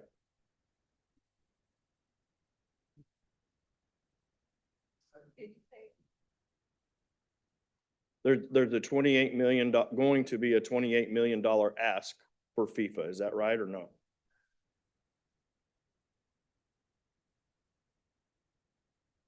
Well, that's a list of asks. We are looking Yes. for that from many different other sources. So we're presently doing that. So what could be of that 28, and we're asking for many different sources, what worst case scenario, what would it be on the backs of the taxpayers? We don't know what that is right now. Probably a significant amount, I would imagine. It'd be what I would guess. So, okay. And then I also just want to make sure that we don't forget that whenever the Hollywood Casino was building their hotel and we voted to eliminate their penalty phase, taking money right out of the our general fund, and now we're here asking for money from y'all. Okay, thank you. Thank you, Commissioner. Commissioner Lopez. Yeah, that's what I was I had a question for legal about the Corey Hall. I think asked a question about or somebody, the senior citizen tax cap. And you were saying that it would be legislative, but at what point there's a lot of things that go on that the state doesn't like, but then they all just come back to, well, it's home rule. So when does home rule supersede? Will it supersede on this? I mean, it seems to supersede on a lot of other stuff that's questionable, but it comes back to home rule. So this would not, taxes are not something that you can home rule out of if they are uniformly applied. And so these state laws are uniformly applied across the counties. So what would be the repercussions? Or there's just no way? There's no way to violate Because we're state law. not running the keyboard for the state. We're running it from here, right? I got you. Now, so that'd be the same thing if we just, it looks like when the pie chart from a month ago, if I remember right, the amount of money the college is gonna get from the budget. So then we just say, well, we're just gonna give you a quarter of that. We're gonna keep the rest. And if you wanna go cry about it, now we're just gonna go back to home rule. So is that kind of the same concept? If we just decide not to give the college, all the money that was saying in the budget. Right, they're their own taxing entity, They're right? their own taxing entities. So the we have money- to so- distribute, we're required to distribute their portion. So, but maybe under a home rule stipulation, we said, well, No, we can't do that. I got you. Wow. Well, okay, thank you. Thank you, Commissioner. Commissioner Davis. Thank you, Mayor. And I know that for the folks here, there are a lot of disagreements and I'm okay with that. The last 3 years that I've been here, the first 2 years did not vote for revenue neutral. And the last year that I did vote for revenue neutral, before doing so, I did so reluctantly. I did that in part because of the information that's been presented. We are only 40 to 44% of your property tax bill. So even in a revenue neutral budget year, there are still folks that have seen an increase in the overall property tax bill. And so services are being decreased, right? Potholes aren't being filled, the bridges aren't open. You all know these things. But the benefit is still not there because $12 million of revenue was removed.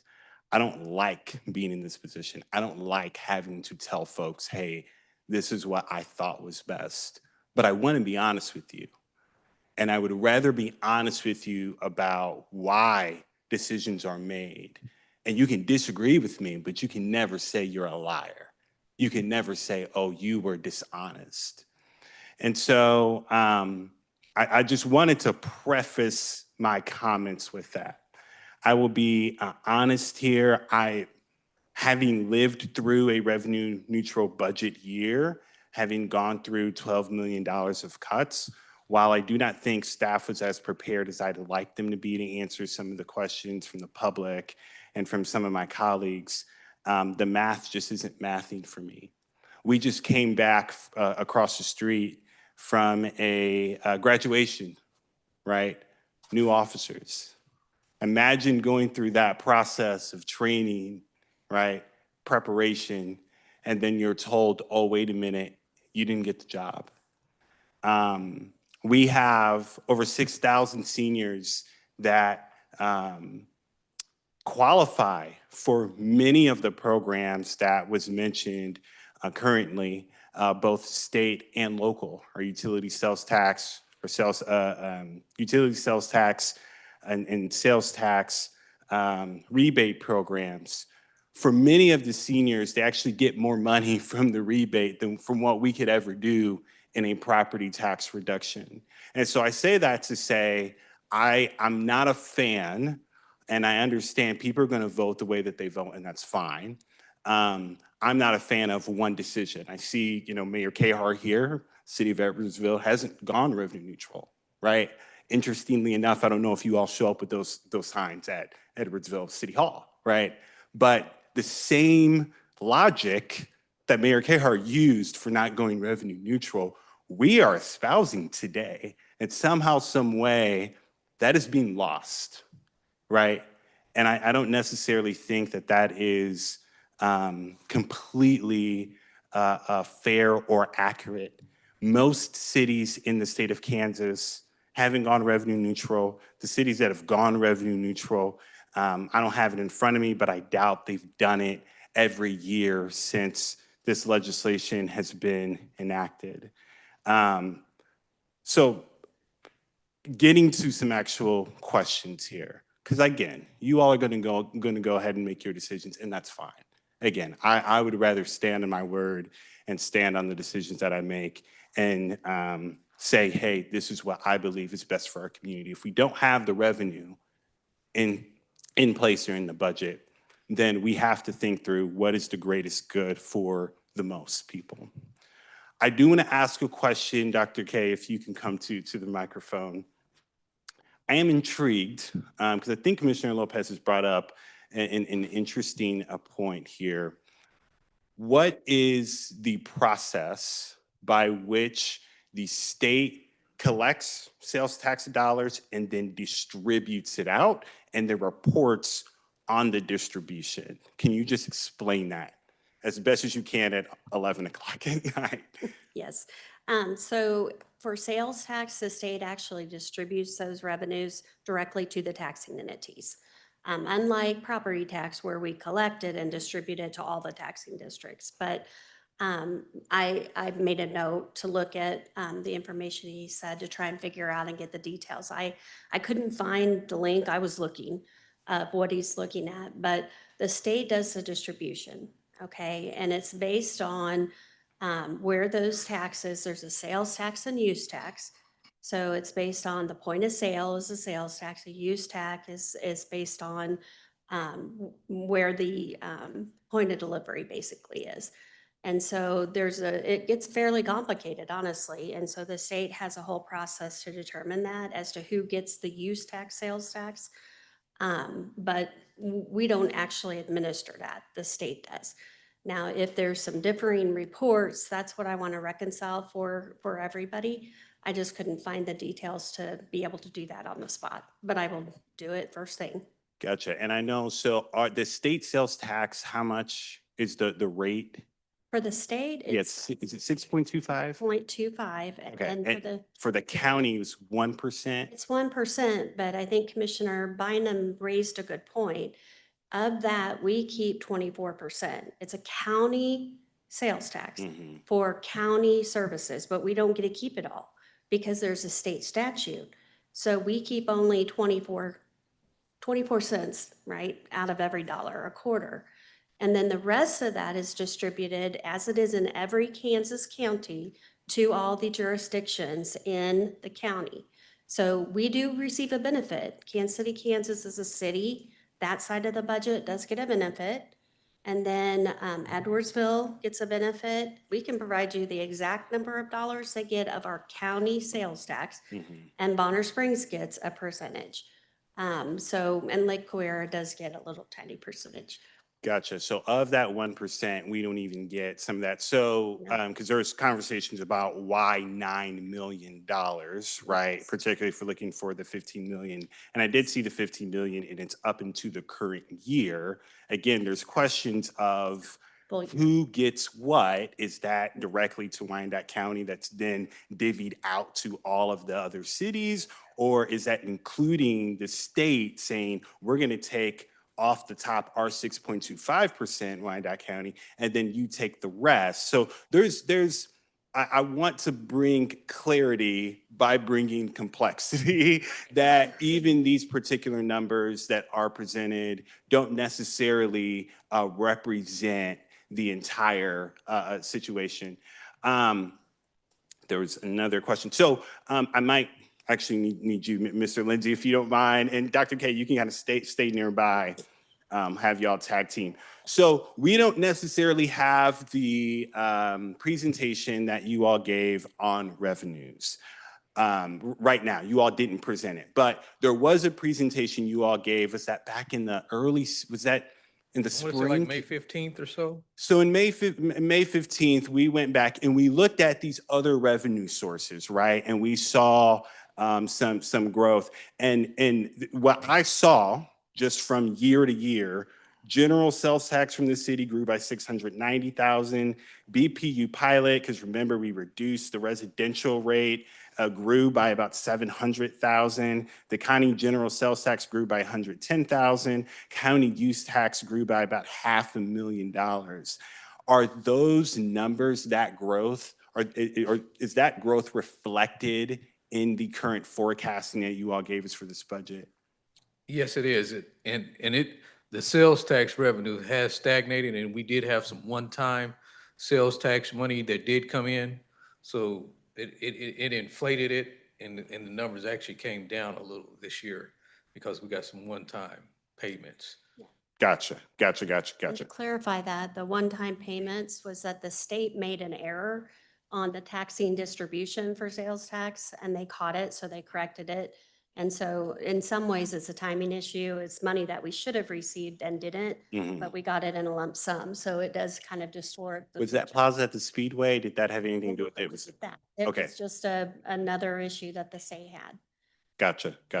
Okay. I think I am done asking you all questions. I want to ask a questions to our legal department because there's on threes have come up, right? And so by on threes coming up, and again, this is my 4th year. I've just never seen this much kind of misinformation and disinformation goes on.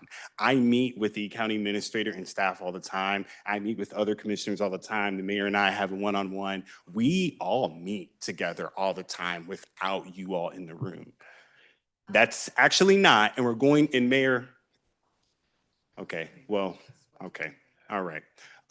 So I want to ask our legal, there are 2 rules, right? Kind of particularly COMA, right? Kansas Open Meetings Act that governs this. And this is for every taxing entity and every governing board for the state of Kansas, right?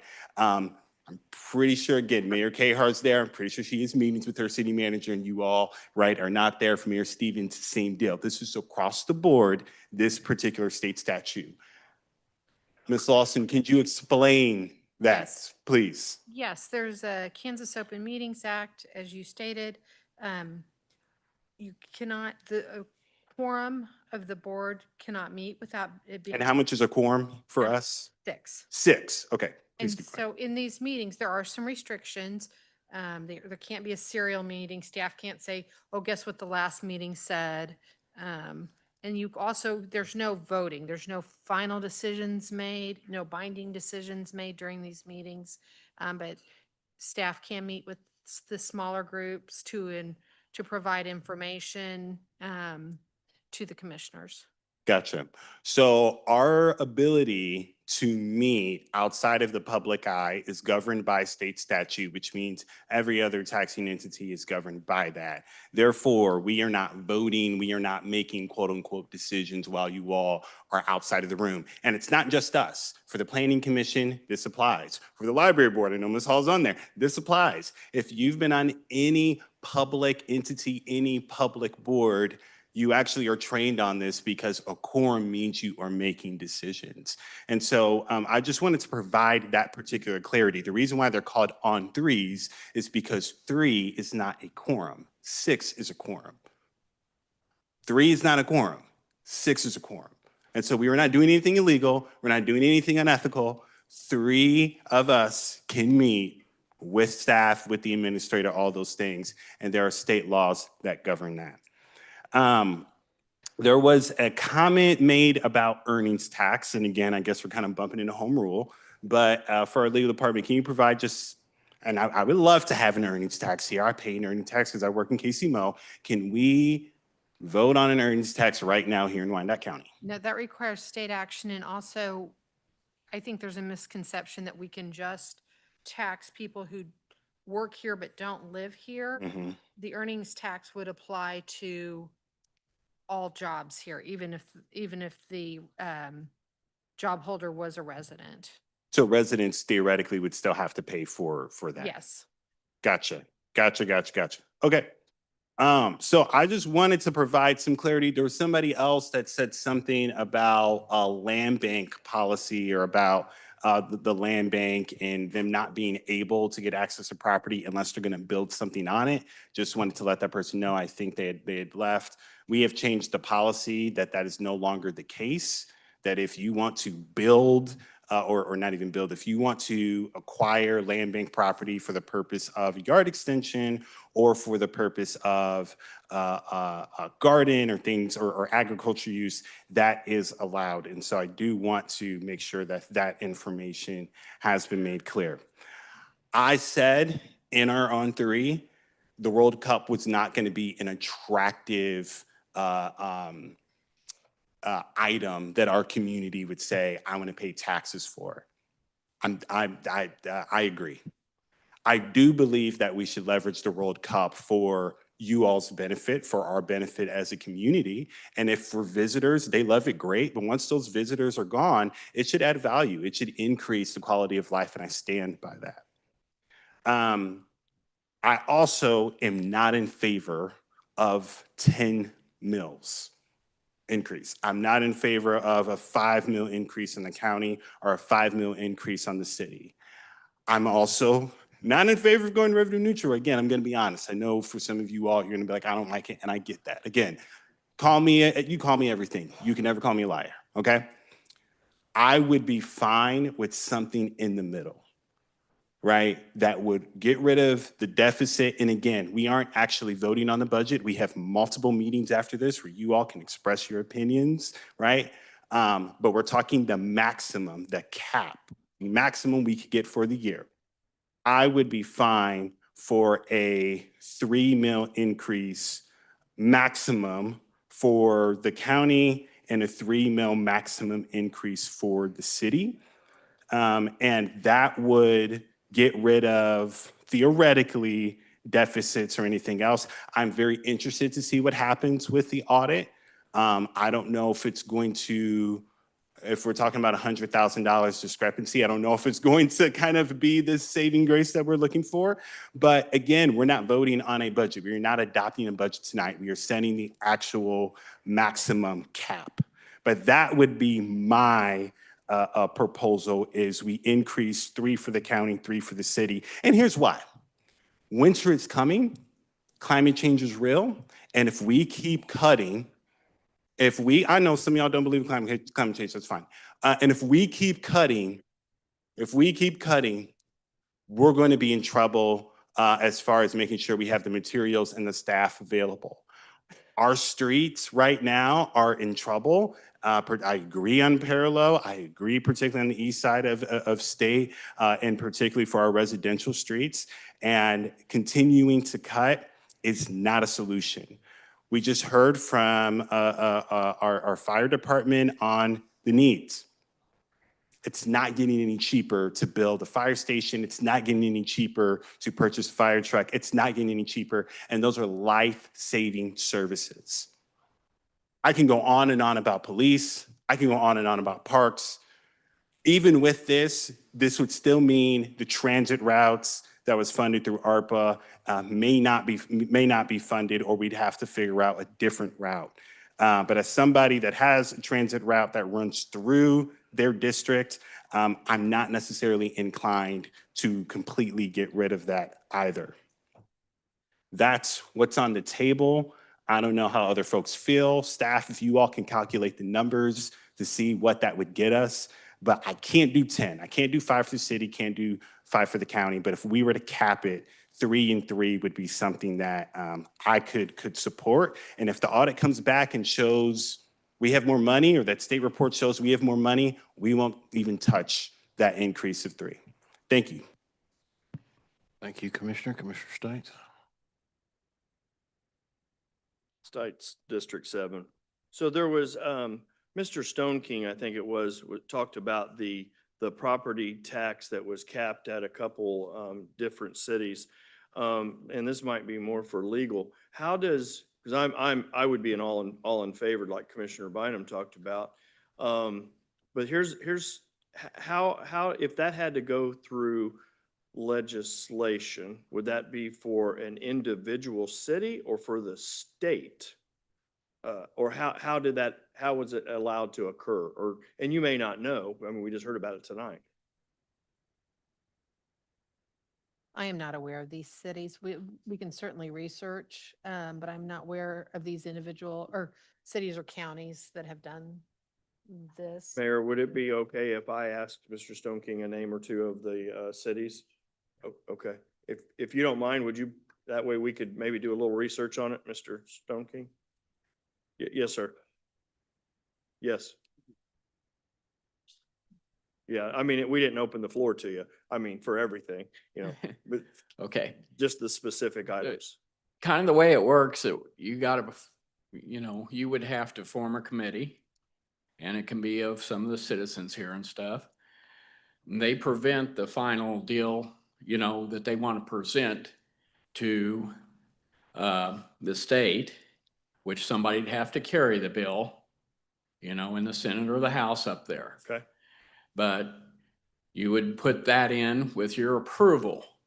There's another step that has to be done though, before you do that, or recommended to be do that. You have to go before the Board of Education and say, hey, we would like to do this. Are you on board? So with that, with them two things put together, you find somebody to carry your bill up in the state. And anyway, hopefully the House and Senate approves it, and that's how it works. Do you know a name of a city that has done this that we could? I'm sorry, I did not bring that with me. Hey, you know what? Reach out to me and then I'll get it passed on to our legal. Okay. I appreciate it. Thank you very much. Thank you. One of the other things that, you know, we do a lot of setting of the pilot for businesses, right? Predictable tax, right? Payment in lieu of taxes. So if we were, maybe there's something that we might be able to look at would be if we eliminated property taxes for an age group of 65 and older and set them on a pilot, right? Then they got a predictable tax that they would pay every single year, right? And then there's not this income or this jump that they get every single year or they're scared of. They know that their taxes next year are, and I'm just throwing a number out there, $1,500. The year after that, it's $1,500. It stays constant. So that might be something that, and I don't know if that would be something legal that we would be able to do, or is that another take to the state? And do a pilot for each residence. You want me to go over it again? Well, I'm not sure I understood. I'm sorry. So what I was saying was that we would eliminate property taxes for anyone 65 and older or an age, that we would determine, and then set them on a pilot, a predictable payment or a pilot. Okay, we will research that. I'm not sure that, Okay. that we can do that, but we will certainly look into that. Okay, perfect. Oh, thanks. So, you know, one thing that we've got to get away from is our debt. Our debt is 42% of our, and that's kind of, we haven't even really talked about that. We talked about how we're going to bring in more. We've got to eliminate our dependency on our debt. 42 cents out of every dollar that y'all spend and that I spend on taxes goes to pay off debt. We got to get our debt paid down so that we're not reliant on property taxes or the mill levy, right? If we get that paid down, then we're going to be in great shape to be responsible and increase that mill levy at a small incremental increase as things increase every single year. We all know that things are increased. Property prices of milk and eggs and gas and all the things that increase. Well, if we weren't so reliant on our debt or property tax to pay our debt, we'd be in a lot better shape. You know, revenue neutral didn't cause all of our problems. Our city has been going downhill for years, and we've went revenue neutral once. Last year, our roads have been crumbling. The medians haven't been mowed. The grass is tall. The bridges have collapsed. The bridges didn't get shut down after we voted revenue neutral. All of a sudden, there's no money to take care of it. This has been happening for years. And for us to kind of frame it up like revenue neutral caused all this downturn of Wyandotte County is just not, it's just not accurate. And Mayor, I know that you said that I cut, oh, is he here? Yeah. That you said it's my floor and I could bring somebody up. I'm asking for the mayor of Edwardsville, Carolyn Cahar, to step up and speak about the reason that they weren't able to go revenue neutral last year.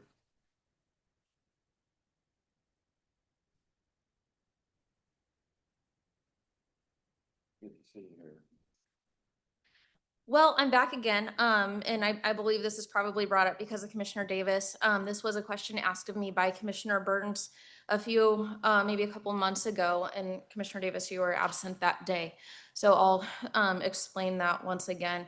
Our city has consistently, and Commissioner Stites will remember this while he was on council, we lower the mill year after year after year. In the last 8 years, I think we've been down 9 mills. And so as contrast with unified government, who until last year would keep the mill levy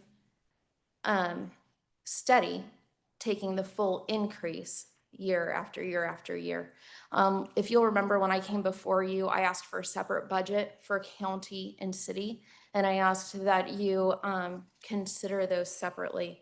I did define a little bit more of what revenue neutral was because a lot of people were confused about that, and just describing that revenue neutral means keeping the revenue from property revenue steady from the year before. So it's not actually a cut. It'll feel like a cut if you're doing increases, if you're paying interest on debt and that sort of thing, but it's not a tax cut. It's keeping the same as the year before. That's what I described last year. I also described what Edwardsville receives on behalf of our county taxes that we pay in. And that is services from our sheriff's department, which we pay. If we have to send somebody to the jail, we have to pay per diem for that. We're paying for our DA's office, our election office, a small amount of county services. The one thing that we got before last year was sci-fi. Yep. That was it. That helped to pay for infrastructure, roads throughout the entire county. It wasn't just a win for Edwardsville. It paid for roads in Kansas City, Kansas. It paid for roads in Bonner Springs. The 1 year we voted to go revenue neutral, that was ripped away from us. I assume teaching us a lesson of some sort for me standing up on behalf of the residents in Edwardsville. You ask why we couldn't go revenue neutral. Our entire budget for the city of Edwardsville is $8.5 million. Removing sci-fi took almost $500,000 of that.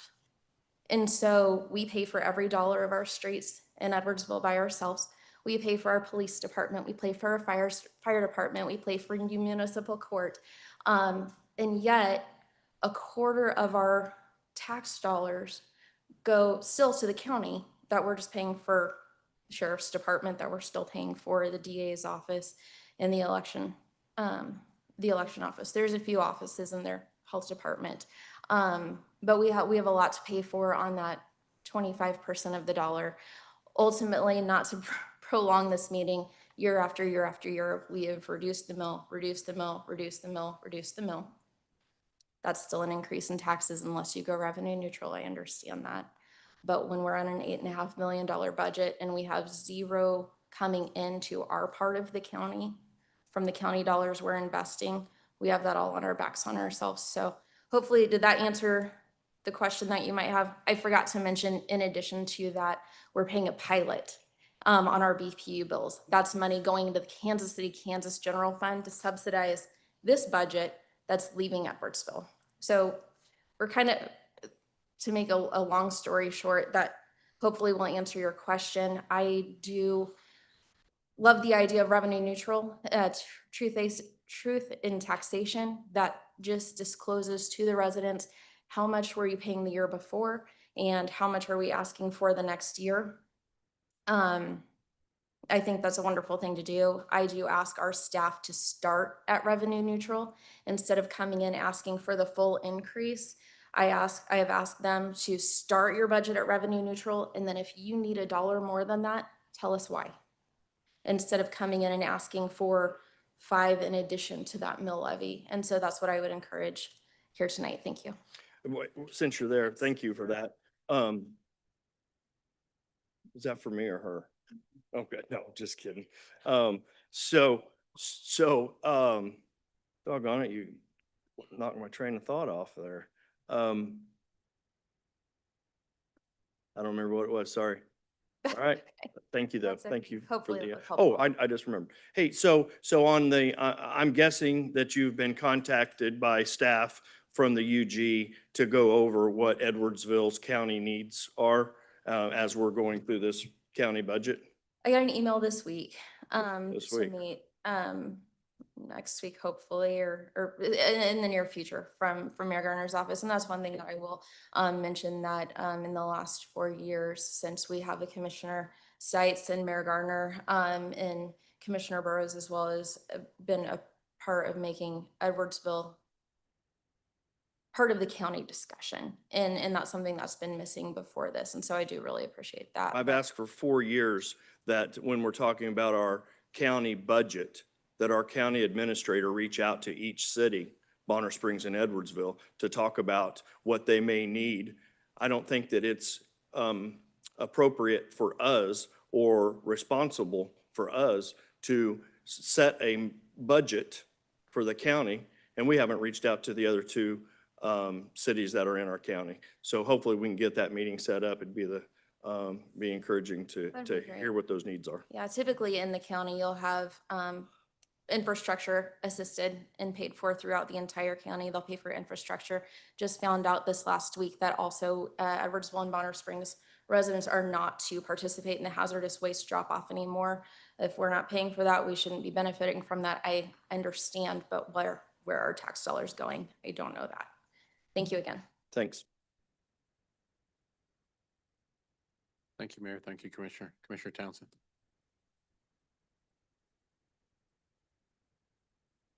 Thank you, Mayor. I'm gonna ask staff to put 2 of the, or how many they need, several of these pages back up, because I have some questions. I want to make sure I'm clear. I think I want page 31, current mill, no, not that one. Page 30, I think. And I just want to make sure I'm looking at what our fund balance looks like if there is a revenue neutral, no change.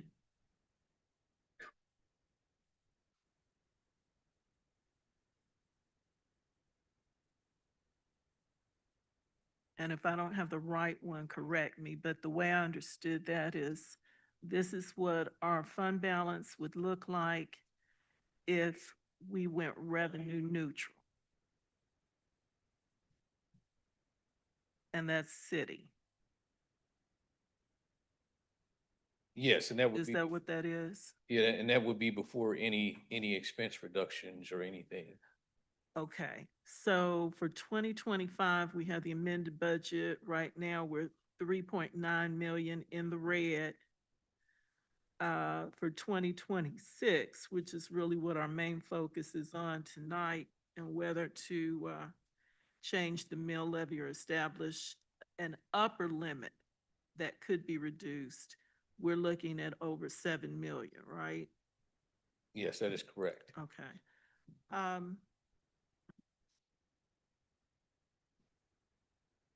This might be a question more for legal, but please address it if you can. I took a note that says we can't pass a budget with a negative fund balance. That is correct. And so tell me what that means. And legal, feel free to chime in. What does that mean? So if we we carry these negative balances, whatever they are, whether it's these or change? So we're looking at the current financial statement right now for the city general fund. If we look at 2028, we see a red column that says cash basis ending fund balance, and it's a negative $1.2 million.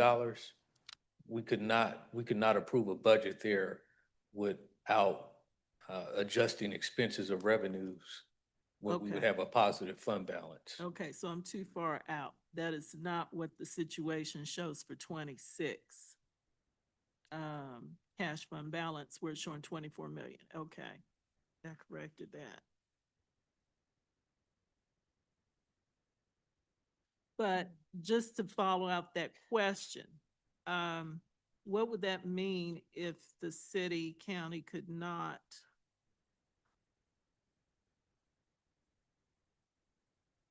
So pass we a would, budget? What would that? we would have to make some adjustments to either increase revenue somehow or cut expenses to bring us out of a negative fund balance.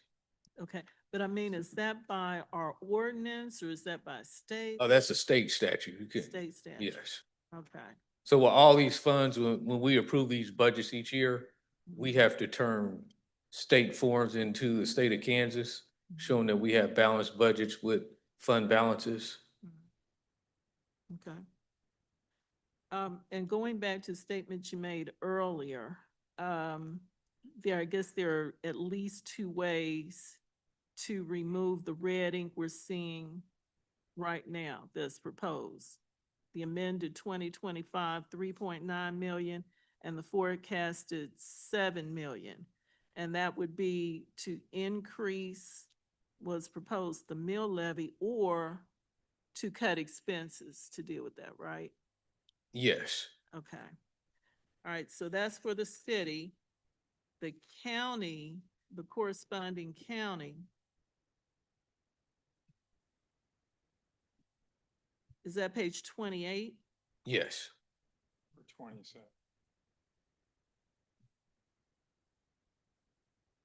Is that the revenue neutral version? So this is, Page 20? yeah, this is a zero property tax growth.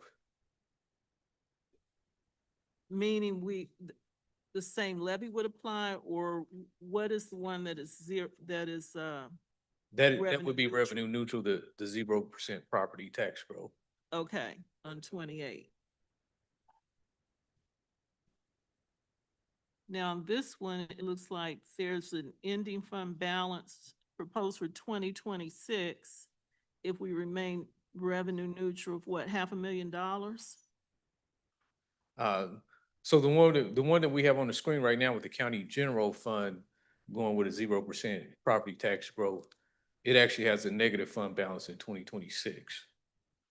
I don't know if you're. Right, that's what I'm asking. Yeah. About $500,000 to 547? And so that one right there is if we were to exceed revenue neutral and keep the same mill levy that we have now, we would have to solve for that $547,000 negative fund balance to even pass a budget. But we have policies where, I mean, we pass structural balanced budgets, so we'd be solving for the $5.5 million in 2026. But the state would not allow us to even pass a budget with a negative $547,000 fund balance. Okay, and is this the format if we go revenue neutral as proposed? No, this would be exceeding revenue neutral in the county. Now, if this slide this up now, this would be going revenue neutral on the county general fund. I guess I'm looking at the wrong thing. Which slide number is that? I can't. It's 27. 27.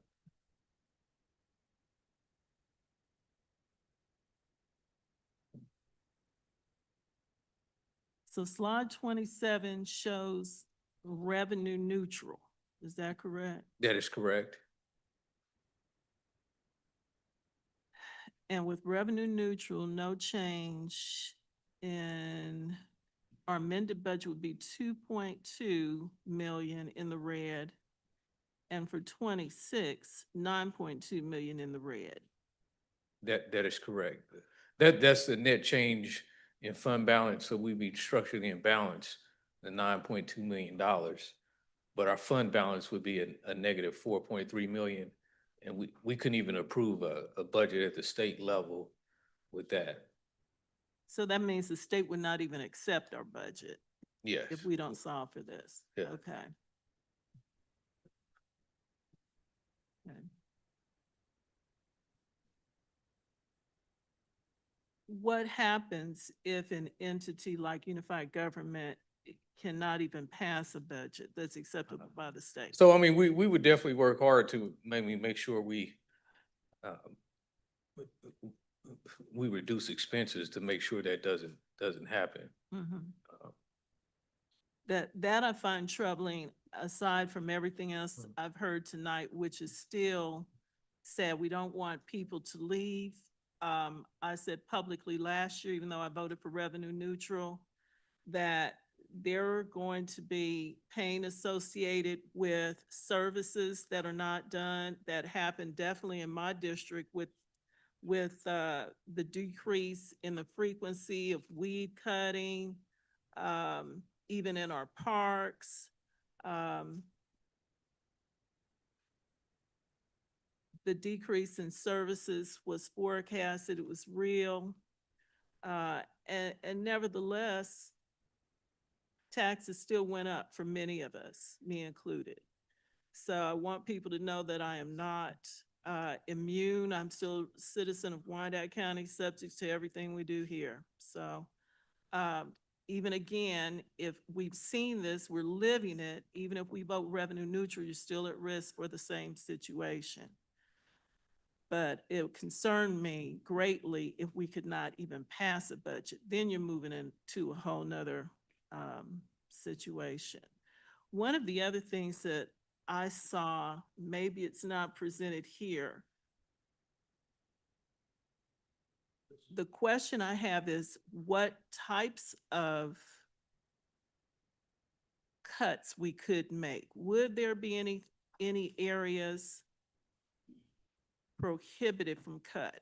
And I'm considering the amount of money that we spend in our budget for our safety. A lot of that is controlled by contract with our fire, with our police. We recently went to parity, I'm saying recently within the last couple of years, with the sheriff. Would those items be even subject to be cutting? Because as you say, we have to get the money from somewhere to get rid of this red ink. That might be a question for the administrator. Don't want to put you on the spot. I'm just asking the questions that are on my mind, so whatever we vote, we know what we're getting into. On the county side, I mean, we definitely have the sheriff's department, registered deeds, district court and district attorney there that are items that we do have to fund. Like a state, I mean, there's statutory that we do have to fund those. Right, but for instance, it was an option for us to either go to parity with the benefits they're being paid to try to encourage more people to become sheriff deputies. If people had a choice to go into public safety, they may be more inclined to go with the police department than the sheriff's department because of the disparity in pay. So that's what I'm talking about. I'm not talking about the cost of housing inmates or something that may be statutorily required by us. So again, my question is, if you're looking at cutting expenses, would those types of expenses be on the table to cut? And you're Contract talking about with police, fire, sheriff. Those would be very difficult to cut. Now, the parity is not part of the contract. The parity was a commission action. I'm sorry, it's hard to talk and look. But the parity is not part of the union contracts. Okay. But there would, I would assume, be grievances, and there would still be difficulty and expense in upholding any reduction of benefits, but it is not part of the union contract. Okay. Thank you. Thank you. Commissioner Hill? Thank you, Mayor. Can you hear me? Yes. Okay, thank you. I just have a couple of questions and a couple of comments. Number one, I really appreciated hearing from our constituents, and one in particular mentioned the diversity in revenue, some creative, innovative ideas. Certainly would entertain taking that to a whole different level. I would really love to see that. Really appreciated the comments to bring clarity that there are some things that are not in the sphere for the commissioners to do, one being earnings tax and a few other things. So I really appreciated those comments also from our commissioners.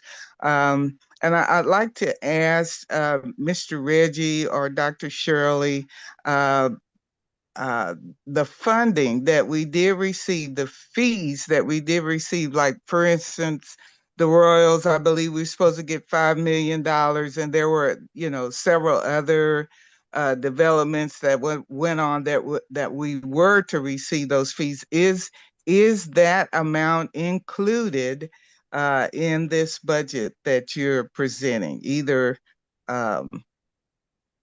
is it a part of the budget?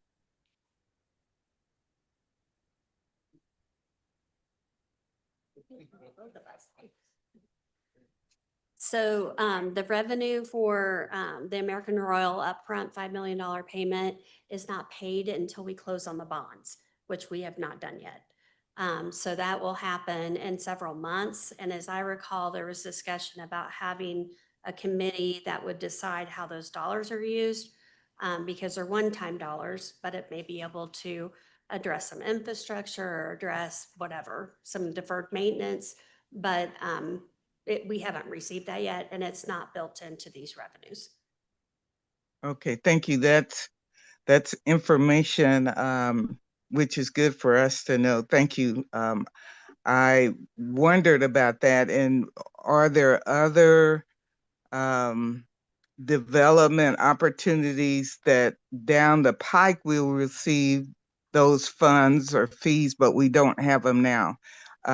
In your estimation about how much of that is out there?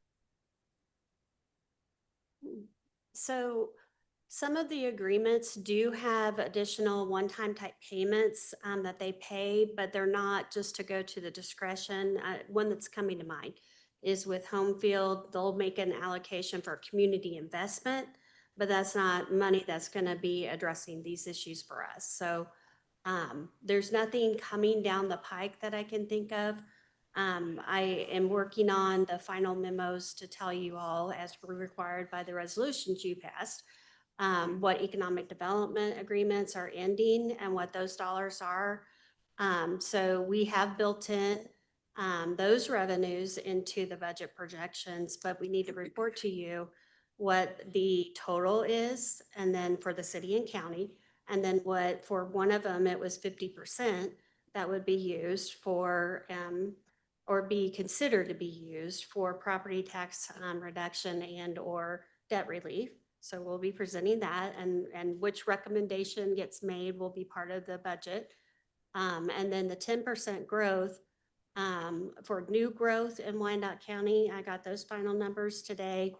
And for real life new growth, new construction that occurred, between the two is 79,000 and 95,000. So it's not going to solve these problems, but we are definitely looking at that as directed. And we're looking for every option. There's a couple other ideas that we're exploring in terms of other ways that we could maybe pay down some debt. So those are some of the things that are why you don't have a budget right in front of you, is there are still issues that we're researching so that we can make a good recommendation that's holistic to you.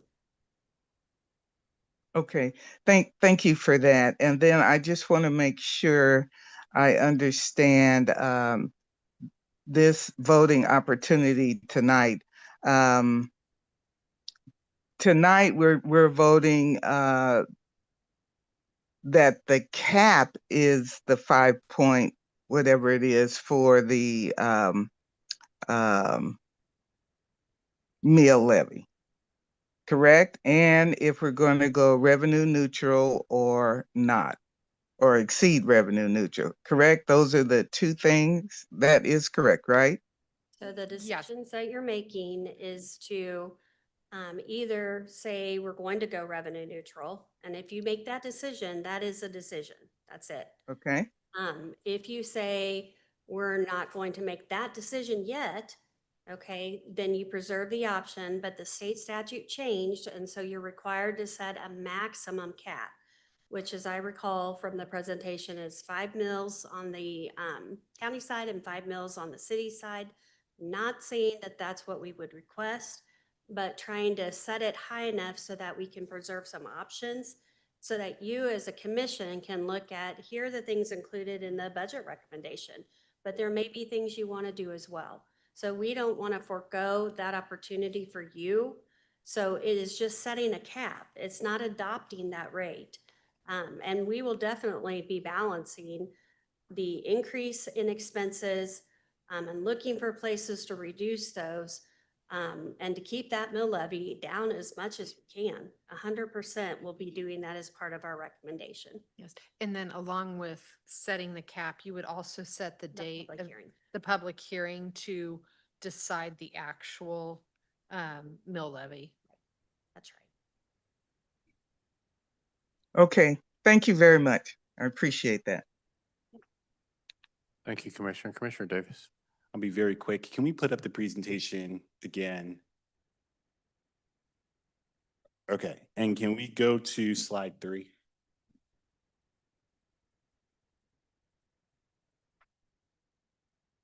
That one. Okay, so there was a statement made earlier that the county and the city has kept the mill levy separate.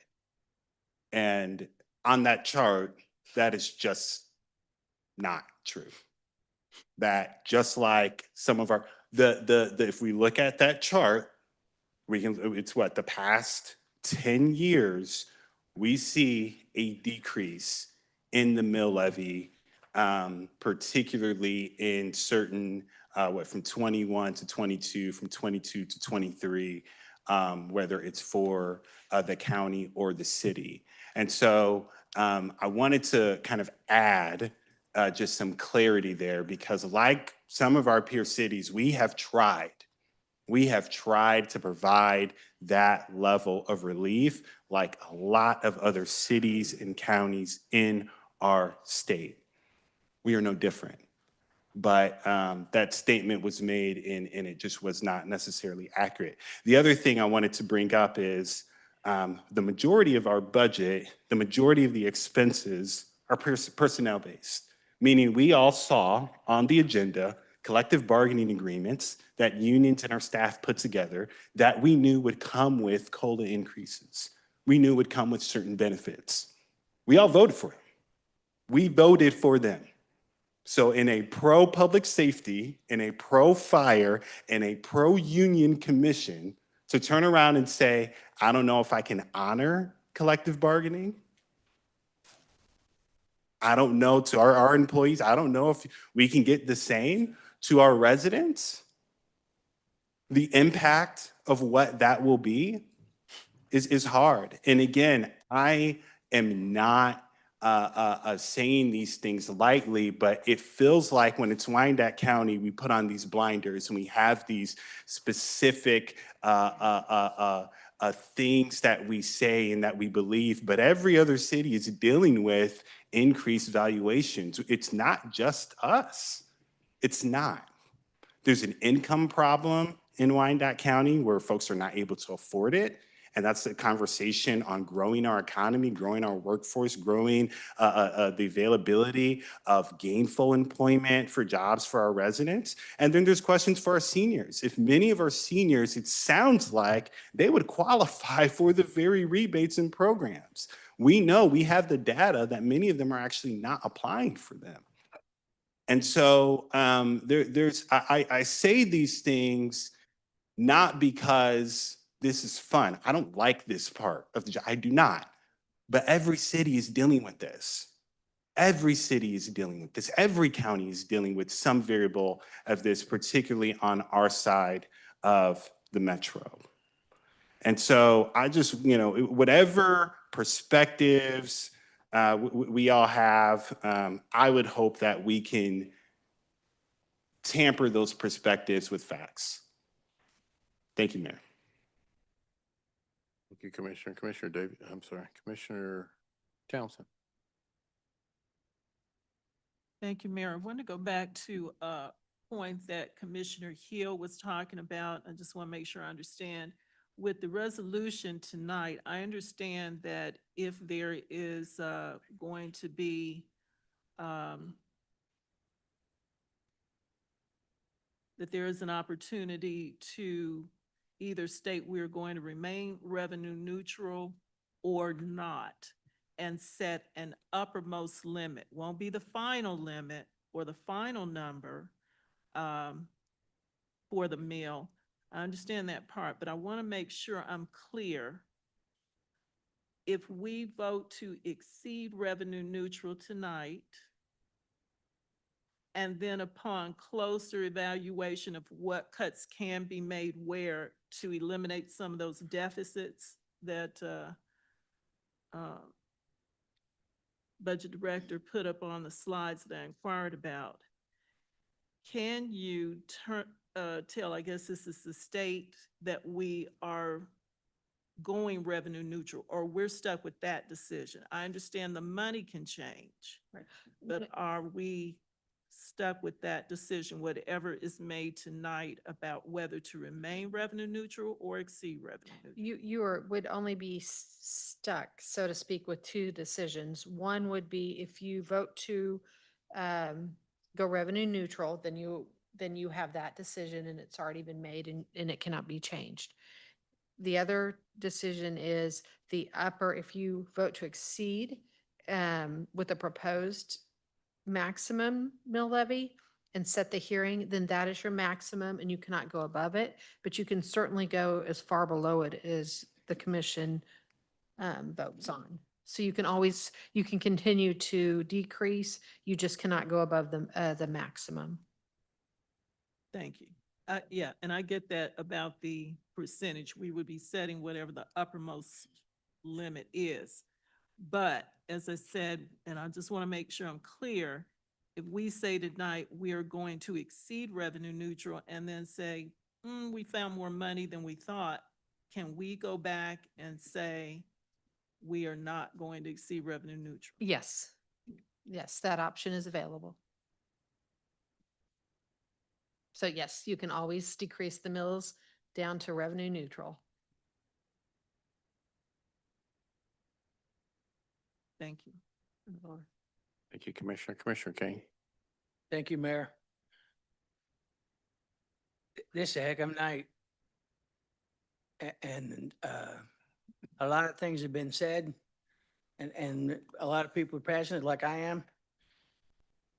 There are things that when you're elected that you have to do that you don't like.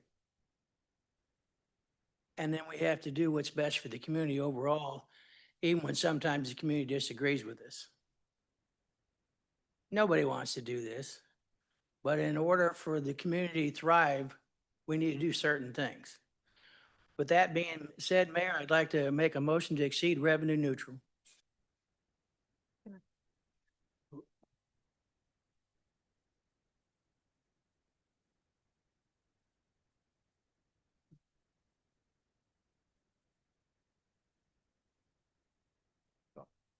You can talk. Before we do that, I'm not going to accept that just yet. Make sure that any more comments from commissioners? Anyone else want to weigh in? Commissioner Burrows. Thank you, Mayor. The only thing I would like to state is on page 22, the city would, if we do the 5 mills, it's $120 on the city, 120 on the county, that's $240, plus the other entities that will be making tax decisions as we go along. So I just wanted to share that. That's in the document. I'm not making up numbers. This was shared with us tonight. That's on a home of $200,000. The city will be 120, the county will be 120, your other taxing districts, I'll leave that up to them, but that spells tax increase.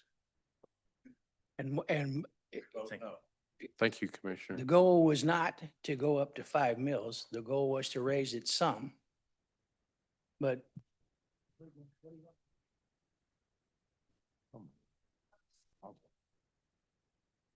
Thank you, Commissioner Townsend. Thank you, Mayor. Just want to make a statement about how we get to some of these expenses. And that's why I asked your earlier question about some you can cut and you'll have leeway to, and some not, especially if they're under contract. I have in previous budget situations voted against increasing expenses, say like for fire. Even though it's in my district, I was not in agreement with reopening the Fairfax. I know that wasn't popular, but that first year it added about 16 million to us. So these are really the votes you need to be watching when they come up as well, because then you may be locked in. As I said, asked the question earlier, some things you won't be able to touch. So when people say, I'll just cut some stuff, a big portion of our budget will not be available for that as an option. So it's not just the votes and decisions we make during the budget process, but all along. Also about Parkwood Pool, specifically asked for a presentation which was done so the community would know what the status of that pool is that's over 50 years old. So please don't go and tell people it's not safe. That was a question answered before. Does it need upgrades? Absolutely. But let's keep the information straight and accurate. I still have to commend our Parks and Rec people who do the best job they can. It's a great job. So yeah, there are kids swimming there. They got meals there.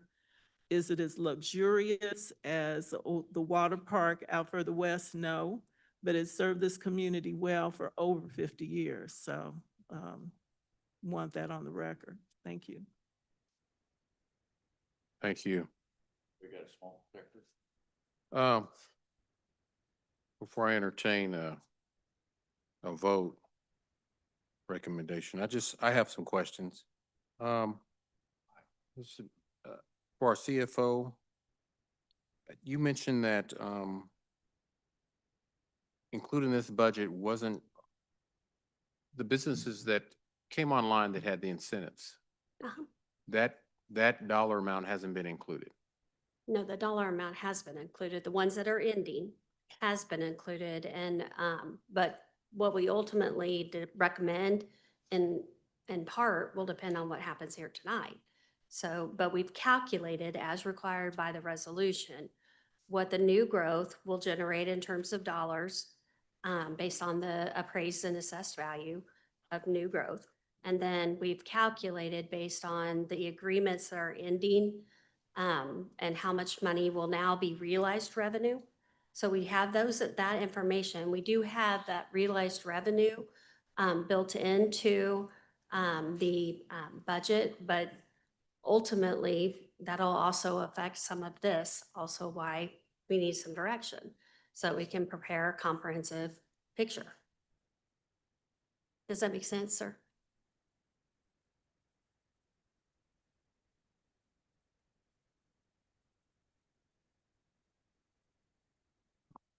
Thank you. Now, you talked about new growth, 7%. What does that equate into mills? I mean, is there a dollar amount So new associated with that? growth, the way that resolution reads, new growth is truly new construction. It doesn't include remodel and it doesn't include assessed value increases. So it is just based on the truly new construction. That's how that resolution reads. Well, maybe the assessed valuations, they're 7%. What does that equate into actual mills? Reggie, do you have that? The 7% is how much So for the city side, every mill is roughly 2.2 million. For the county side, it's roughly 1.9. So the 7% gives you how much more in revenue? Buying a little time here to talk through it.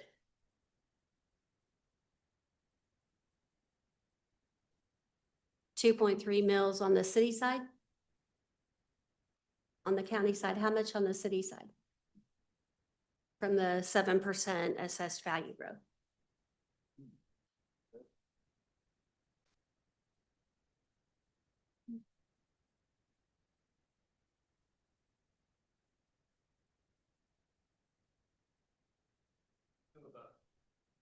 Okay, it's about 2.3. They're so close in the calculations for a bill. And you want to add 5 mills on top of that 2.3. We're suggesting that you preserve the option to go up to 5 mills. Right. So it'd be about 7.3, give or take. About 7.3, give or take, for the county, and 7.3 On the dollars? for both. Yes. Um, No, it'd be more than that. So if it is going up 5 mills and each mill is equal to about 2 million. No, it's 2 times 7, about 15. Reggie, can you help me out here? I don't want to misspeak. What I think you're asking is if, and I think one of the charts says it, but in reverse.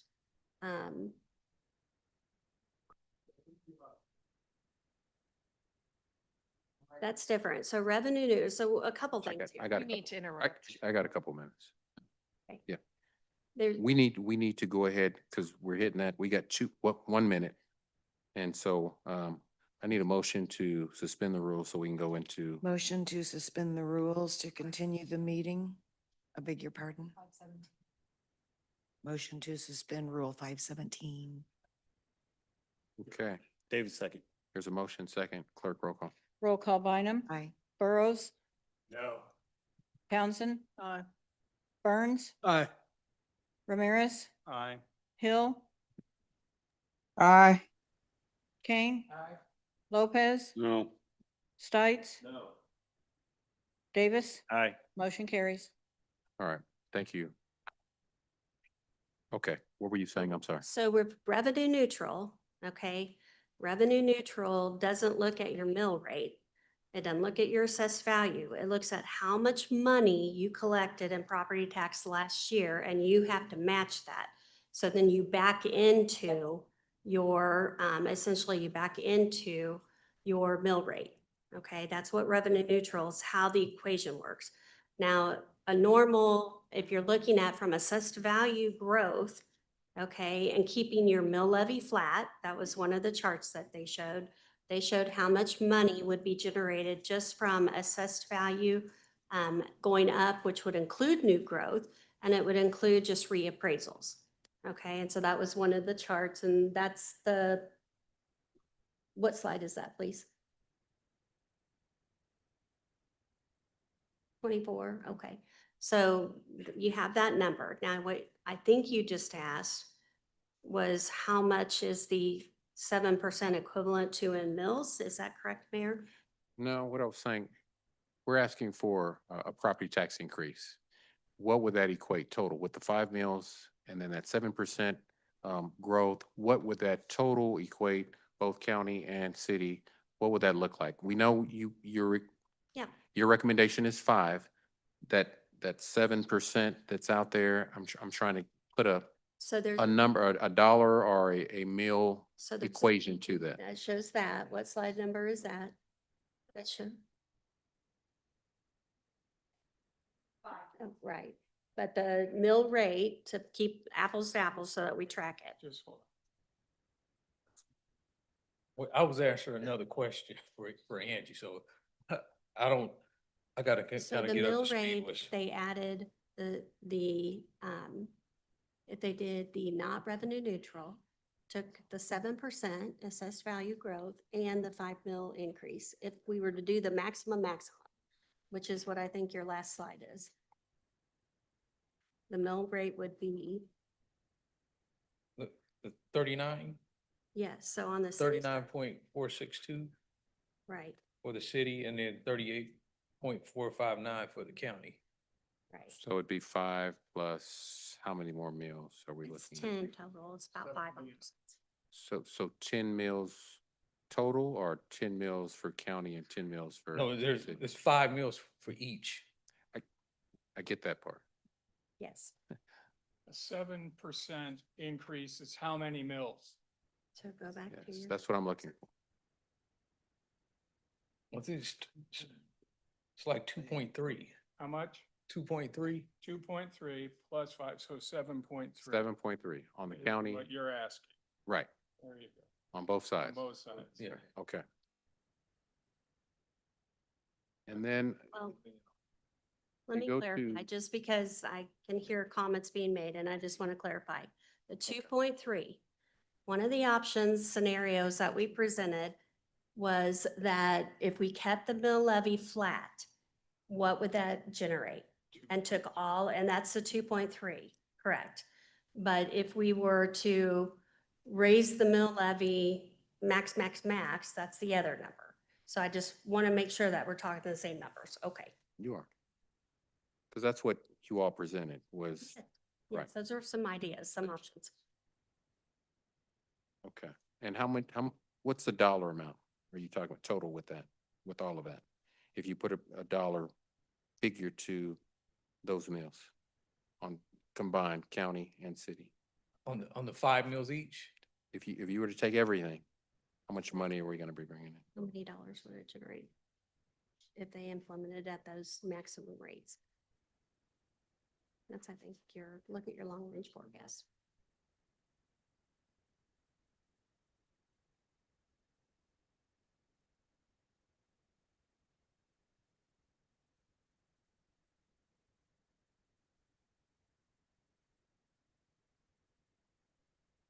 City and county. So here, right here. So the 7, and then you add your 5 mills.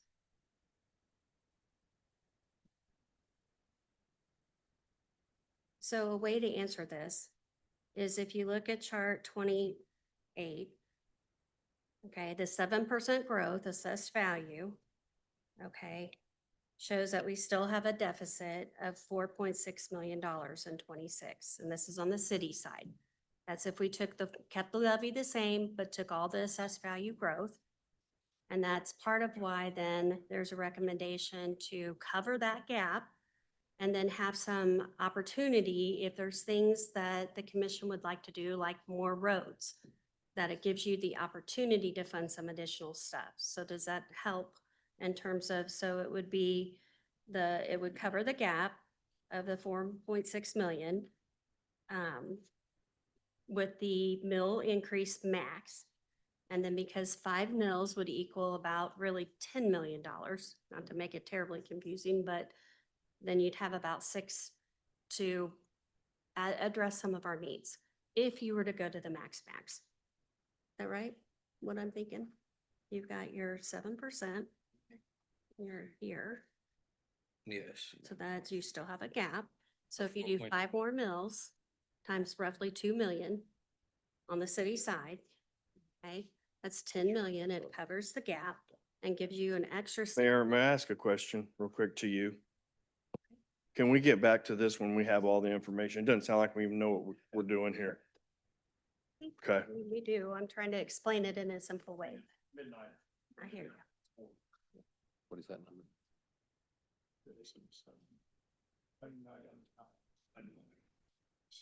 What's the total? You mean added? Yeah. Give me an estimate, so 14. I kind of came in. About 33. Well, and all that. Okay. It's Okay. Okay, so adding it up here, if you add everything together, what I come up with is we're about $30 million of what you're asking for increased revenue. Is what we got. for this. And you're talking about from revenue neutral, is that? No. If- Everything you're asking, from what you all recommended, you all asked, and this commission was to give you everything. and say, yes, we'll exceed revenue neutral based on your recommendation. Just simple math says that we may be over 30 million. Is that correct? I'm just trying to. So roughly 1.96 million per mil. I think if that's what it is for 7.3 mils, that's about 14 million.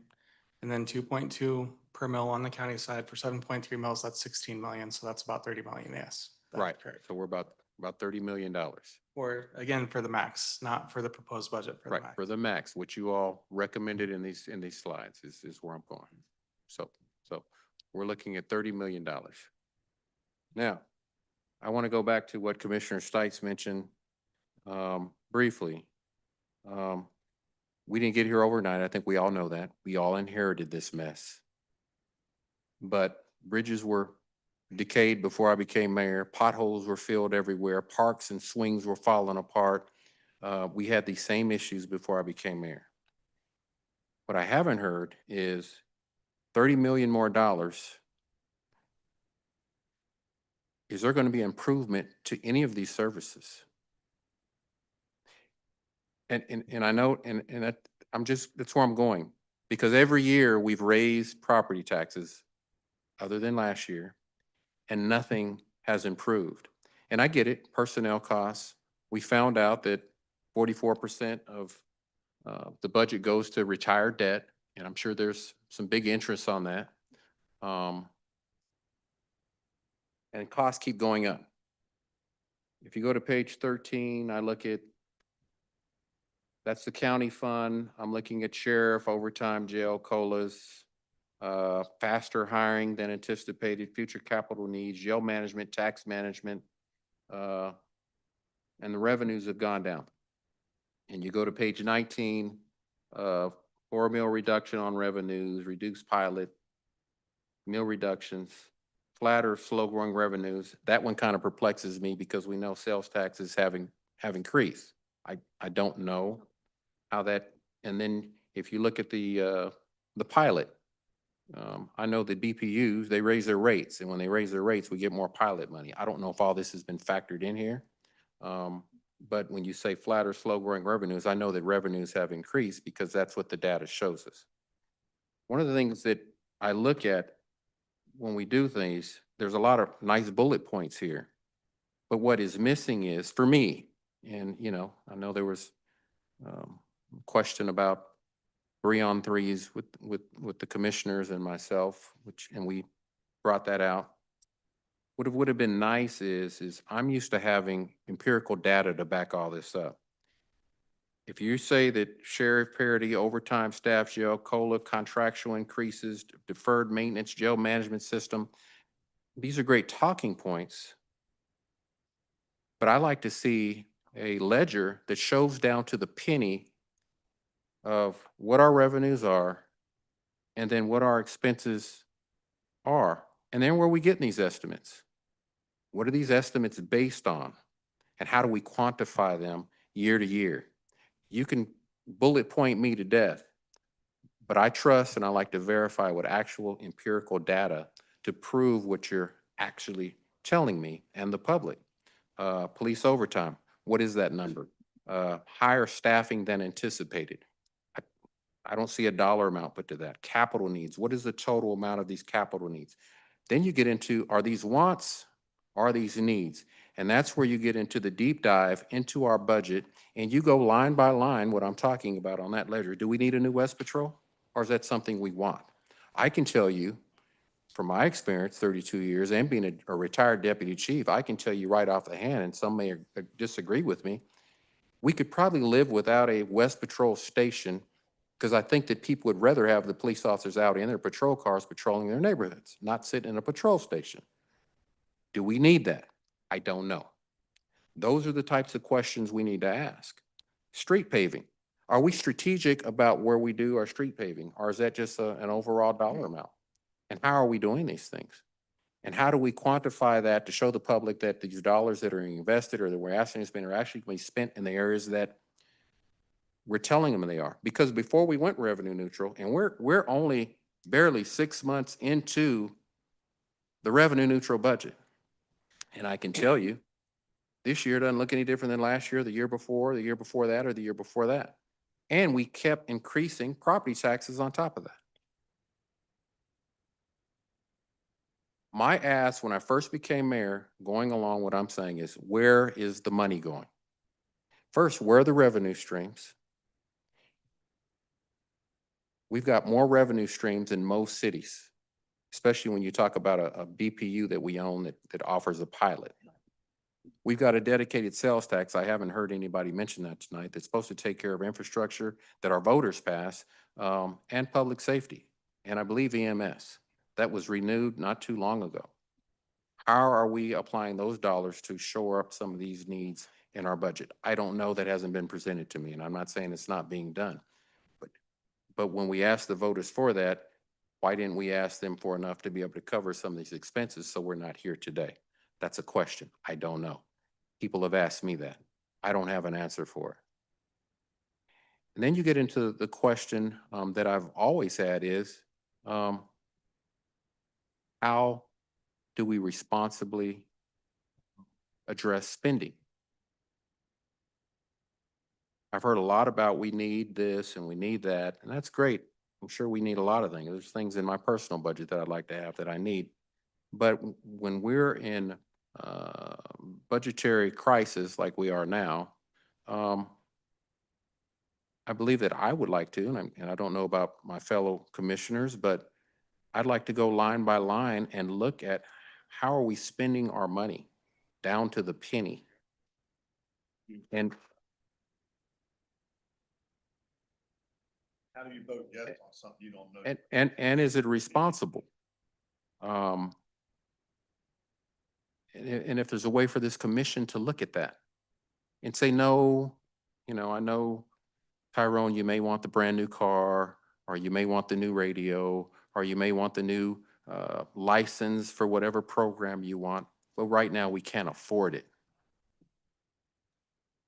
I can tell you, I worked 32 years here as an employee. There were several years I went without a pay raise. Several years I went without new cars, new equipment, but we made it work and we still provided great service to the residents of Kansas City, Kansas, because that's just what we did. We were that dedicated. And so, competitive bids. People have asked me this question: why does there appear to be vendors, contractors, call them what you want, that appear to have decades-long bids with certain departments in unified government? The question to me is that some form of cronyism, nepotism, or is that what is that? I don't know. Is there funds and money that can be savings that can be found with looking at how we competitive bid and putting it out there and maybe getting just as good or better service with an individual that may cost a lot less? I don't know. Those are questions that I've asked.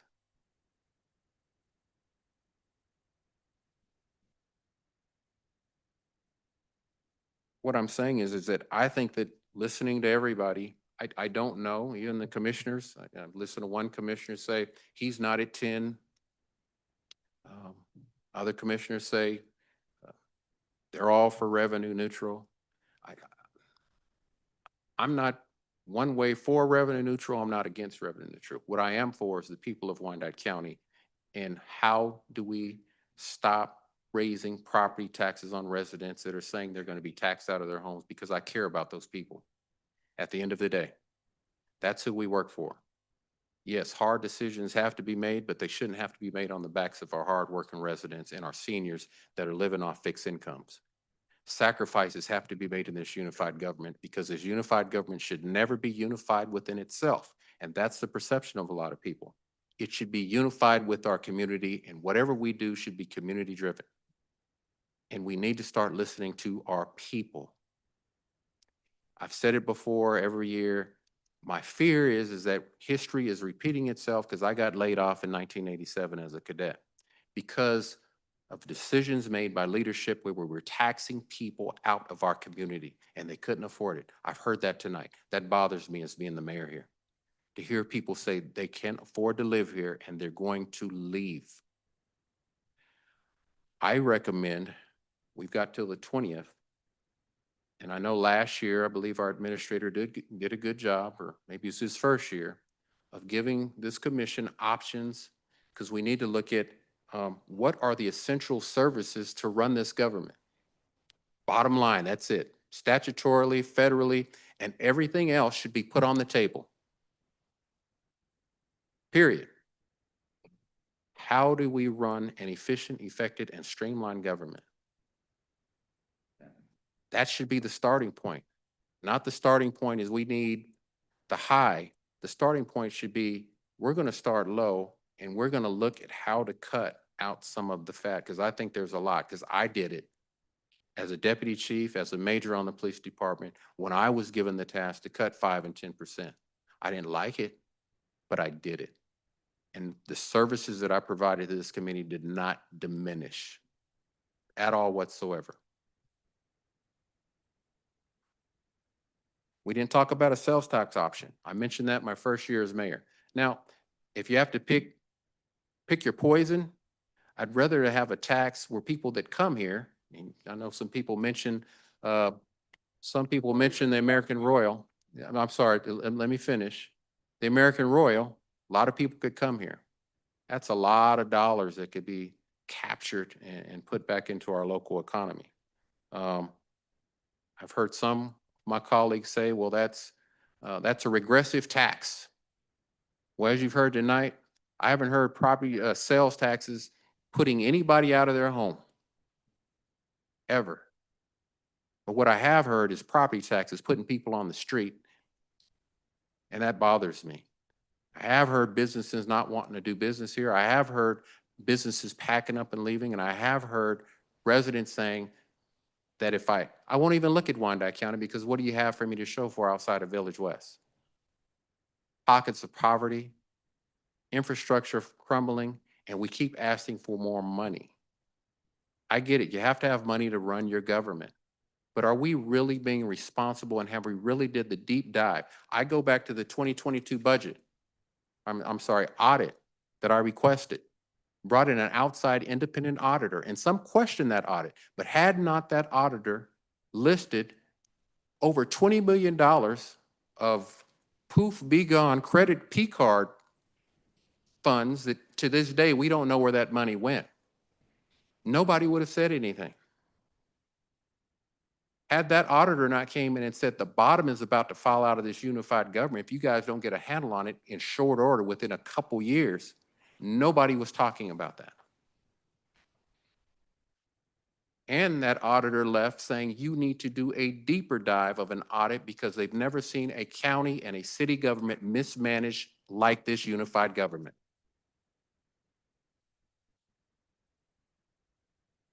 And I can tell you what, I took a lot of flack for sounding the alarm, but that's okay. Because I can tell you, if I hadn't, guess what mayor they would have blamed it on? A mayor named Tyrone. And I wasn't gonna let that happen. And it wasn't even about me. It was about the people that said, do something, we deserve better, and we're not seeing a return on our investment with our dollars. And I know staff works very, very hard. My goal as mayor is to leave this unified government just a little bit better than what it was before I came in. I've talked to people in the community, and it breaks my heart. They know that the unified government can't solve all their problems. They know that. But they know with a slight change in how we do business that we can do better. And I challenge our commission and this unified government, we've got to start doing better for our residents, because I've heard it for 3 years. This is my 4th year. They're fed up, they're tired, they're frustrated, and all we keep doing is asking for more money, and then they come in here and they call me, I go out in the public and they say they don't see a return.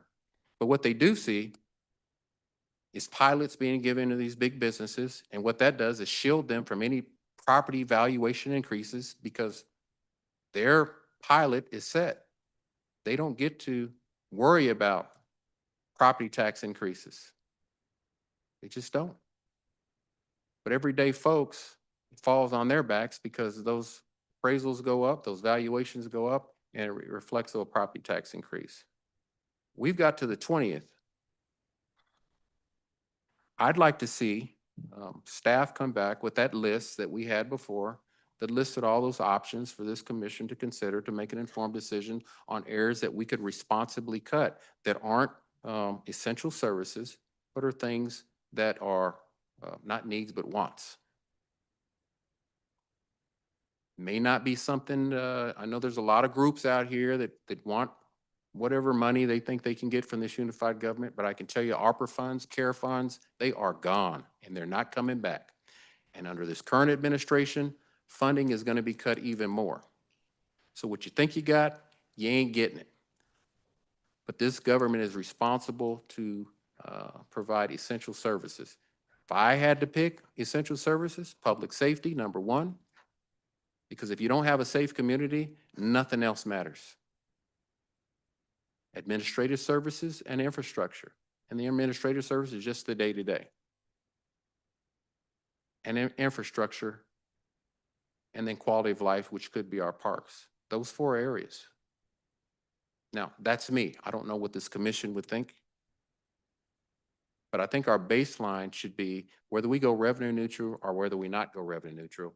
If I had my way, I would do everything to try and find cost savings to get us as close to being revenue neutral without even going revenue neutral as we can. That should be the goal. And I think that our residents would accept that as opposed to coming in and saying, we need over $30 million worth of new funds. I can tell you, and I have a chart, I believe the budget in 2019, I'll go to 2020. Wasn't even $400 million. It was like 380. Between then, and I may be off a little bit, between then and now, we're at $470 million. And then we're going to add another 30 on top of that. We're going to be at a $500 million budget. And people are saying, at a $500 million budget, what do we have to show for in Wyandotte County outside of Village West? And we love Village West. It's great. Number 1 tourist attraction. We want it to keep growing. But people aren't seeing those dollars reinvested in a way that they can feel it, their families can feel it, especially when you have food deserts, people saying there's no grocery stores. I just ask support from this commission to make a motion or accept a motion to have staff go back and see how close they can get to reducing that ask in short order. And we're supposed to meet next Thursday and come back and revisit this conversation.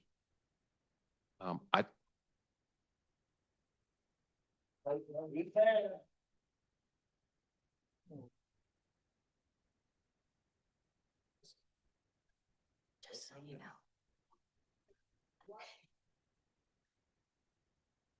So I make that motion to table this tonight and to give staff and to have them address some issues from individual commissioners and myself and hopefully get us some numbers that better reflect the will of the people. Commissioner Townsend. Mayor, as part of your motion, a date specific that we would come back to see, is that the 17th that you're looking at? Yes. Okay. Well, I'll second it. I got a motion. I got a second. Clerk, roll call. I'm not taking any more questions. It's 12:25. Clerk, roll call. Mayor, can I confirm that we're tabling this item until the 17th? Yes. Thank you. 5 o'clock? Yes. No, we have exact. Roll call, Bynum, Aye. Burrows, Aye. Townsend, Aye. Burns, No. Ramirez, No. Hill, Aye. Kane, No. Lopez, No. Dietz, Yes. Davis, No. Mayor. Yes. Vote is 6-5. The motion carries. Thank you.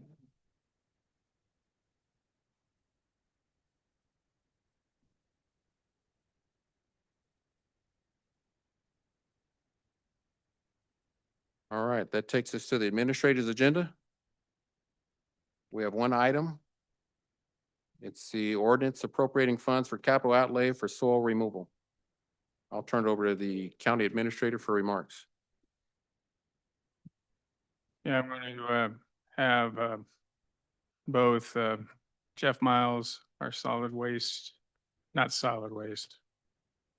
sanitary waste director, and if need be, Dr. Knieven can help with color on the finance side. So Mayor, Jeff, I have a question, please. Before we start, okay. Commissioner Stites. Since we're going to be back here next Thursday, it's 12:30 in the morning. Can we have this discussion in any additional business that needs to be conducted tonight, done that night? We can. I make a motion to adjourn and to any other additional business to be carried over to July 17th meeting. I'll accept that. Is there a second? Commissioner Kane? Cost us more money to wait another week, right? Can you tell me how much money it is? $18,000 if we wait another week. I didn't know that. Commissioner Stites? Send my motion. Doesn't come out. Okay, motion rescinded. The land bank stuff can be deferred. No? Okay, if we get it done, so oh, it's consent, so that's easy. Okay. David, sure. Sorry.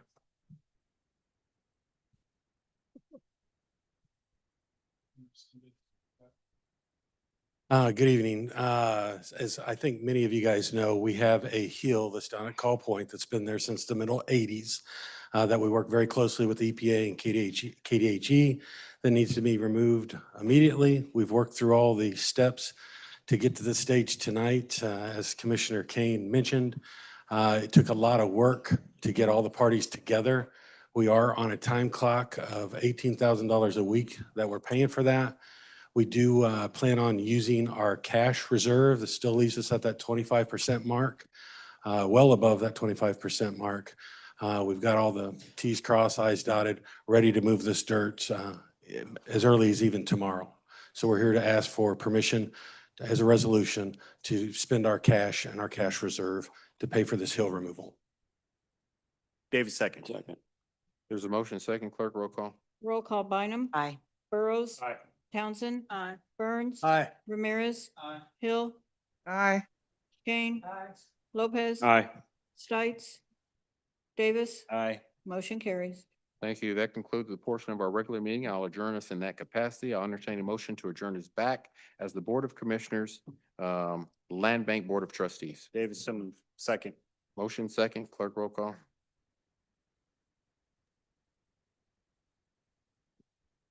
Roll call Bynum. Aye. Burrows. Aye. Townsend. Aye. Burns. Aye. Ramirez. Aye. Hill. Aye. Kane. Aye. Lopez. Aye. Davis. Aye. Motion carries. Thank you. Do any members of the Commissioner or County Administrator wish to set aside any item on the Land Bank consent agenda? Dave's moved to approve. All right, I will accept those motions. Clerk, roll call. Roll call Bynum. Aye. Burrows. Aye. Townsend. Aye. Burns. Aye. Ramirez. Aye. Hill. Aye. Kane. Aye. Lopez. Aye. Davis. Aye. Motion carries. Thank you. With no further business, David, second. in tonight's commission meeting, I will entertain a motion to adjourn us in that, from this meeting. I believe we had a motion and a second. Clerk, roll call. Roll call Bynum. Aye. Burrows. Aye. Townsend. Aye. Burns. Aye. Ramirez. Aye. Hill. Aye. Kane. Aye. Lopez. Aye. Davis. Aye. Motion carries. Thank you. Thank you for your patience tonight. Have a great evening or a great morning. Oh, no, I appreciate it. Give me a holler. Like I said, yeah, that's fine. Okay. Yeah.